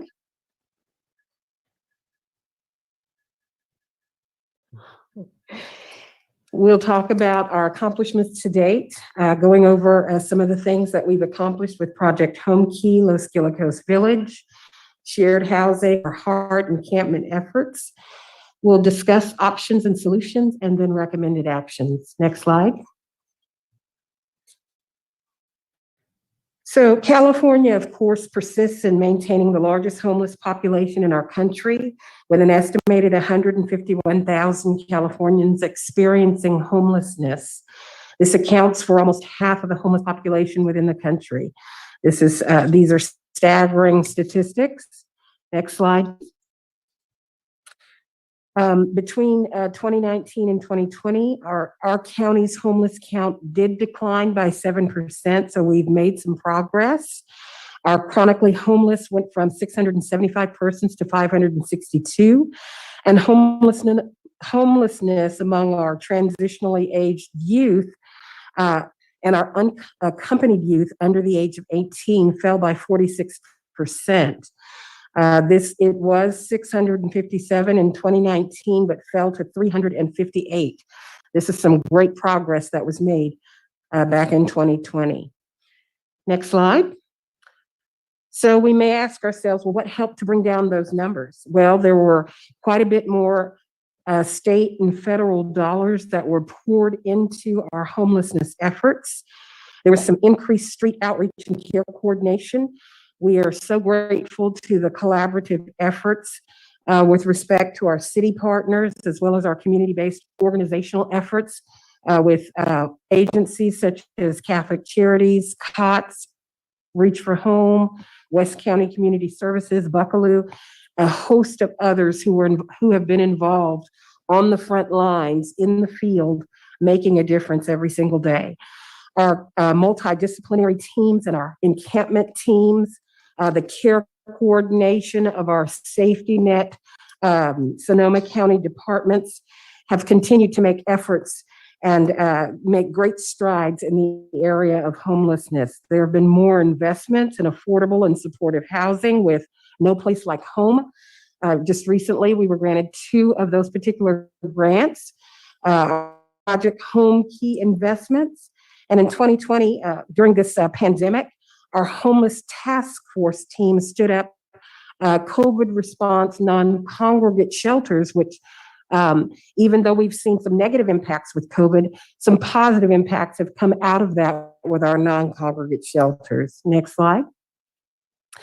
Some of the challenges and constraints that we continue to be faced with. Number one, on the flip side of positive impact of our non-congregate shelters, the pandemic itself has truly impacted our system of care.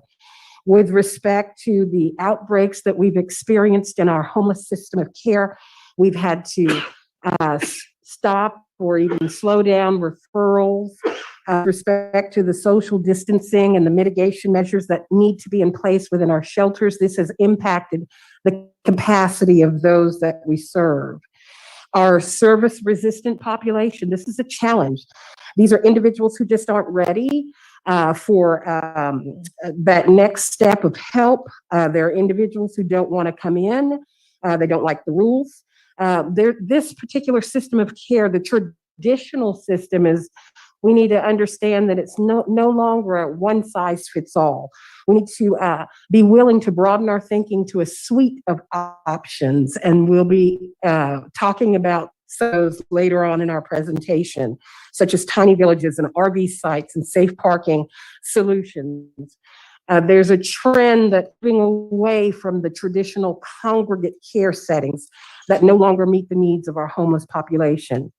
Conservatorship placement constraints. This is also a constraint as we solution for our chronically homeless population.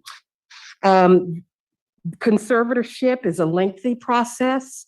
There's strict criteria.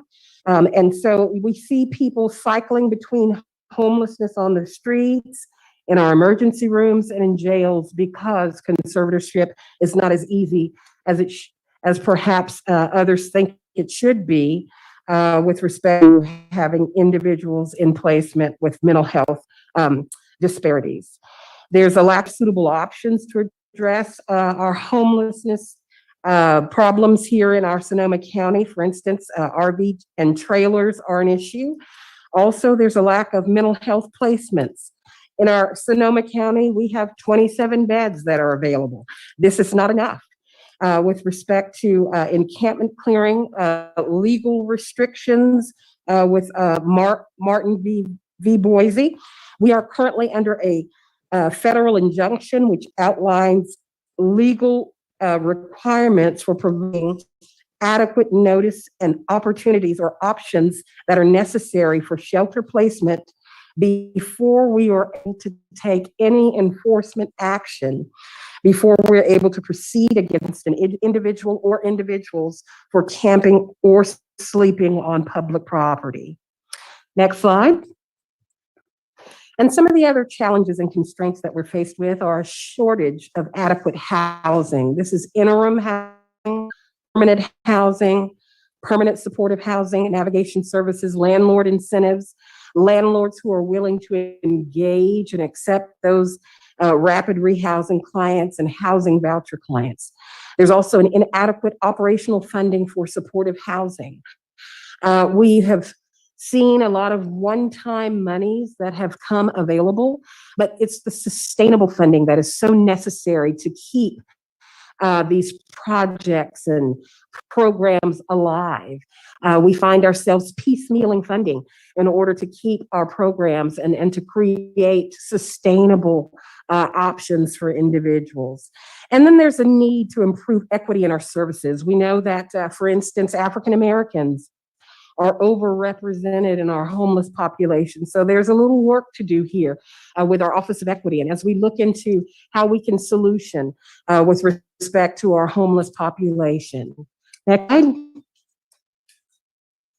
So we'll take just a brief look at our housing continuum, what it means to move from outreach to housing, and some suggestions that KPMG made to improve our system of care. Next slide.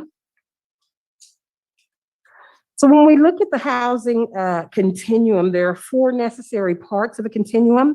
When we talk about moving from homelessness, number one, there's outreach intake assessment. This is necessary in order to identify the services and supports that are necessary to provide that linkage that's needed to get people out of absolute homelessness. Then number two, there's that emergency shelter component that individuals need for immediate and safe alternatives to sleeping on the street.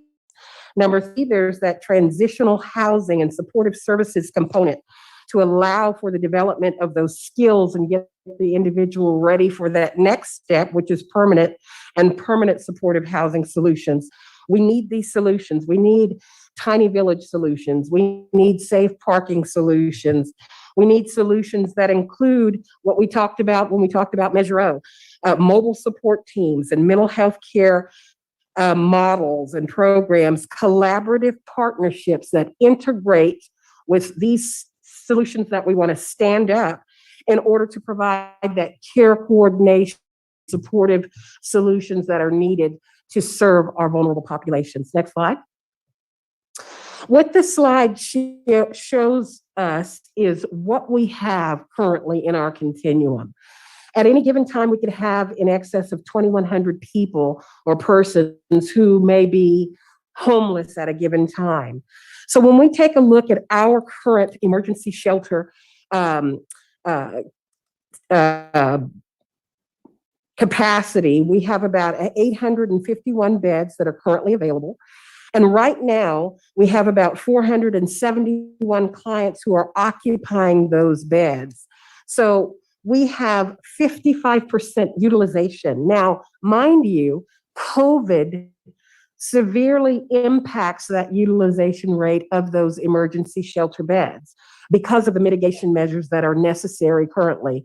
So normally, our utilization rate for our emergency shelters is somewhere around 89% when we are not looking at the COVID mitigation measures that are necessary for social distancing. Now, when we take a look at our transitional housing stock, we have about 208 available beds. Currently, 149 that are occupying those beds, so that's at 72% utilization. And then when we look at rapid rehousing, we've been able to serve 469 individuals and get them connected with rapid rehousing into leased housing options. And then when we look at our permanent supportive things currently, we have about 417 available permanent supportive housing options. 390 clients are currently occupying those permanent supportive housing options. So we're at 94% capacity. So what is this telling us? Well, what this is telling us is that we're in a crisis and that we don't have enough options and that we truly need to look at standing up additional transitional and permanent supportive housing options, and that we seriously need to get out of this pandemic because our emergency shelter options are not, we're not able to serve our current population because of the mitigation measures. Next slide. Now, these next two slides just give us a picture of how our HEART team, our encampment teams, reach out to those that are in encampments. We get a lot of questions about how does this work? What does engagement look like? So the HEART team just really quickly gets a referral. Normally, when we send our HEART team out to an encampment, it's normally greater than 5, but they do engage in outreach activities when there's less than 5. We want to, for instance, if it's someone on the Joe Rodota Trail, it's better to go out there if there's 1 or 2 campers and address it rather than allow it to grow even bigger. And then the HEART team will engage with other outreach teams who are already up and mobile and active in other jurisdictions. So our HEART team engages with our community partners and they determine what's needed. They collaborate with those community partners, assign caseworkers through our IMDT team for those higher need clients. So the IMDT team will work on the back end with the individuals who need that kind of service. So what happens is that outreach team will try and coordinate services and supports for individuals that they come in contact with in those encampments. Next slide.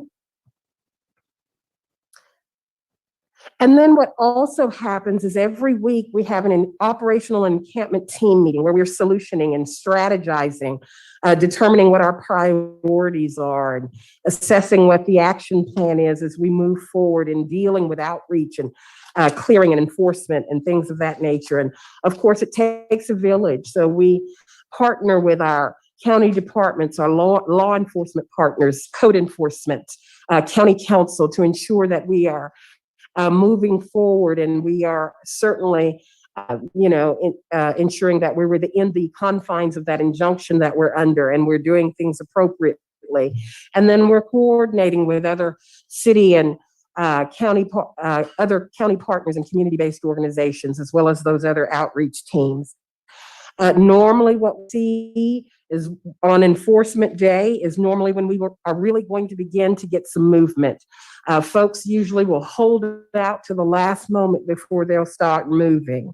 And of course, once the enforcement and clearance happens, there's review, there's improvement, there's an after action, there's a look at what didn't go well, what can we improve upon.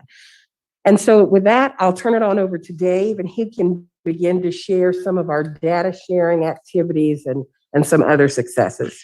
Thank you, Director Rivera. So we're going to, as Director Rivera notes, we're going to shift to kind of what we've been doing most recently and some of our successes. One of the things we've been trying to do is just share information with your board, with our county partners, just in terms of who's spending what. We're not done with this exercise, but we're moving along with it. I wanted you to know that was out there. Next slide, please. We're also trying to, again, the realm of sharing information, trying to paint a picture for everyone involved in this, from your board to the COC board, to our city partners, to our CBOs.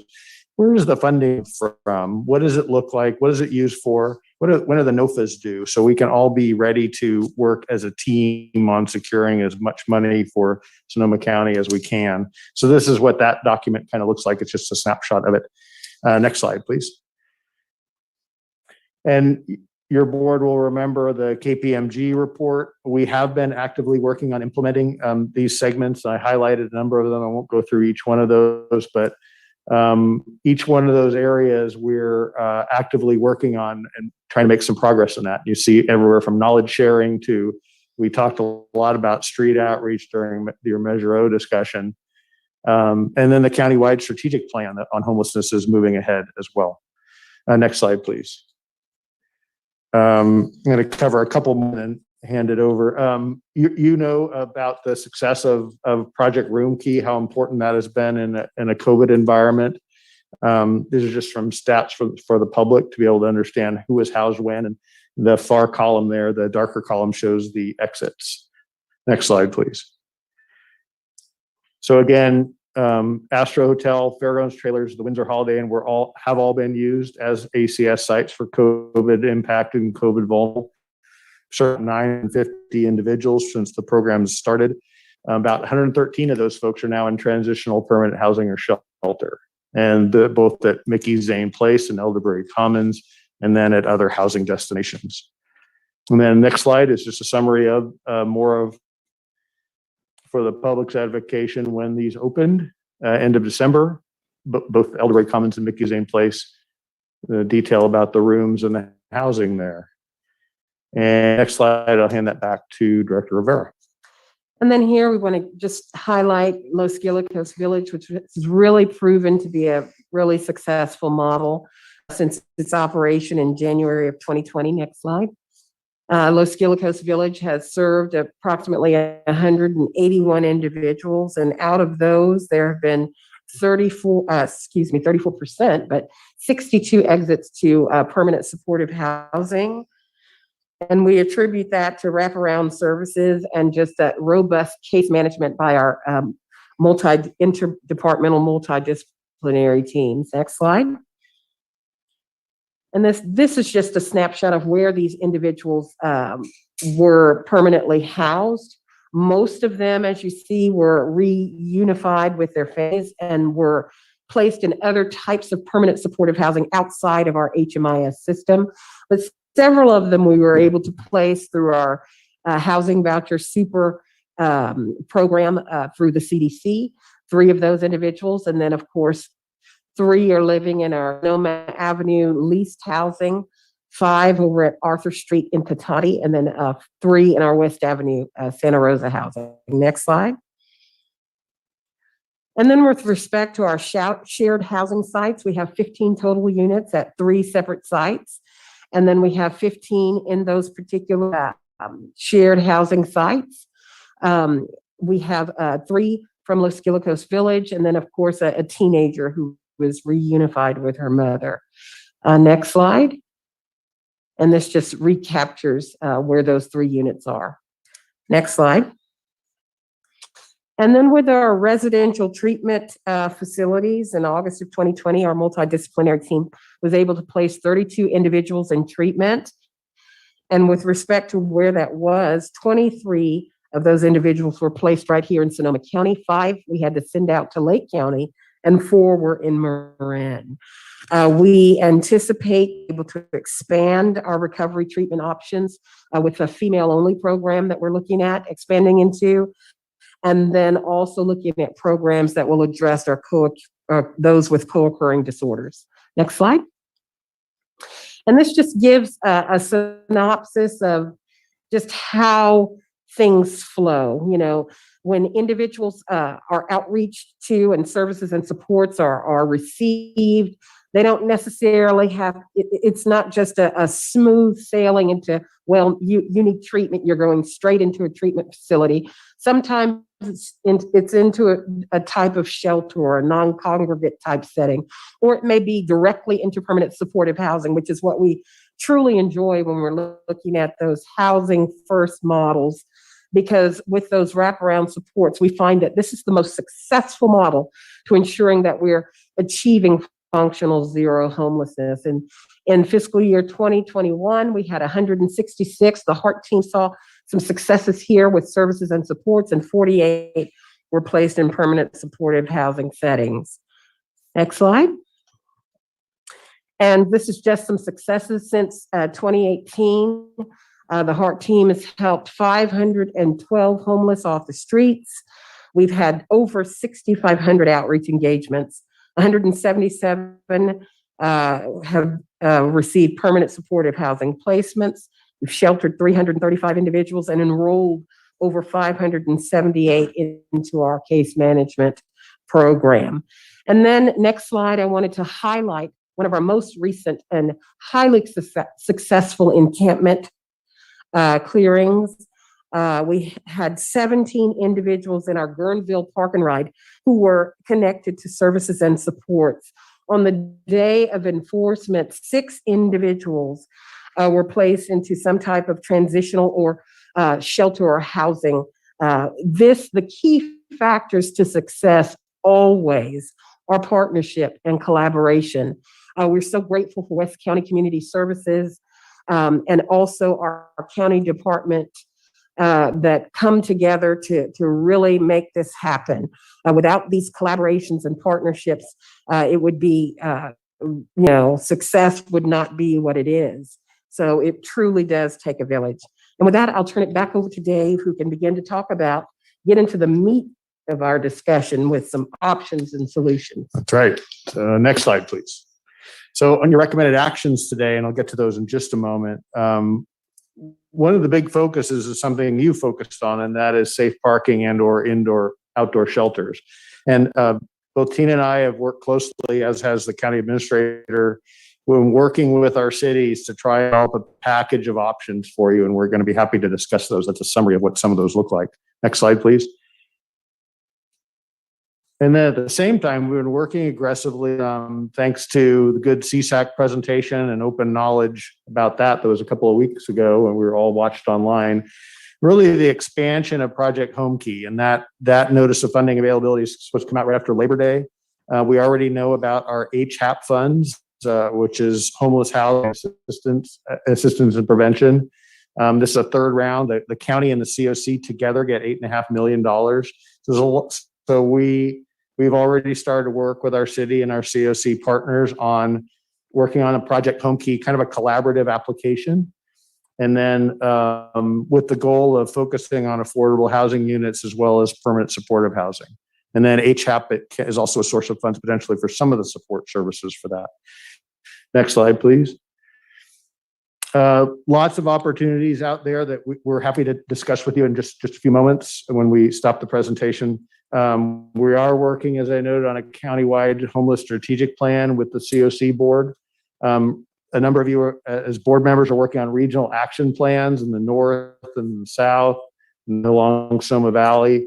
We've got some teams working already on ways to improve coordinated entry in our outreach programs. And then again, following the KPMG recommendations. So next slide.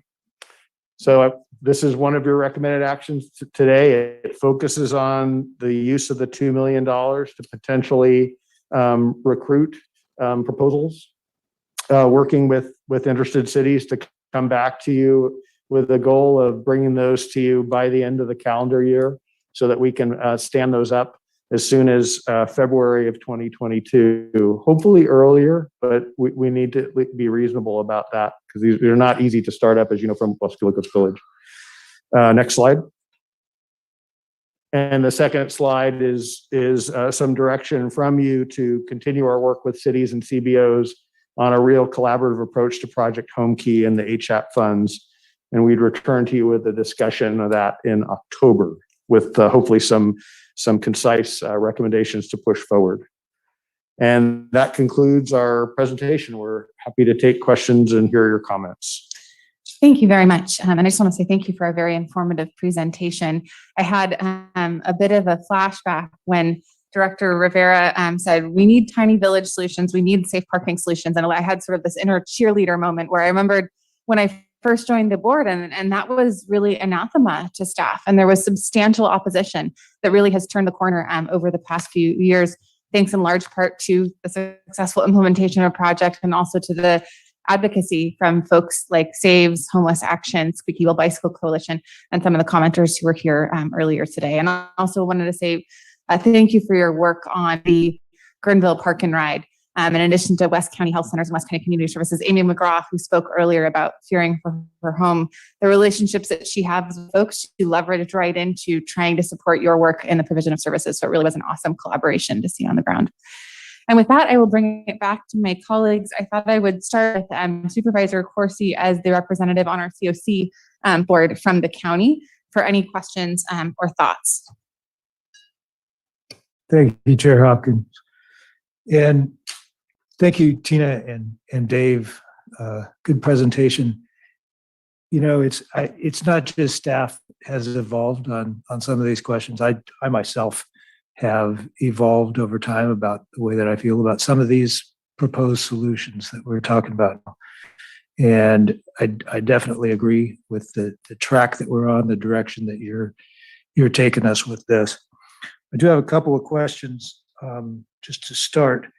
First of all, really appreciate the focus on transparency with our partners out there. You know, the funding spreadsheets that you're putting together, the timing of that funding, the inventory of housing that was included with today's staff report. Very helpful and I think pretty revelatory too. I had my staff turn this into a spreadsheet and roll some of these numbers and they're pretty interesting in that, you know, the total housing inventory we have here between emergency shelter, permanent housing, permanent supportive housing, rapid rehousing, transitional housing is 2,834 beds, which is just a little bit more than what our latest homeless count is. Not that it always balances out that way, but the numbers are amazingly similar. Just a couple of things on the slide that you had of the housing continuum, along with numbers of certain types of beds. The slide did not match up with the totals on this housing inventory. And the one that I was particularly concerned about was permanent supportive housing, which from this inventory is 979 beds. And on the slide, it was 417. That's a pretty big difference. So just something to double check as you review what happens at this meeting. So my questions. My first question involves shelters. And, you know, we've got 939 shelter beds in the county, according to your inventory. I'm just wondering,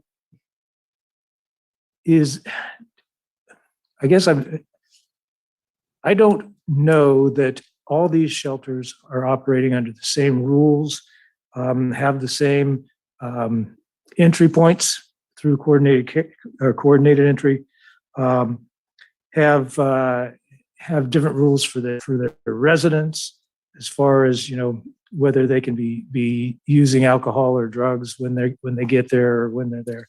So I'm wondering how we turn this into a system that works together. And if that's even possible with the existing shelter inventory that we have right now. And it may or may not be. It depends on their funding source. Some of these, I can't speak for all of them, but some of the sheltering systems do not operate under Housing First rules. Some of them do. It simply depends on who the operator is and what their funding stream is with respect to whether or not they're low barrier shelter or not.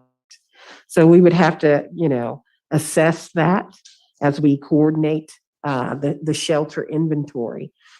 But I can tell you this with respect to congregate type shelters, that we're living in a wave now where congregate shelters, the traditional type shelters, are no longer as effective as they used to be. We have a resistant population who, for one reason or another, refuse to go into congregate type shelters. Some of the reasons could be, a disability or safety reasons.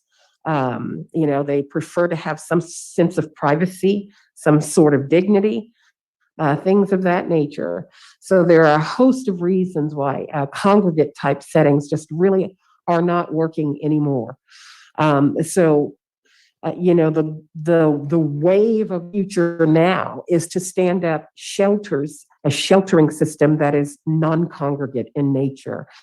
And we're seeing throughout the country more success with non-congregate type settings where individuals are willing to come in. So. Okay. And I heard you loud and clear when you talked about the need to provide kind of a suite of services here, that one size does not fit all, clearly. I'm wondering, though, that as we work on a countywide strategic plan, we have about a third of our beds right now in our inventory are congregate shelter beds. What are we looking at going forward? I mean, do we continue to fund that type of shelter so heavily in our system as 30 to 35%, or are we changing our funding model as the field kind of shifts beneath us of what people are willing to accept? And I think that's a question where we line that up with data. There's certainly a place for emergency shelter, an immediate congregate type shelter to get somebody immediately off the streets, and you have a quick bed that's perhaps in a congregate type setting. So certainly there's a need, and a place for that.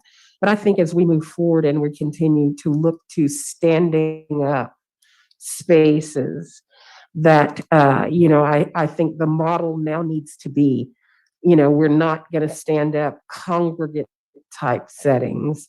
The model needs to take a look at, let's shift to non-congregate type settings. Let's look at, that suite of options that includes those tiny homes or those indoor-outdoor type settings that are more conducive to individuals who are chronically homeless and have been out on the streets for a number of years and can truly make that transition in more of an indoor-outdoor type shelter and prepare themselves in a better way to transition out of chronic homelessness in something like that, rather than a congregate type setting. So I said all that to say this, that I think there's a place for the existing congregate type shelters and we shouldn't abandon them now.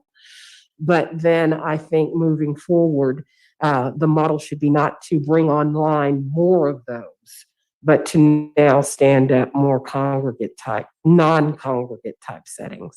And our partners in the marketplace, the cities and the CBOs that are proposing these, no one is proposing, and correct me if I'm wrong, no one is proposing a traditional shelter. They're all saying, look at some kind of tiny home Los Silicos model. And so that's really where everyone else seems to be going. Okay.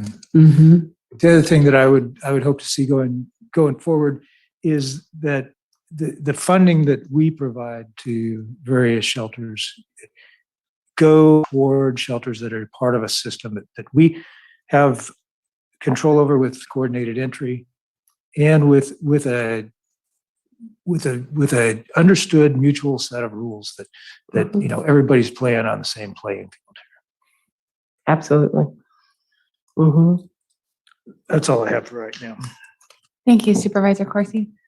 Supervisor Rabbit, you want to weigh in? Yeah, no, thank you very much. Thank you again for all the work. Very much appreciate it. And thank you for the presentation and kind of pulling everything together. I think it's obviously very timely. To follow up on Supervisor Corsi's questions, I do think totally supportive of having a wide array of a portfolio of options to, quite frankly, entice people to come into the system, get the wraparound services and have a pathway to success, whatever that may be. And I totally appreciate that wide array of options that are out there to really make sure. I'm been working and talking to Petaluma and Cots regarding the indoor-outdoor shelter on their property. Think that it's prime for that.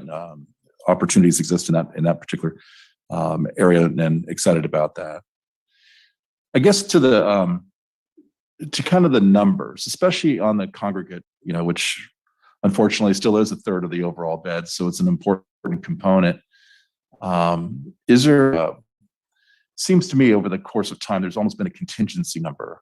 There's always been something seemingly held back in case there's a need for additional beds. And I'm not sure if that gets driven into the models overall and how we can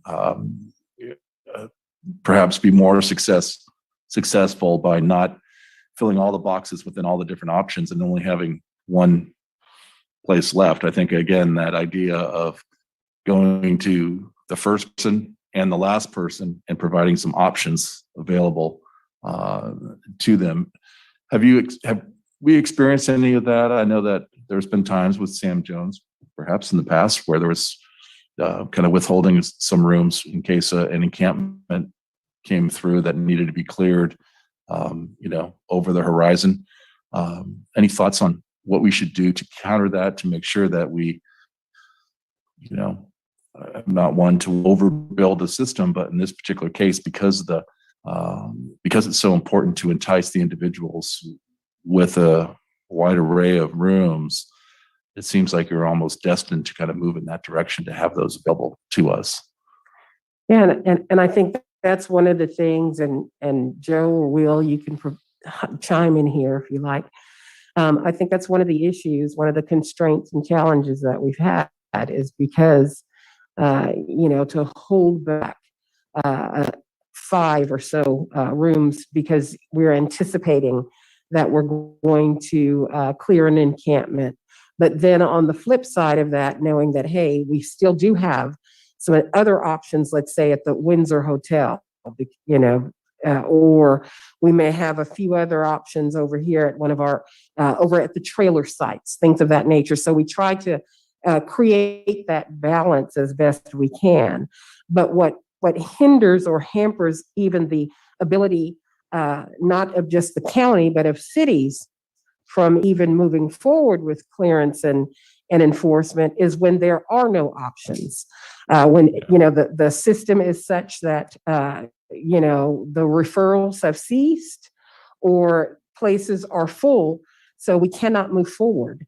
So we've tried to balance that as much as we can by ensuring that we do have some openings. And luckily we've not the county has not run into that the situation where we are full to capacity, where we've not been able to move forward with an encampment, or we've not been able to place someone. So far, we've not had that issue, but we've had that issue with Sam Jones, where they have been completely shut down because of COVID, and we've had to step in and assist. with respect to their capacity issues. No, thank you for that. I appreciate that. Mhm. Yeah, I can add a little bit. This is Will with the Heart team. It's a constant juggle with the in-demand resources, and Tina's given us discretion to hold some back so that we can, for Heart, for Los Guilicos, so we can meet our legal requirements to offer suitable shelter for those needing accommodations. And it's a constant juggle, and it's a heart tug because I'm getting referrals. We're getting referrals for 65-year-old people with cancer, diabetes, and things like that. How do you turn someone like that away because you need to fulfill a legal requirement? And we have our NCS sites and we have some flexibility around that, but it tread a very fine line. Like I can say for one of the sites we're actively working right now, we've got 4 people interested in 2 Los Guilicos beds. We've got some NCS sites that we've had some discretion to use, like Windsor, to support that. But we're going to be right up against a juggle when we go to the next site that we work on, and then the next one. It's a really delicate balance, and by no means can Los Guilicos and part of Holiday Inn Windsor meet the whole needs of the county. That's just not going to work. It's tough. Thank you. I appreciate the question and also the response, and I've seen this it's also not just even about having the bed, but having the particular right type of bed, right? Because some people have accessibility challenges and they, need a first floor apartment and some space at the Sebastopol Inn, but it's not the right, location. And so how challenging that can be on people with medical needs. So it is a real challenge in terms of limited resources. And I appreciate your work on that. Supervisor Gorin, and then Gore. Thank you so much for all of your work on this. A couple of questions. One, thank you, Dave, for jumping over to the county to work on this, because you and I have been working on exactly these issues in Sonoma Valley. And we know that LG Village was not my first choice for that location, but we have a number of folks in Sonoma Valley that have really appreciated LG Village and the services that have been provided there, and hopefully they've graduated to more permanent housing. But we do have service-resistant individuals, whether they're in Sonoma Valley or elsewhere. And a number of them have said to Kathy King of SOS in Sonoma, sorry, LG Village is too far away. We want to live in the community where we go to school, where our families live, maybe where I have a job. And that is challenging. Petaluma is not close enough, even though there's sort of a relationship with COTS, and LG Village is not close enough. And I know that this will be part of the reaction whenever you're asking folks in the river area to move somewhere. Yes, it's a good environment. They have to abide by rules. It's not just a free house. But and it comes down to resources. The village was not inexpensive to stand up for a lot of different reasons, and it's really expensive to maintain and provide services. And we only have a little bit of funding, but how do we stretch that funding? And I think that's the question that we need to address. Even with $2 million plus, how do we stretch those dollars to meet geographical needs and interests of the residents camping around the county? And is there any model out there that could provide a similar environment at a less expensive cost? I would throw out safe parking, RV parking solutions would provide some cost-efficient or effective means of sheltering individuals, perhaps not permanently, but it at least would provide some means with navigation centers on site. We could get creative with security. So there are all kinds of innovative ways that we could do this. The modular models are a lot more cost effective and a lot less expensive than standing up, for instance, a hotel conversion. So as we look forward, there are some out there that we can engage and entertain that are more cost effective. But I think some immediate solutions are going to come. Some of these solutions that we're collaborating on now, which are safe parking, the indoor outdoor RV type sites where individuals have their own RVs and trailers. But taking a look at what we can do with some infrastructure, standing up a little bit of infrastructure and making that happen with some navigation centers.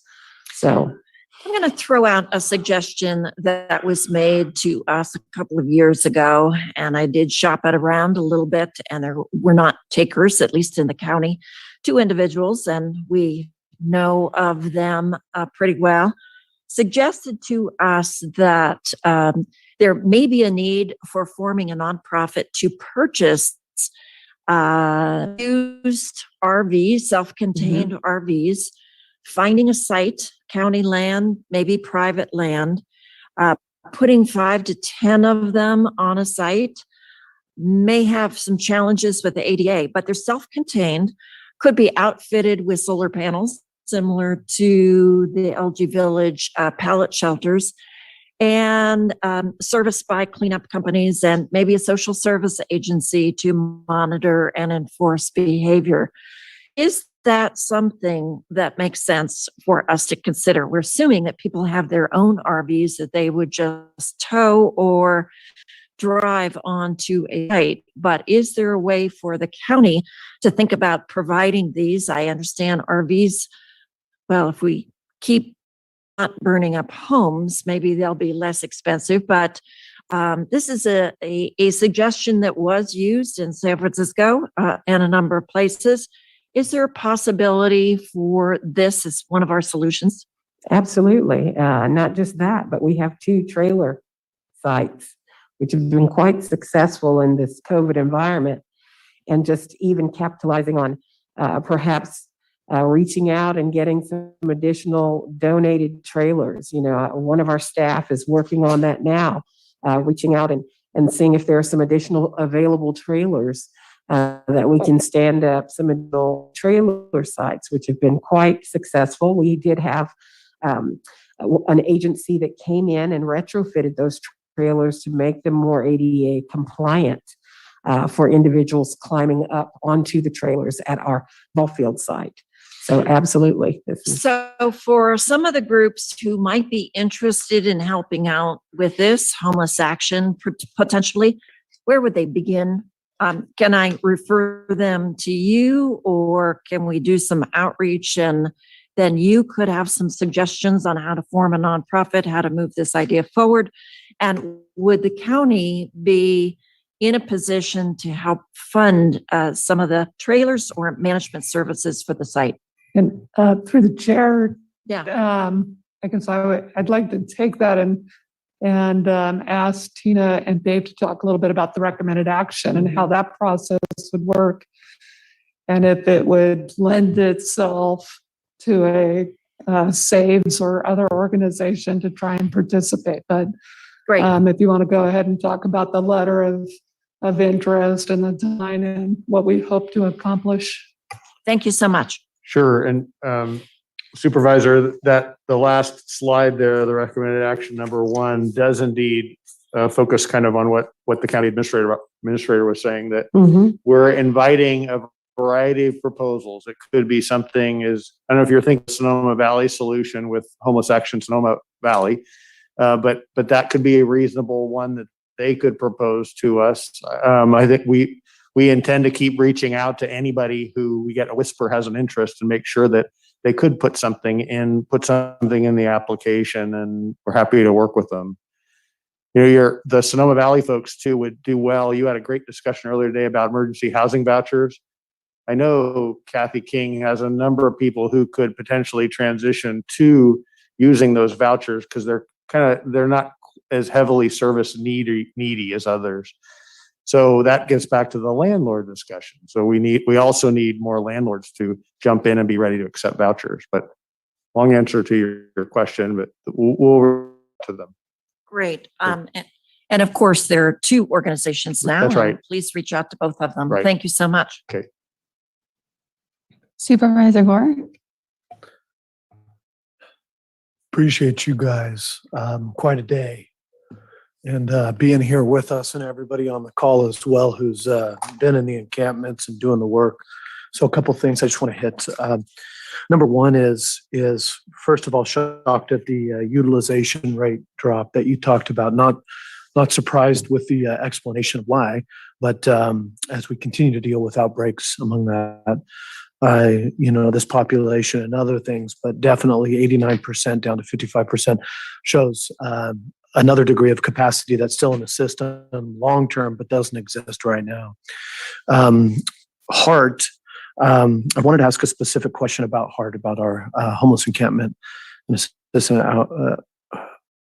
Please give me the whole acronym. Sorry. Oh, go ahead, Will. Homeless Encampment Assistance and Resource Team. Assistance and resource. Okay. And this kind of gets back to Director Rivera, what you talked about before, is the need to do outreach, but then also how to work smart and not just kind of do the same thing all the time. One of the things I learned working with you all and Director Robinson when she was here, and in the specific area with an RV and trailer encampment up north of Hillsburg, was there was a lot of learning going on about how much time you spend doing outreach if you're going to do that every day out there on the ground, but then ultimately nothing really ever happens until there's noticing and some kind of an action. And I mean this in terms of like, how do you play that outreach and that compassionate approach? But then also, how do you have the partnership with the noticing authorities to be able to move something towards whatever kind of resolution? So I just want you to speak to that a little bit, because when I also, with the other item we saw earlier, when I hear FTEs and time, I'm always asking about, are we being, and I'm just respectfully as a budget authority, I'm always asking, are we putting our time into making sure that we're not doing the same thing over and over with it as well, while being compassionate? Just maybe you can hit on that a little bit, or somebody on the call. Do you want me to field that, Tina? Good. Yeah, so for our purposes, what we do right now is we have a monthly sign-up list. We roll a month in advance.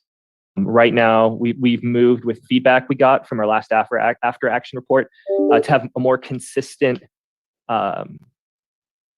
set of staff for each site to the extent possible. So we've moved to sort of allocating a lead from Heart for designated for each assignment that will have continuity throughout it.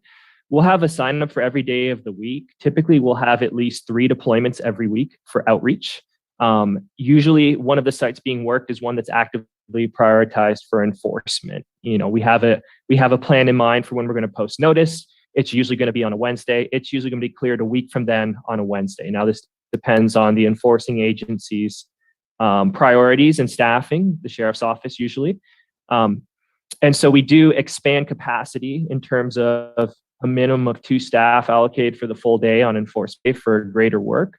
But we're not going to have staff sit idle for outreach. We're going to, for instance, this morning, we had a morning deployment and our staff went out and they hit 3 different sites. Just going to go sit around and do nothing. If we meet and there's no one there and sleeping, we're going to move on to case management, other duties, outreach to other pockets. We're going to respond to these emails we get or calls from our Access IMBT website. We're going to be as efficient as we can with our staffing as a limited resource. And so it's kind of a fluid situation, but what I can tell you is we definitely try to do an average of 3 outreach deployments per week, sometimes more, but we've gone up to every day when needed, and we don't want staff sitting idle. Yeah, it's an interesting one because I spoke with one of our employees at a time who had actually resigned, who said that one of the difficulties of past policies was visiting a site darn near every day for a month or 2 months. And then, nothing really moving until noticing happened. And then people start to take on services. And then it's this great flurry of activity. And some people take services and others just go across the line into the city to park their RVs there. And then we just kind of jump and we talk, once again, the whole goal is coordination. And I appreciate that. I don't need anything more on that. Second thing is that one thing I'm interested in this kind of Director Rivera, to you, is as we continue to move with these kind of placement options, Director Kiff as well, if you got something here. But I'll take example of the Windsor Holiday Inn. Took an approach of really making sure that this was a staff decision, and had administrative kind of authority from our board to be able to go and execute this. And I say this because hell hath no fury like trying to design and create a situation that is perfect for a homeless solution. I've never met such an issue where people scream for a solution but refuse to be inconvenienced by said solution. And I know it's scary, but with the track record we've had for security, which is damn expensive but effective, I've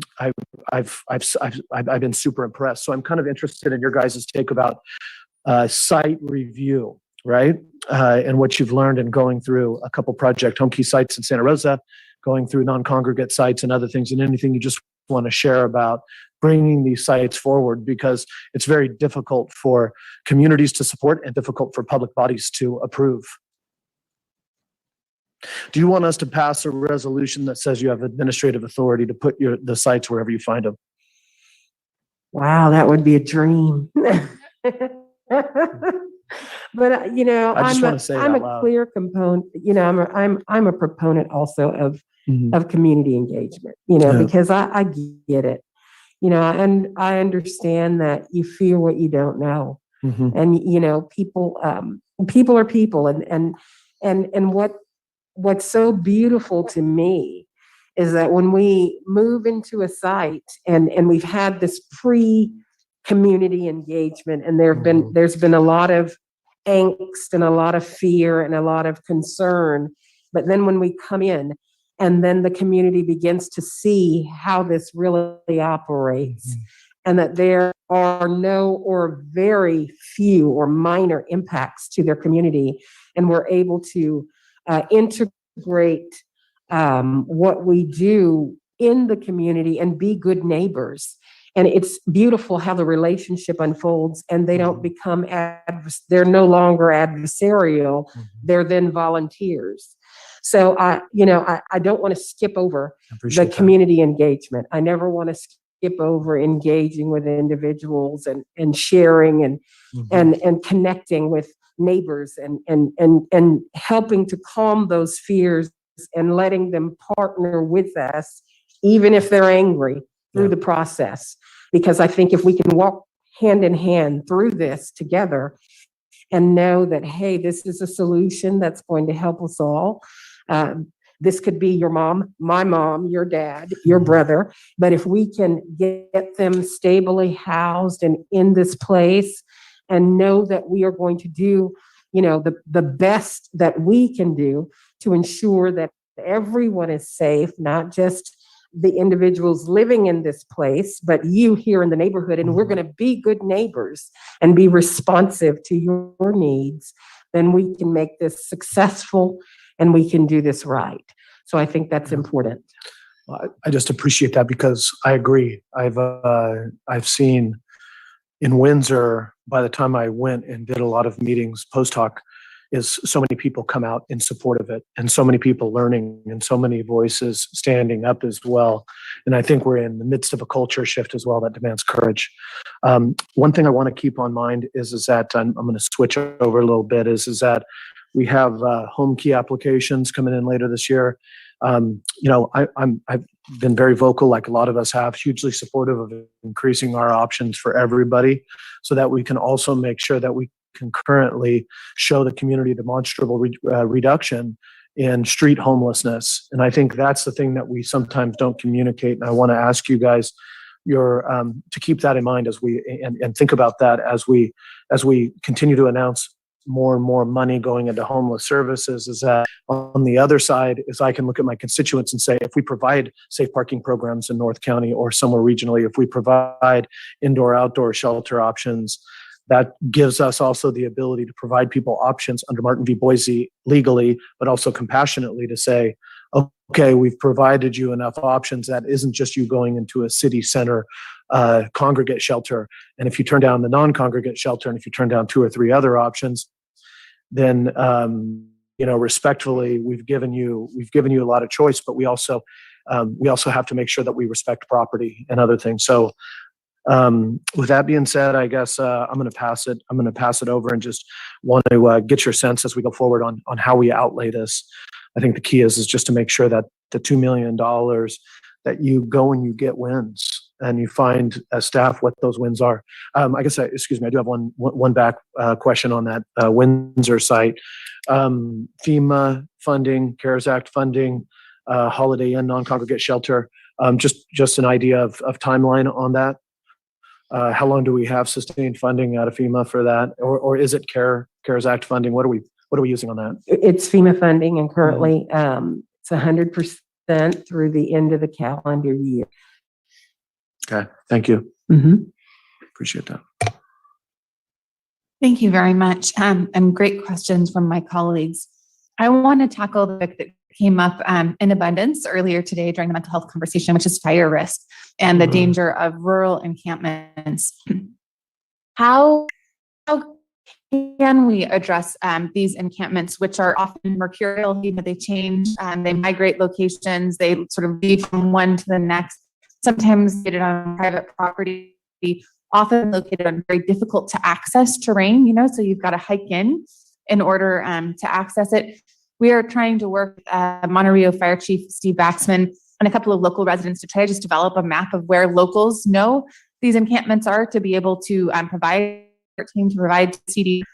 But what are our strategies for reducing fire risk? And I do want to acknowledge there have been fire concerns in East County and in North County as well, where we have had fires that were started by encampments that fortunately we were able to contain. But we just all know that we live in a tinderbox world right now. And the fear from residents, probably understandable, knowing that dozens of fires have been started that could have easily propagated into a larger wildfire. And great.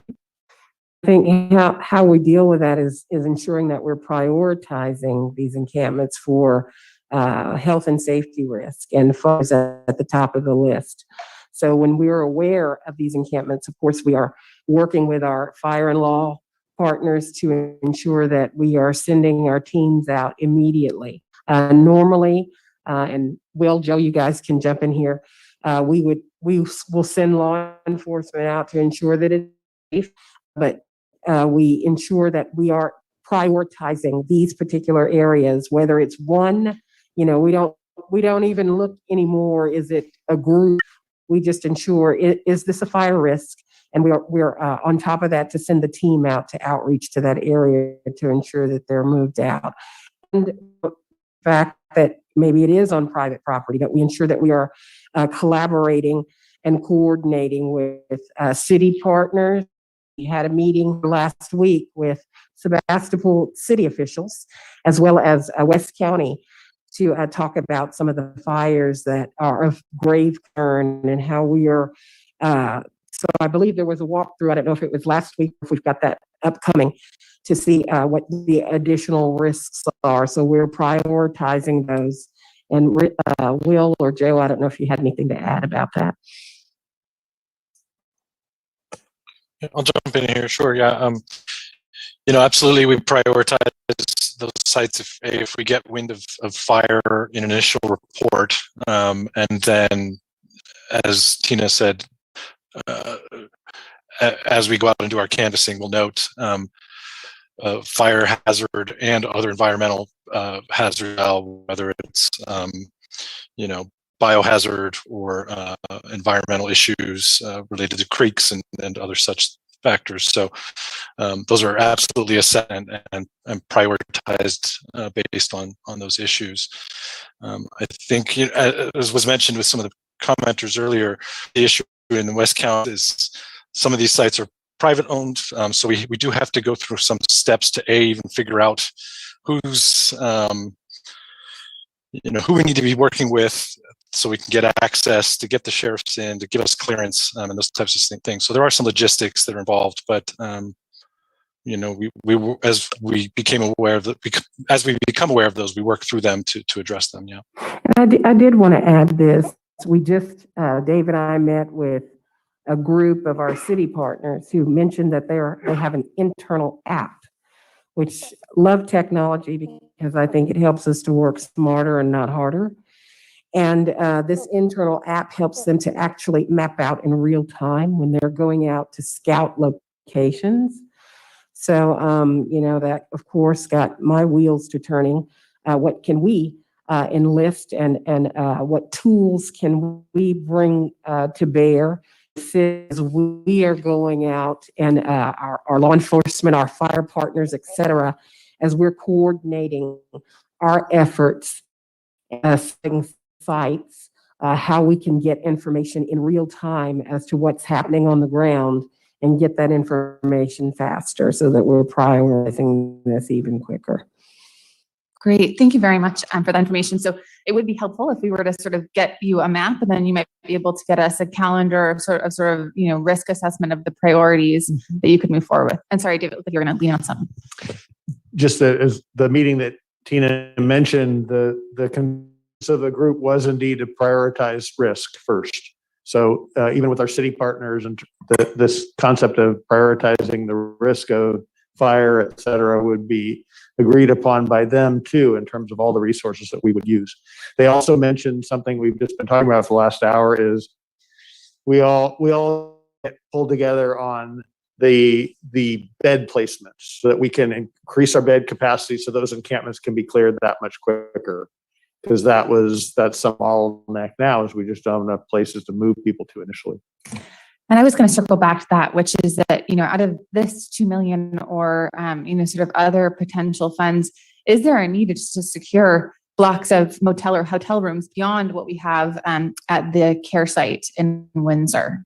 Is there sort of a need for essentially kind of a temporary urgent surge in capacity, which then would allow us to get folks and say we commit to 6 months of this, right? So then I've got 6 months of this, and then while we then are able to filter folks into, whether it's Sebastopol Inn or LG or a new site that we might be able to develop.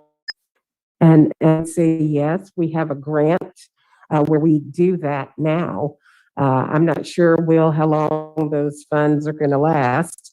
We do immediate placement of individuals off the street into a hotel. We're able to keep them there maybe days a week.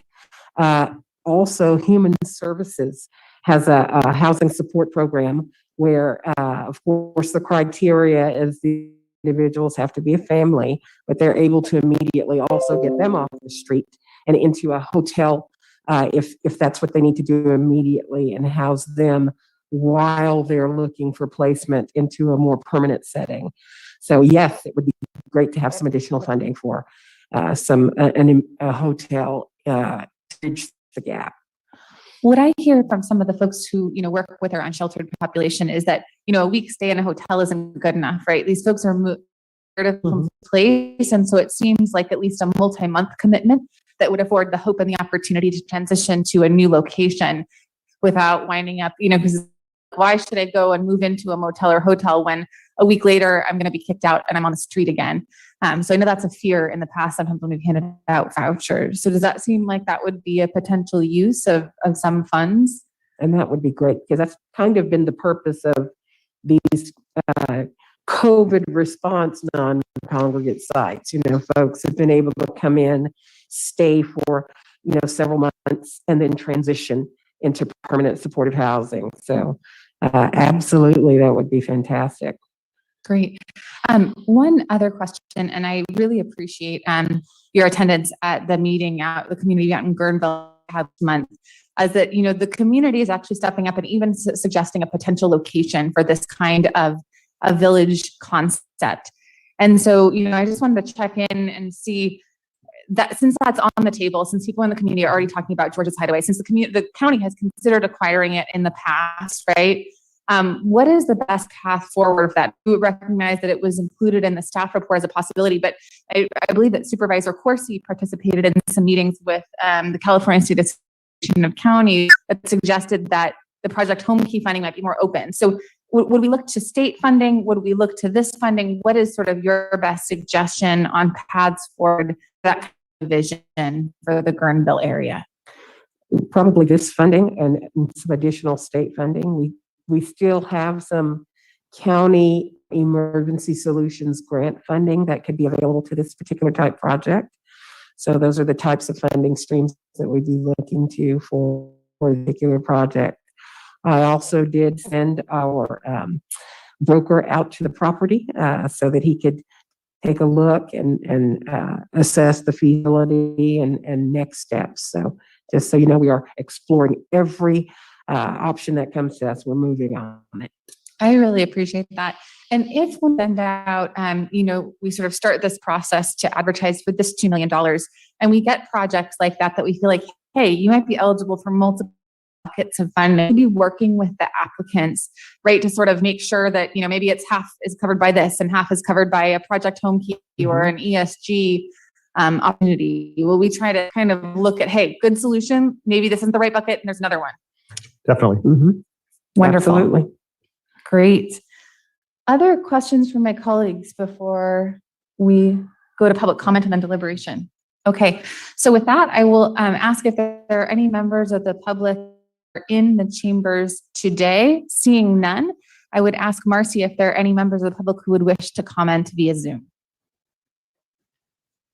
Thank you. And we do have some hands popping up, but a reminder for any of our members of the public, if you are wanting to comment on this item, it's number 26 on today's agenda. Please raise your hand in the Zoom app or press *9 on your phone keypad if you are a phone-in attendee. And again, this is number 26, which was originally assigned to the morning regular calendar. Thank you. And if I could ask to have this, thank you so much.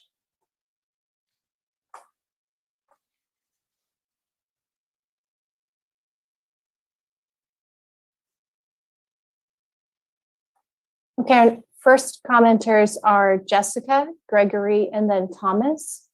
Please unmute and state your name for the comment. Jessica Brown. Please go ahead. Oh, okay. I have to say that I started, I was homeless a couple of years ago, but I started in safe parking, and I was scared to go in there. And but when I got in there, it was great. It was perfect. We were able to get YMCA passes for everybody in the parking to enable them to have a shower, which is really important. They also had showers, mobile showers that came in once a week. And when I left, it was closed down. And from there, I went back to the streets. I was at Hotel Astro, then the Hotel Azura. From Azura, and thank you, Will, by the way, and amazing. I am now at LG, and I have to say that I was super to go there, but one day it was all Jessica, amazing. Jessica, this is And Marcy. We're having trouble hearing you a little bit. Is there somewhere you can kind of position? Yes. It's the connection. I apologize. I'm right now, so the Wi-Fi is a little bad. That's a little better wherever you are right now. Okay. So again, so now I'm at LG, and I have a worker who's working with me, and the terms housing is really good. They move quickly. And just have to say that the safe parking was first and was great. And if they could find a larger property, be quick for them to go. The thing is, a lot of people won't go, and the reason why they won't go is because they've been on the streets for a long time. What they know, and I only say that because after a year of myself being on the streets, I was comfortable. So when I got into a home, I was in one for a period of time. I didn't want to really, I preferred staying in my car. So I can imagine that a lot of the that are on that have been for years.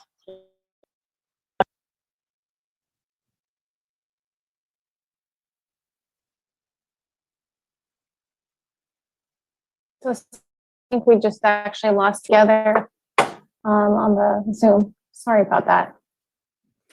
Yeah, Marcy, if she is able to call back in, I think it would to give her a little more time. It's unfortunate that we weren't able to hear her comments. It's always wonderful to hear from someone with lived experience and has worked with the system.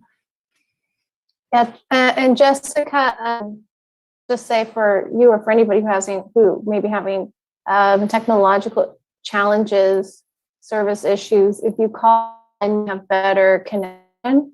And on today's agenda, there's a section to join the Zoom meeting by phone. And again, press *9 to indicate that you want to speak if you have called in to listen on the phone. So that's an option for anybody if they need to kind of connect her. Thank you. And our next commenter, if you can please unmute and state your name. Good afternoon. My name is Greg Aaron. Thank you, Dr. Hopkins and members of the board and staff. I want to congratulate you. I'm a member of the SAVES Board of Directors and as you know, for many years, those of us in groups that have been proposing creative solutions, I guess is what I'd call it, outside the box ideas, haven't gotten, as I think Chair Hopkins said, the best of reception and haven't been able to communicate as well with you. It's interesting that Tina would talk about NIMBYism, which we all focus on as one of the barriers. I think that also there's another thing called nimbleism, which is not in my bureaucratic or political or organizational life. It's opposition among ourselves. It's not communicating and not being open to what you can say yes to. In addition to having a long career in activism, I was a senior county bureaucrat. I know how hard it is sometimes for bureaucrats, good people, to understand what they say yes to. We all take guidance from those above us, and I want to thank the Board of Supervisors for giving some signals that make it possible for all of us to come together. This meeting and the meeting this morning are examples of new ideas, creative ideas, and ideas that are that nobody really cares where they came from. They just appear because we try something and it works. So thank you.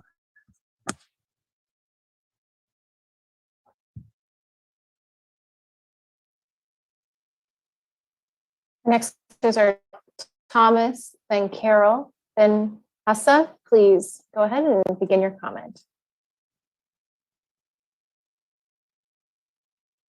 Hello, can you hear me? We can hear you.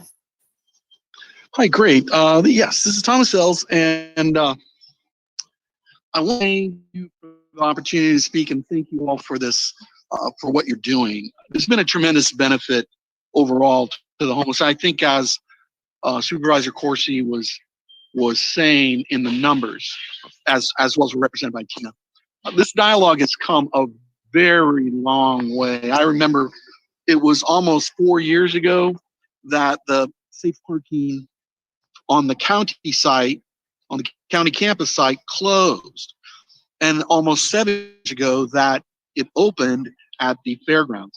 And it's incredibly important. And I have been championing, or hoping to champion that for a long time. I think Supervisor Rappert was mentioning that there needs to be a wide array of options, and I would agree.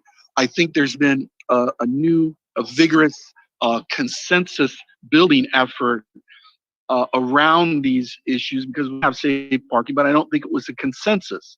And I think that Supervisor Corsi is bringing that thoughtful consideration from our experience when he was with the city, with all of our experience when he was with the city. And I would just ask that because people have very different needs, and some people's needs are the safety from other people and their needs, that there be different places for people. We have currently Los Gillicos, and there was Finley closed, there was Sonoma State, it closed, and these things. But it is important to have at any one time more than one option, because that allows them to go to a place where it's different from where he or she can't be. Thank you very much. Bye.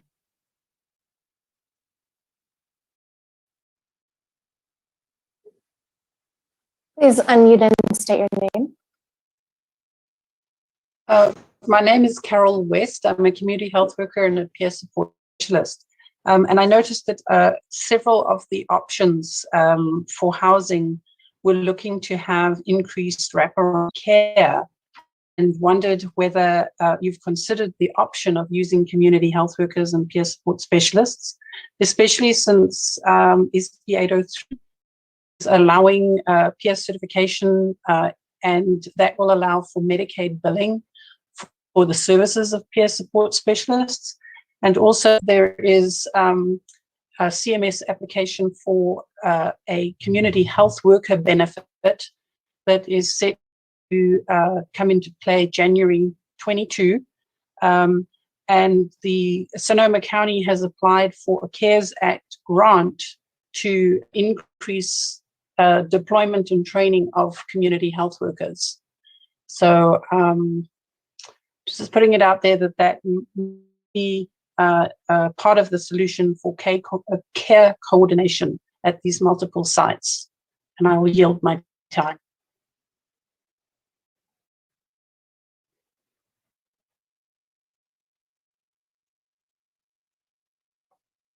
Please unmute and state your name. Good afternoon. My name is Asya Circus. I am the homelessness prevention attorney at Legal Aid of Sonoma County. I assist unhoused folks in removing legal barriers to housing, such as clearing criminal records and removing old evictions, so they can take advantage of the housing opportunities here in our community and the opportunities that you guys offer here in the county.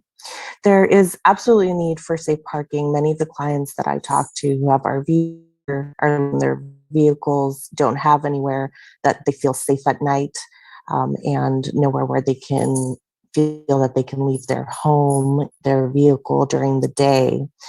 So really heartening to hear that 24-hour sites might be available for those folks.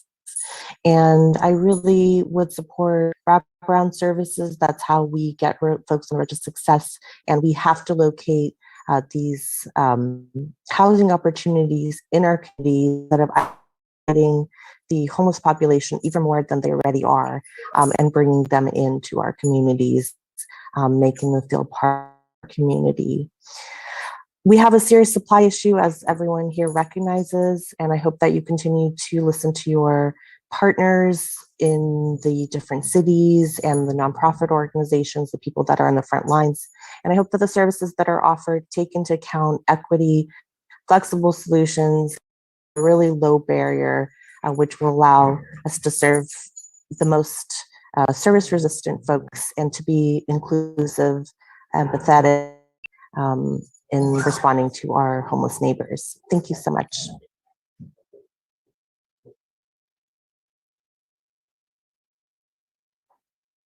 Our next commenters are Adrian T. Pierce and Kathleen. If you can please unmute and begin your comment. Hello, my name is Adrian Lobby. I am the co-founder of Homeless Action and the board president of Sonoma County Applied Service Saves. It's been a really wonderful day. I don't always like to spend the day with the supervisors, but it's been something to be really amazed by this week. And I appreciate it, all of you. I want to speak to the camp clearings issue. And I appreciate the staff for being honest about what really happens at these camp clearings. Often we hear resources are given, offered, and then people don't take them. But what we hear today is they're not enough sources. We all know that. We know that. So thank you, Susan, for asking what's possible. SAVES is willing and ready to do a model of cheaper villages, cheaper RV camps, and we'll be putting in proposals about those. We're very happy to work on an RV site. The main thing that we need is some piece of property. I want to, in my last minute, suggest something radical. That you leave the camps alone. That when there is a camp that pops up, instead of making a plan to figure out when and where to clear it, that you leave it alone. You provide porta potties and porta potties and trash pickup, and then you come out and clean it once a week, so that the neighbors are not being inundated with trash and so on. Tomorrow morning, Lombardi Court is going to be cleared. What is it, 20, 30 people are just going to be moved around the county, somewhere new, now in the city. It's an enormous waste of money. It's an enormous waste of humanity. The kind of suffering that goes on in these camps when people are being cleared, I invite you to look at it. Go out and see what it's like tomorrow. It is something that should be put into better use. And I know we could do it because we have the creativity here. Thank you so much.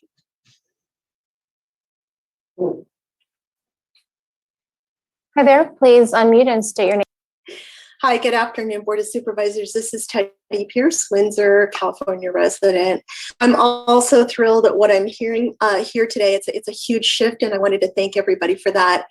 I'm thrilled that people that I care very much about are emailing back and forth with their excitement that they're finally being seen and heard, and their concepts are taken to be of value. I would like to refer back quickly to the identification of constraints that came up a little bit earlier. Most of the discussion I've heard today seems to be coming from a programming perspective, but what's not being addressed is the lack of infrastructure. And this seems to be an ongoing theme in Sonoma County. Regardless of which program approach anybody chooses to adhere to, innovation models or boot camp models, what it comes down to really is that stakeholders and partners are all aligned, and that's what's moving the needle in anybody making progress across the nation. That's why I continue to advocate for the clear strategic leadership support structure, similar to what Alameda County did this past year with their Office of Homeless Care and Coordination. And that grew out of the need to align all these siloed efforts down in that county as well. This was driven by an analysis from Urban Institute in 2018 that said that basically they identified that the lack of clear leadership structure was making it difficult to set bold goals, make difficult decisions, and the resources. I'll just say to wrap this up that I am again advocating for a distinct Office of Homeless Services to be considered in Sonoma County. Even while I was working at the CDC all that many years ago, I was of the opinion that the core HUD community development work really isn't conducive to the demands of Homeless Service Administration. And the structure could offer sustainability going forward and a lot of benefits to increase just a lot of things that I think are lacking in the infrastructure. So I'd love to still see that be considered at some point down the line. Thank you.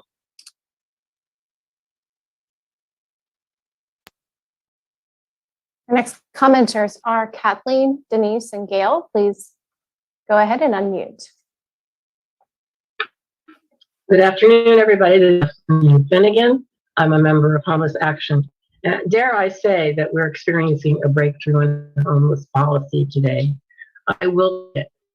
I'm very gratified to hear that the thinking that I'm hearing is a 180 from where it was X number of years, as Chair Hopkins mentioned.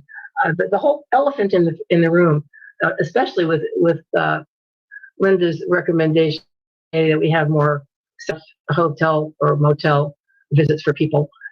This is great, except, what has happened in the past is that they came out to the same situation. We must be having the transitional solutions in place for them when they get out of that situation. Otherwise, we're just doing the old, revolving door of self-perpetuating misery.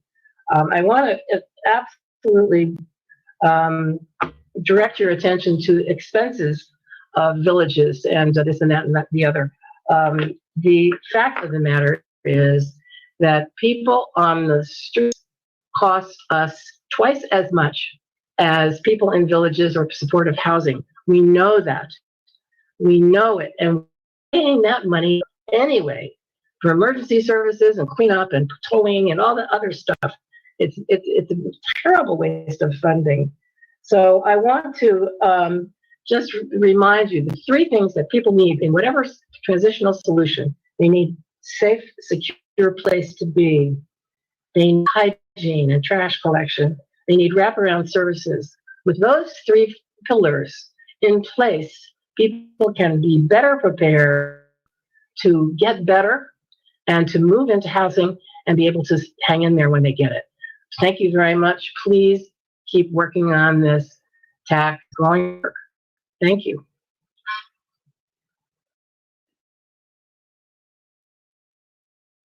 Please go ahead, unmute and state your name. Hi, my name is Denise Hill, and I'm going to take a slightly different direction. I'm a little disappointed what I'm not hearing by this report. I'm not hearing what our program costs are initially for each program and what is costing us monthly to run those programs. I would think that would be something the Board of Supervisors would want to know so they can track expenses and judge which programs are successful and how much they cost, which are the most efficient. I'm not hearing anything about transparency in that on the county website. It's slow to go up there, and when it does go up there, it's not the data that's the detail would really be needed to analyze these programs correctly. I'm incredibly disappointed that groups like AOK, Housing First, or Homeless Services are getting kudos for their work when they're the ones that have been coaching a lot of people who are on the street to not take services and how to resist services. I don't find that something you would want to partner with. It certainly keeps the encampments from fully moving into services when they are disbanded. It's not just about, by the way, trash around a neighborhood, and it's about mentally ill, which we've talked about earlier today, and threatening behavior and theft and other things that come with a portion population. So it's not just about a trash receptacle in the bathroom. We had the AOK group just make a nightmare out of an encampment that was literally like a smaller Jogodota trail within our neighborhood, directly across some houses in our neighborhood. And the food containers they left, the stuff they hauled in for these people, it just made the mounds of trash that much worse. And just no consideration for the residents. So I would like to think that consideration for residents is at the top of the list also. Thank you so much for your comment. And our next commenters are Gail, followed by Annie, and then Alice. Please go ahead. Hi, I'm Gail Simons, a member of Homeless Action, a longtime member of our community and a retired nurse here. I want to bring to mind that we probably have quite a lack of housing stock yet after all of our fires. I think we've been trying, but I think we all know that sometimes vouchers are not very helpful if there's not enough stock. Another point about Guerneville and the encampments out in the woods, the best thing that we can do is attract people in to safe encamping areas. People don't want to be out in the woods starting fires. They be in an encampment where they can have a porta potty and trash receptacle. On enforcement days, someone mentioned that people are holding out and not doing anything until enforcement day, and it kind of reminds me of Afghans rushing to the airport at the last minute. Maybe the options weren't very good before that. Sometimes people rush at the last minute because there haven't been any other options at first. I'm so glad Director Rivera talked about suite of options. We need stepping stones. We need to have safe encampments with porta potties and trash, and then a safe encampment with porta potties, trash, and a shower. And then you step up to a safe encampment with a porta potty, shower, trash, and maybe a little outdoor kitchen. And the sense of community in those safe encampments is very important. I feel sad when people are taken out of a community, whether it be on Lombardy Court or wherever, and moved into a hotel all by themselves.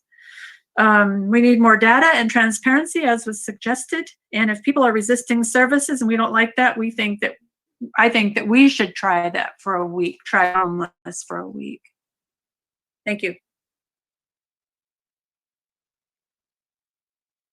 Okay, our next commenter can now unmute.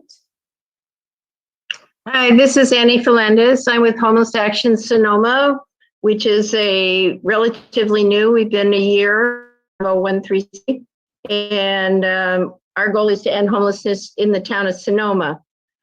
We are presently have a proposal with the county for a facility. We have land in escrow, and we want to do a transitional facility to move people from homelessness to members of the community. Presently, we have all volunteer staff, and we've been fairly successful with outreach for the homeless. We have two programs. One is called Befriending. It's where through barbecues, homeless and sheltered people meet and they become friends. And then the shelter person helps the homeless through things like the housing, the rapid rehousing and the coordinated entry, which if you're a homeless person and your phone doesn't always work and you have no access to the internet, is very, very difficult to access. And just in May, I just want to say that Andrian, I totally agree with you about the camp sweepings. We are having our first one here in Sonoma now, and it's a long-term camping area for homeless, and they're being moved because of fires have been started. And if you ask any homeless person in this community, they will tell you they know who is starting the fires, and it is not a homeless person. But they're afraid to step forward, tell who it is, because they figure that will just get them involved and it will not be good. So number one feeling is that we have to build trust, and that's what we're doing here in Sonoma. And thank you.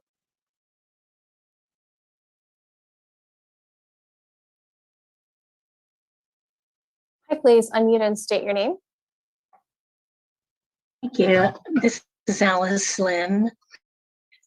First of all, thank you so much to Ms. Rivera for your report.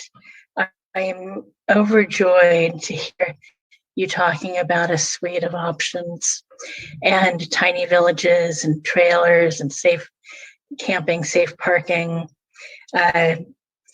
So many of us on the Homeless Action list are expressing our joy to hear what you're speaking about. And frankly, you've taken most of my public comment. You've said what I would like to say, but better.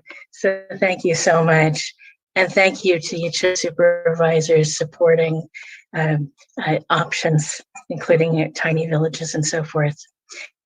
And as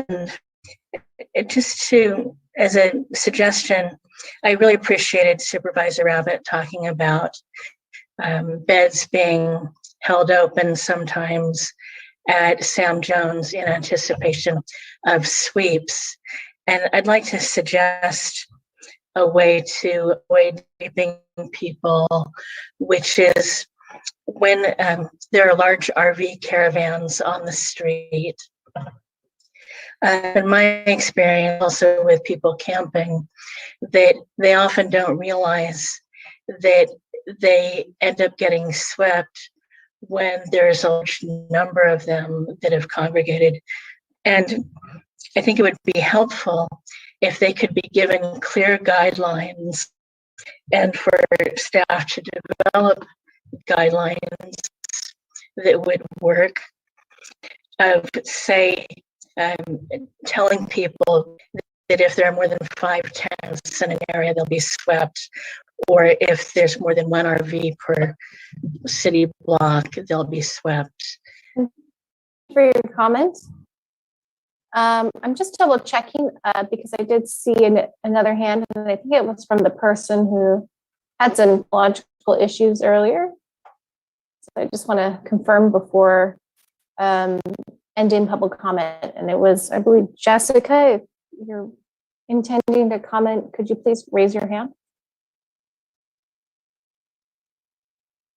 Thank you.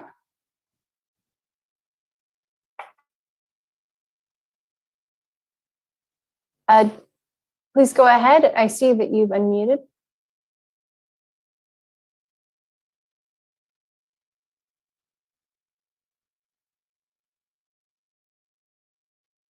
I'm sorry to say we're still not hearing you. Have maybe another, is your device maybe muted in another location?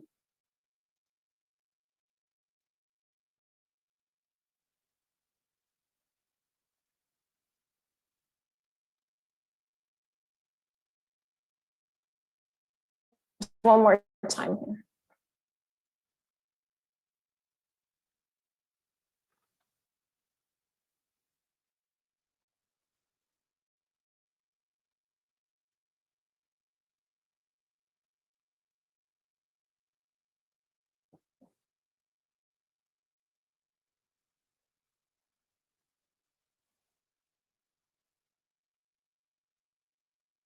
I'm sorry, and I see you muted again, but again, we're not hearing you. I'm sorry for the technological issues. What I'll say is, again, you can email any comments to bos@sonoma-county.org, and that would be distributed to the full board. And I apologize for any issues that we're having here. Chair Hopkins, that will conclude our public comment. Thank you very much, Marcy. And again, sorry, Jessica, for the technical difficulties, but please do send us an email. Would love to hear your thoughts further. And thank you to all of the members of the public who called in, and more importantly, who have been advocating regarding homelessness and trying to problem solve for many, many years. I really appreciate your service to the community. I do know that someone said that sometimes acts have been trying to get folks to resist services, and I have never found that to be true. I have really found that folks are acting in the best interest of others and trying to actually connect them to supportive services and assistance. So I do want to say thank you to all those folks who have been doing that work for years and building their relationships with some of our unsheltered residents. With that, I would turn to my colleagues for any sort of further comments and deliberations and directions to staff at this time. Supervisor Corsi and then Supervisor Gore. Thank you, Chair Hopkins. Thanks for the conversation today and with the public online. You know, I just want to kind of sum this up in my point of view, and what I heard early on is that we need that suite of options that's been mentioned so many times today, that we need place for RVs and trailers to go. You know, we need indoor, outdoor type of shelters that were talked about last year by the board. I've heard several times over the past year that Los Guilicos Village has become a real key part of the system, kind of a safety valve at the front end where we can get people into the system of care. So we need all that stuff. And we also, the other need that I skipped was we need operational funding for supportive housing. We also need funding for operations of every part of this system create that's new. You know, every new suite, every new part of that suite needs operational funding. And just for example, one site, no matter how large or small it is, needs security, because we've created pretty much that standard for all of these sites that we're standing up. Providing security 24/7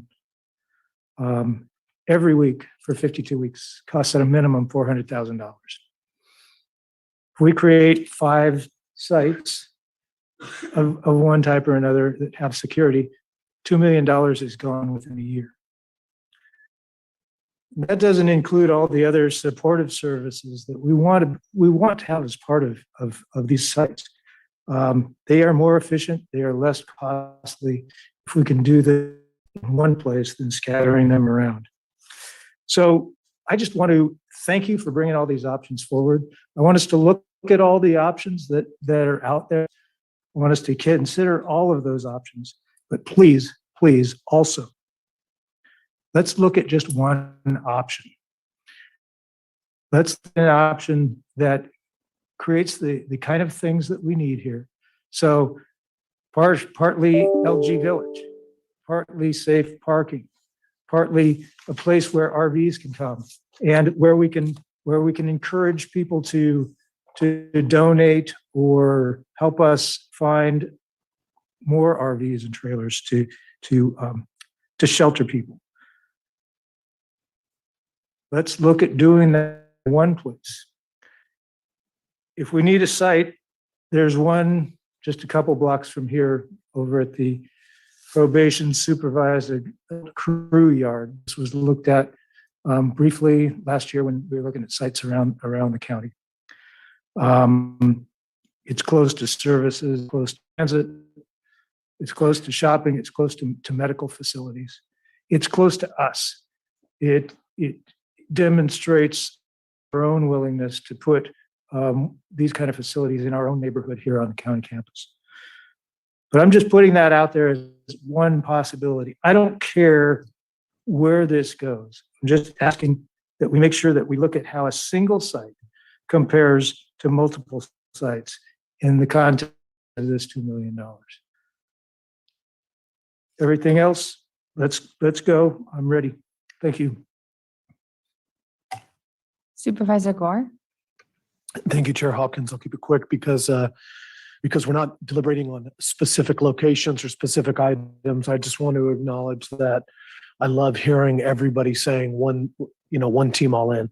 And when Los Guillicos was identified with a lot of concern, we made a commitment that we would go after other sites around the county. And when we identified options for Home Key in Santa Rosa, and instead of we're at Los Guillicos, it's too far from services. Now it was too close to so many services. We also understand that when, in some of the other locations around the county where we've looked at suburban neighborhoods, it's too much of a danger for families. So the reality here is that we have to manage these sites with confidence as opposed to find the perfect site. So I applaud our efforts so far. I look forward to seeing if the solutions up in North County that we're rallying all our cities and others towards create some opportunity. If we have to find more money to create more solutions on the table, I'm not afraid of that. But I want to make sure that our money is leveraged to the fullest extent possible. So with that being said, I think the biggest thing is that we know we need also safe parking programs. So we, in the last item, identified $500,000, and there's more if there's more opportunity on the table for Home Key from my mind. But with this specifically, I'm thinking, how do we leverage into models like Los Guillicos Village and models like a safe parking program or a couple of them that could actually work. We have to provide those options to be able to manage the community. So once again, I'm going to be looking for staff to identify those locations. I've thrown a couple to you that we have collaboratively looked at up in North County. If those rank high, great. I'm not going to over lobby or under lobby, but you have the money to do what you need, and I'm going to be supportive when you come back of taking action. Thank you. Thank you, Supervisor Gore. Supervisor Gorin. Thank you. Yes, I've been pretty emphatic that LG Village is successful in many regards, but it is too far away from South County, North County, West County. The residents want to live in the communities where they have families and they have experiences. So from my perspective, yes, I'm encouraging Annie with Homeless Action Sonoma to submit proposals and to move forward, but I think it's really important that we identify locations and solutions in the Central, West, North County, and even South County. Again, everyone should understand how important it is for people who are homeless in the community to live close to their community. So let's look at a variety of options, but in a geographically dispersed proposals. Thank you, Supervisor Gorin. Supervisor Rabbit. Well, I'll be brief and just say all of the above, which is both, we need all of the above.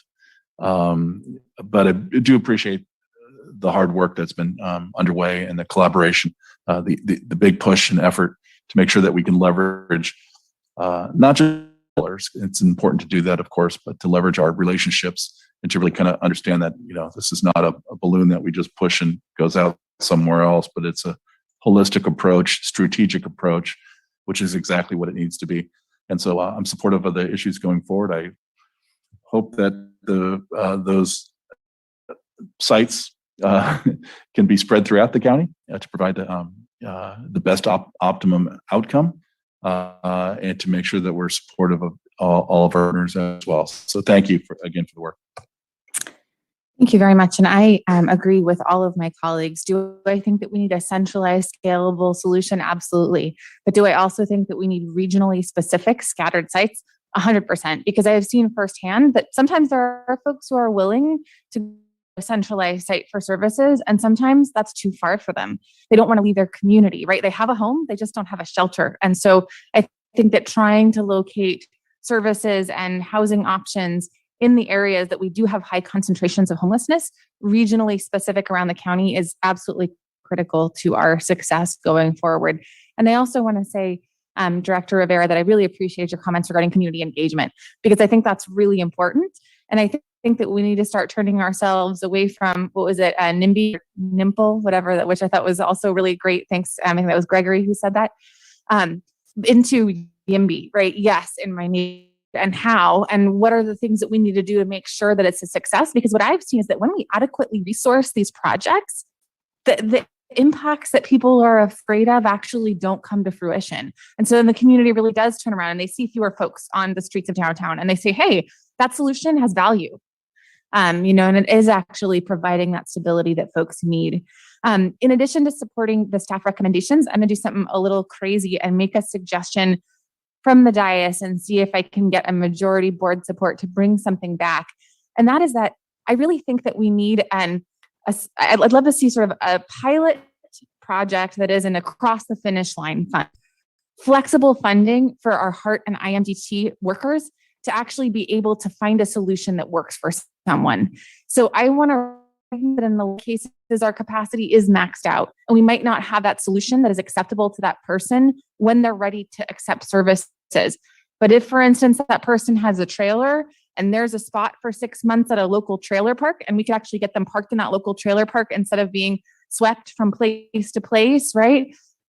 Or if there's an opportunity in a local motel or hotel, maybe they're not willing to go over to, Azura or to Windsor, or, if there's that opportunity and we could come up with a service that they would excel, I think that would have tremendous value, because I hear the frustration in our workers who feel like they're so close, right? And they just need the solution that's going to work for that person at that point in time. And so, I don't want to touch our $2 million because I know that's already been spent about 5 ways from Tuesday, but we do have $5.6 million in contingency. So I would suggest a pilot program to provide discretionary funding for those solutions on an individual basis, right? Specifically targeted at encampment clearings. That we need extra capacity there to ensure that we're complying, right, with the intent, with the letter of the law, but also with really the intent, which is how do we find those solutions for folks? So I'm wondering if folks would support, say, a $200,000 pilot project that could go through the HEART IMDT specifically to fund solutions that, we just don't have that within our system of care currently, but there might be a local solution that would work for someone. And I really do think that in particular for RVs, if we were to get some funding to be able to actually park their RVs in some place where there is water and electricity and sewer, so that they're not emptying their tanks on the side of the road, or as we've seen, literally filling barrels with human waste because they have nowhere else to dump it. That's my slightly out of left field pitch to see if it's something we could bring back at a future board meeting. Well, I'm supportive of that, but we have very limited funding and contingencies. So I need to be very conservative with the contingencies. It's practically the beginning of our fiscal year. And so I don't know what we will experience. I don't know that those solutions coming forward are geographically dispersed and across the county, meeting the strategic goals of the county. So I may be interested. I know that we had talked about that initially when we were talking about the $2 million, because we didn't necessarily want to wait for this day to allocate the funding. But I don't want to just approve these things, one here, when in fact it may not meet our strategic goals or priorities. So my goal with fund, first of all, we wouldn't approve it today. We would sort of have it come back, for potentially a consent or a regular item later.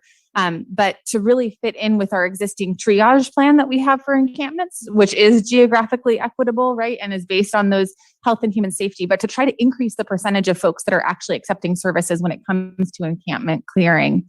And I do have 5.6 million currently in contingencies, and we often start out a year, right, with 5 million. So we do have some, some cushion. So that would be my request to see if there's a majority of the board who would support that. All right. Supervisor Corsi says, bring it back. Let's talk about it. Supervisor Warren. Well, we can talk about it. I would want to see a limitation. I don't want to use $5 million in one project. Are we going to limit it to a couple 100,000? Oh, and that's what I said. Sorry, I don't know if you said 200,000 Okay. of the 5.6 million in contingencies. Then I'm far more interested if we limit it to a small amount. Oh, yes. Oh, no, trust me, I wasn't planning on spending $5 million contingencies. That would be a very bad plan. I was a little nervous. Yes, no, I was thinking a $200,000 pilot project Okay. that could see, hey, can we actually increase the percent of folks in these encampments to accept services if we have some flexibility for our service workers to identify those types of solutions? And again, looking for solutions countywide, not 100%. This is not about West County. This is about wherever there's an encampment that needs Good. clearing, and we want to address that. Good. Thank you. CEO Bratton. Well, I was just going to seek occasion when we bring this back. We say countywide, but are we also talking incorporated and unincorporated? Yes, I would say wherever, our heart and IMDT workers are going, which is both inside and outside of city limits. So my just goal is, how do we get more folks truly off the streets and into the continuum of care system? So Supervisor Gore, are you good with that? Supervisor Rabbit, bring it back. Bring it back. Great. Wonderful. All right. On that, are there any other last minute thoughts or motions before we make the final one? Just that I think I want us to keep our eyes focused, and for staff to ask you that you do this too on the word we used in the previous item, which was integration, because number one is that we were talking about hosting, and there's a lot of stuff with homelessness that we need to coordinate back with the cities. And, I want to start by just applauding the two of you for what it appears to be looking, departments working very well together. We've gone through a lot with CDC and health services and other things, trying to figure this out, and just honoring the fact that you guys are working that to get us and tell us what is the future construct is something that gives me a lot of hope and confidence about where we're putting our money. So that is that we have the IMDT money, we have the MST money, the HART. I know I'm throwing out a bunch of acronyms, but basically a lot of different funds, multiple millions of dollars. We have the state funding that needs to be actualized and linked with some of this stuff. And then we also have an ordinance that we have to review. We're still, even though we can't talk about that, openly with litigation and other things, we all know that, and it's public, is that we are under an injunction still. That isn't just the Martin v. Boise, but is another one specific to Sonoma County, and making sure that we deliver on our solutions and write the right kind of ordinance going towards the end of the year, I think is important as well. So I'm just hoping that we can use these different items to bring forward the whole show. Thank you. All right. And with that, we don't have a formal action to take today. It really is the support of the staff recommendations and directing staff to move forward as described. But I feel like this is a really important one. So I feel like we should make a motion and take a vote on it to have some resolution. I move that we accept the staff recommendations, number 1 and number 2, and bring back an item talking about pilot project for the last gap or the last funding necessary for solutions. Great. Do we have a second?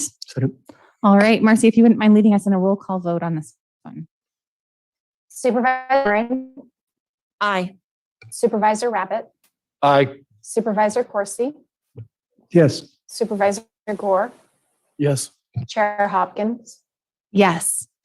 Thank you, staff, so much for all of your work. And, really, I want to recognize that this takes a tremendous amount of work from the folks who are actually out there at the encampments, interacting with folks on a daily basis, to our leadership. And so thank you all to every level of the teams that work on addressing homelessness in Sonoma County, and to all of the advocates and activists who are out there also developing relationships and supporting human beings and trying to make the world a better place. So thank you all. Thank you. I just have to say, on behalf of Dave and I and Bill and the staff, that we're just so appreciative of this board and your passion and your commitment to the county. And, we're in this with you. So thank you. Thank you. And I just want to echo Supervisor Gore's comments. It is to both of you working so closely together to meet the needs of the community. So we are all in this together. Thank you. So that will bring us, we did postpone item 31, the inmate medical and dental services agreement.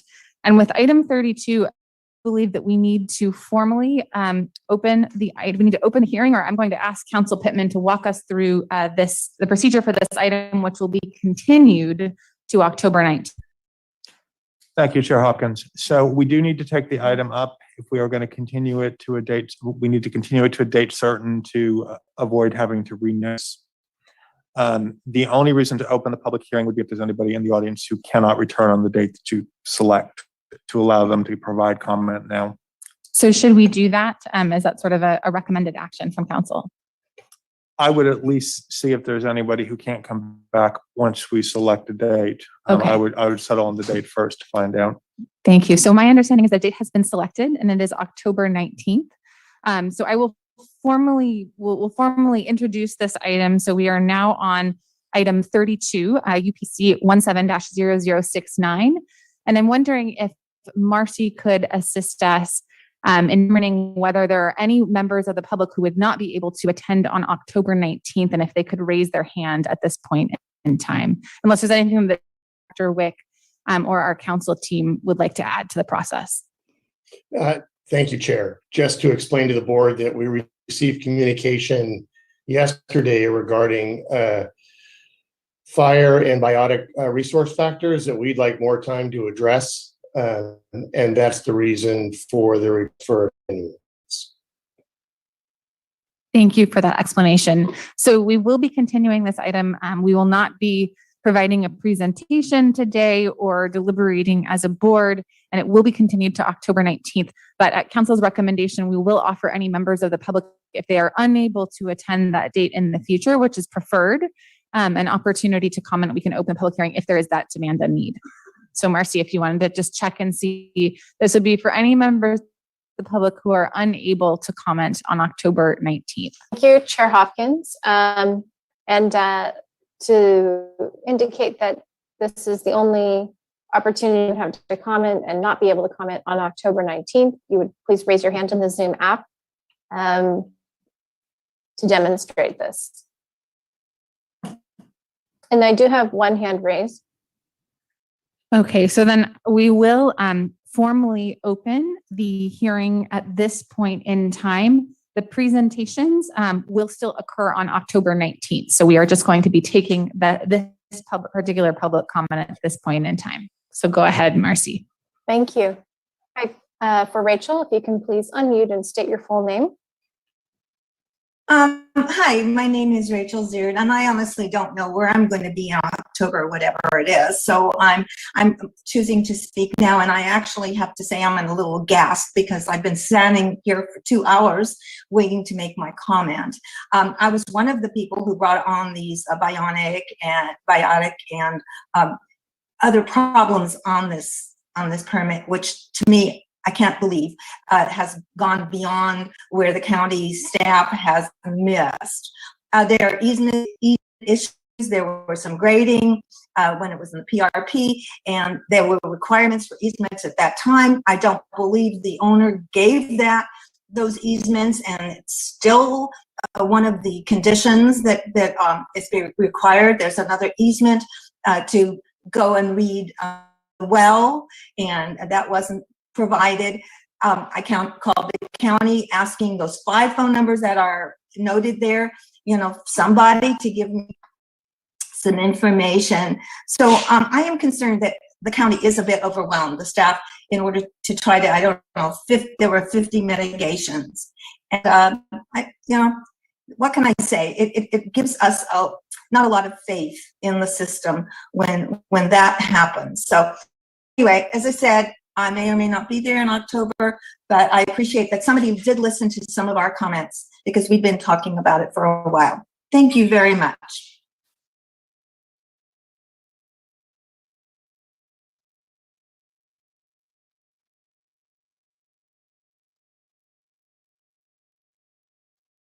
Thank you.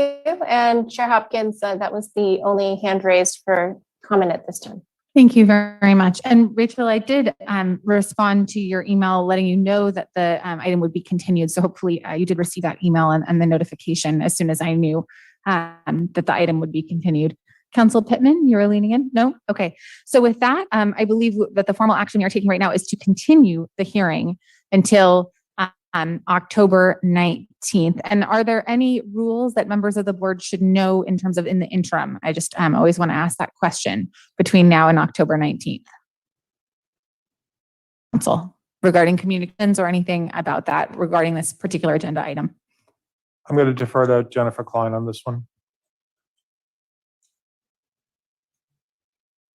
Well, as with any entitlement, to the extent there are communications about the project that occur outside of the hearing, they're ex parte communications. So when the hearing resumes, you would just need to disclose on the record the communication in sufficient detail to allow applicant and any interested parties to respond. Thank you very much, Council Klein. I appreciate that. So with that, we will be continuing this item to October 19th, and I look forward to seeing everyone at that point in time. Thank you, Chair. And so that brings us to the board member report outs on assigned boards, councils, commissions, or other attended meetings. Who has their calendar and something to report in the last week? Supervisor Gore? Yeah, I mean, only one to really update on, which was meetings with CSAC and the administration. And I just wanted to let the board know that those kind of key items is the Brown Act and the executive order potentially expiring from the governor on our allowances COVID under the act. And it seems like what's going to happen is that the governor's office is supportive of passing legislation that has come forward out of the Assembly and the Senate. But not extending it as another administrative determination from the governor himself. And so there still is some work going back and forth with CSAC, but the goal is to provide us the flexibility to continue to not only do what we're doing, but they also acknowledge that there's been a lot of people who've been engaged in government who haven't been able to before. We're also, as a part of that, going to be really working to try and get the best practices or even the state of play from different counties.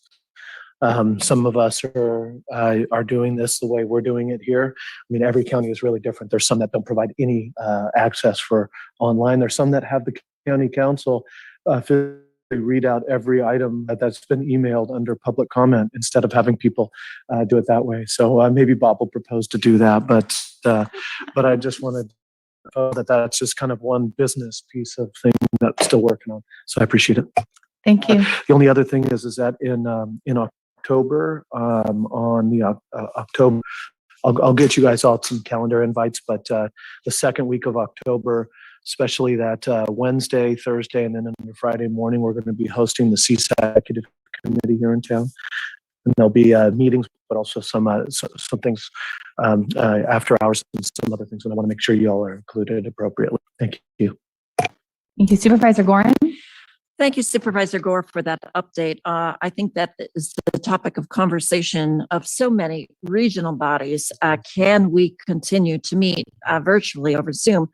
And for those of us who have a distance to drive to get to some of those meetings, it really is a blessing that we can do that over Zoom. I'm wondering if it is appropriate for this county, this board, to let the governor expressing support for the flexibility in meeting as executive boards and boards of directors. Climate change comes to mind, but also we're not through with the pandemic. It's going to take us a while, and there's another variant circulating. So this may be the wave of our future. as you pointed out, this might be the future of work. So I think it's important for us and maybe CSAC to weigh in and press for that. I understand the Brown Act and responsiveness to the public, but I also understand how effective it's been in participating in meetings.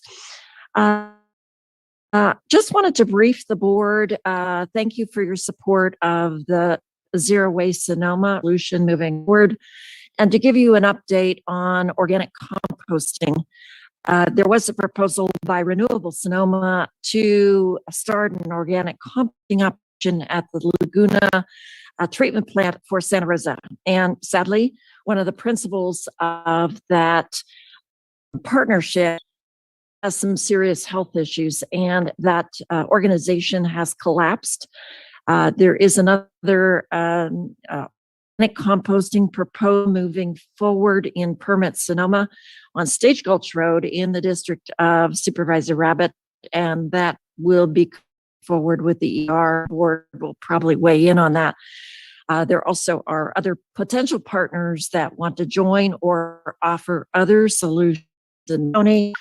Zero Waste Sonoma will be issuing an RFP again for innovative solutions on organic composting. We do apply in the county, and it's frustrating to me, and probably to all of you, that it's taken so long to get to this point, and then oops, back where one. So thank you. It's sort of lurchingly moving forward. Great. Supervisor Rabbit? Sure. Since last we met, MTC meetings I've attended, as well as the Bay Area Toll Authority, the Bay Area Infrastructure Authority, MTC board meeting itself, some closed sessions as well. The Water Advisory Committee, including a couple of meetings with our colleague from Marin County, Dennis Rodoni, with the Marin Sonoma drought, kind of making sure that we're coordinating all the issues in west of Petaluma and west of New, I guess, or west northwest, just to make sure that we're on that same page. We've had a lot of fire ad hoc meetings, and I think I'm sounding using the Roman numerals.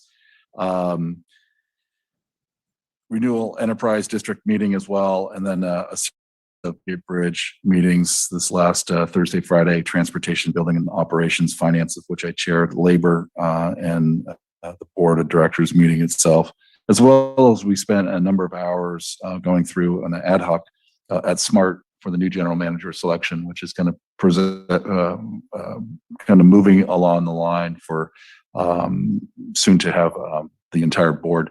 I think it's on the September 9th. There'll be two community groups, one technical advisory group, one community based. I think our county administrator has pledged to be on one, which I am very appreciative of. And then the next day, the board will do the interviews as well, and sooner after a selection going forward. So that's it. Thank you.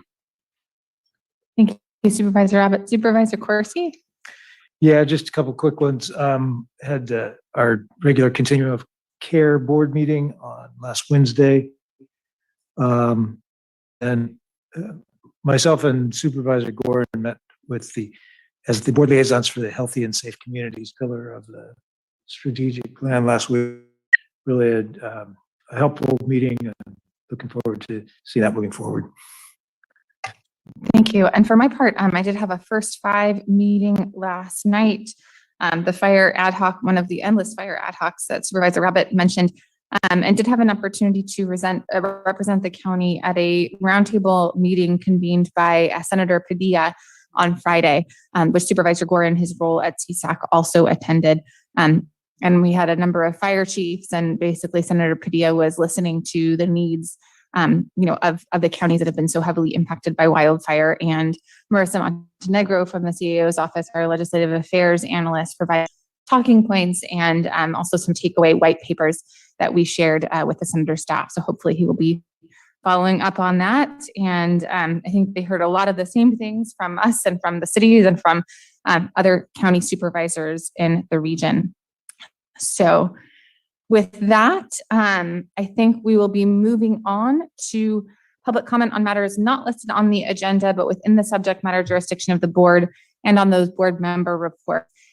And if we can do 90 seconds for these, and looks like there are no members of the public present in the chamber. Thanks for letting us know, and I'll hand it over to me to take public comment via Zoom. Thank you. For this section of today's agenda, you would raise your hand in the Zoom app or press *9 if you are a phone-in attendee. And we do have some hands beginning to raise. Thank you so much. So our first commenter is Gregory. If you can please unmute and then begin your comment.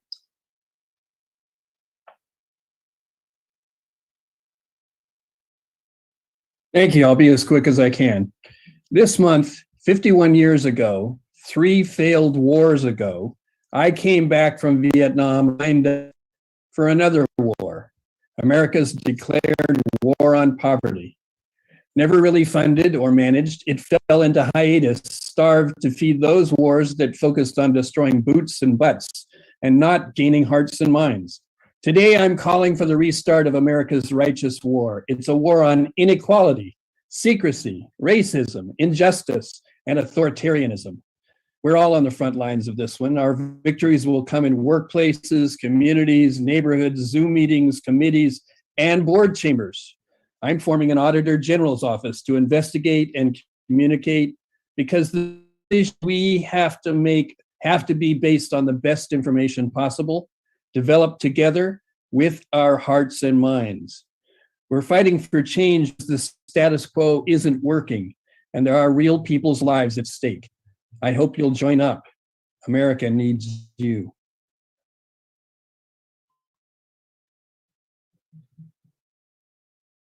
The next commenter is a phone attendee. Please press *6 to unmute.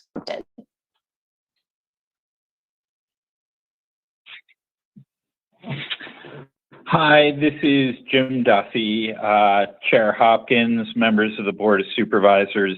I live in Rohnert Park. I'm also a NACOL certified practitioner of oversight. And I'm calling in today to again request that you immediately begin the process of doing a national search for a director for IO-LARO in lieu of the passage of Measure P, which changed the functions of the office and the qualifications for the director. And this has nothing to do with who the current director is. It's not a vote of no confidence in the current director. What it is a best practice. Every time we redo the ordinance for the oversight body, and this will just be the first time, that we'll have multiple times over the course of the years. We should, when the director who is serving at that time's contract runs out, do a national search. It's just makes sense. And the current director should be encouraged to apply, and probably has an inside track. But being that we're going to change the roles and responsibilities associated with the office, you want to make sure you have the best person that we can attract for Sonoma County. And being that it passed by 2/3 vote, there's obviously a strong interest in having a over office. And thank you so Thank much you for for your considering comment. my comment. Our next commenter, if you can please unmute and state your name.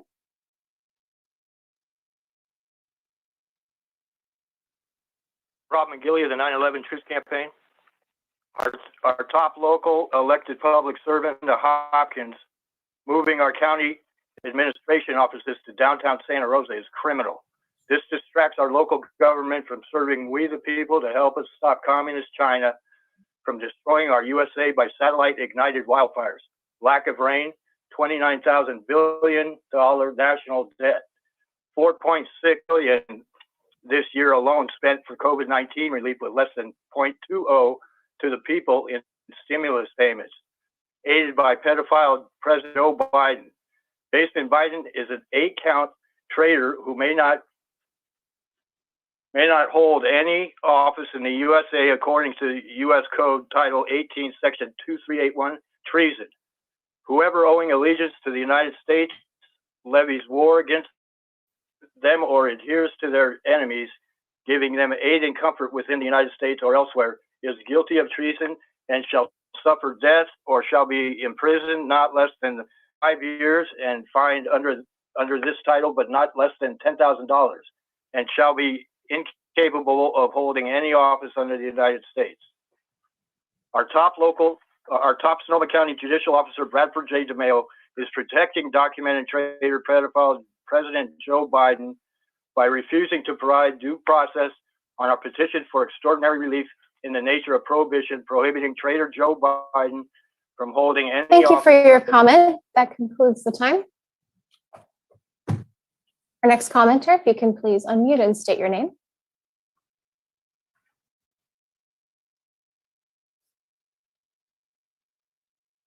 My name's Fred Peterson. I'd like to thank Chairman Hopkins and members of the board. I'm a resident of Dry Creek Valley and a director for the Northern Sonoma County Fire Protection District. I'm speaking on behalf of Board President Paul Bernier, who was harvesting. He's sitting alongside me now, and our entire board of directors.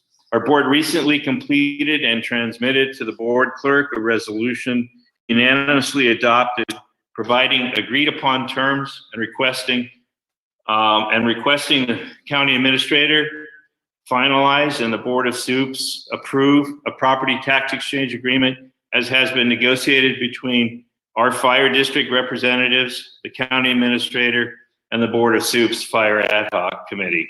This property tax exchange agreement will allow us to proceed to LAFCO with the long pending annexation of the underserved state 40 areas in Northern Sonoma County, including Fish Mountain, Lower Dry Creek, and the Geysers. After many years of working toward this goal, we ask that the agreement be finalized and adopted as expeditiously as possible so we may build on our existing programs to reduce the ever-present existential threat from wildfire we face in Northern Sonoma and indeed throughout Sonoma County. Our citizens, as well as the neighboring cities and communities threatened by wildfire, thank you for making these annexations a reality. As a public official responsible for our residents' safety, my gratitude is profound. Thank you. Next commenter, if you can please unmute and press *6 to do so.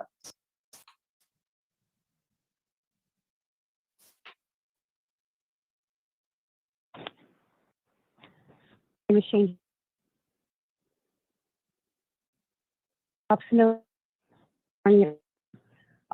Hi, we're not hearing you right now. Why? Okay.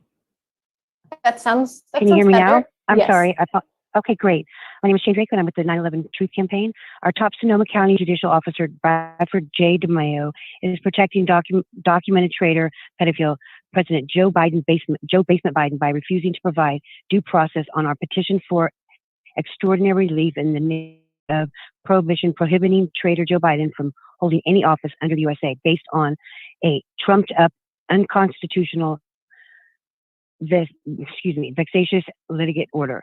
Our County of Sonoma 5th District Supervisor Linda Hopkins, chair of the boards of supervisors, 4 of whom conspired to spend $28 million of our tax dollars for a new administration building in downtown Santa Rosa, a mile from our courts, jail, and sheriff office, all easily reached by Highway 101. There is no good reason for this because it distracts from communist China taking over our bankrupt country.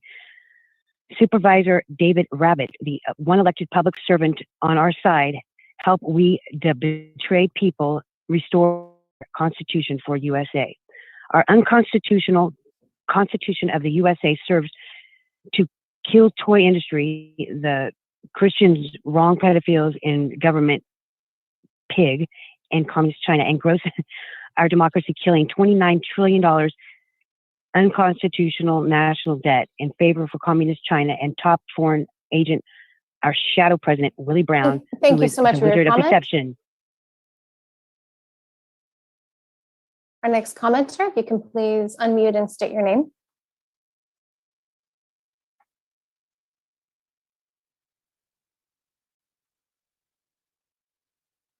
Mary Morrison, number 1, at the end of the Willie Brown stained 9-hour meeting of our County of Sonoma Board of Supervisors on July 27th, 2021, at a special meeting of We the People Sonoma County Government chaired by you and 6 of us 9/11 Truth campaigners had to wait over 2 hours to make a 60-second public comment by phone at the end of a public meeting that mainly serves special interests and not we the people of the county of Sonoma. The 4 special interests serving super puppets on the board are bound by oath of office, public servants who may be seeking personal gain from a $20 million county purchase of 7.4 acres and 3 years for sale in a Sears store in the south end of the Santa Rosa in the city of Santa Rosa, with absolutely no benefit for weak people. This purchase benefits Transform Co. that brought the property along with other bankrupt Sears assets. Number 2, the 9/11 Truth Campaign of Grayton publicly speaks out at every opportunity in Northern California in an attempt to save our dying democracy ever since bad boy born again Bush botched the Enron-sponsored organized crimes on 9/11, perpetuated by desperate Enron builder Ken Lay, and in his attempt to save and by selling Caspian Basin oil, natural gas, and oil to communist China. But Bush botched Lay's 2-year-making plans for 9/11 to get Enron solvent. Now you can seal that on October 8th. And thank you for your comment. That concludes the time. And I'm just looking briefly before closing public comment to see if there are any additional hands.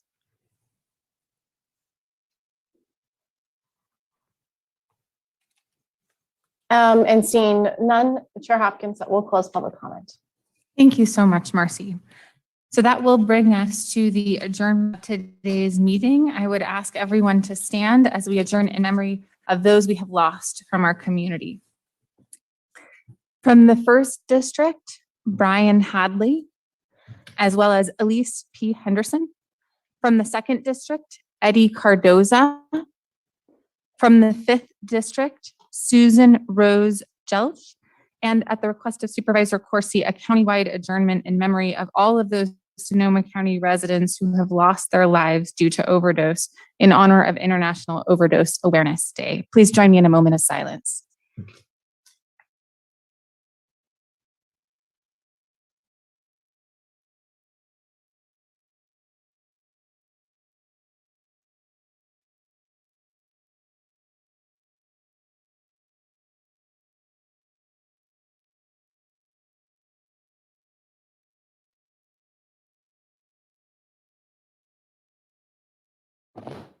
Thank you very much, and that will conclude our meeting today.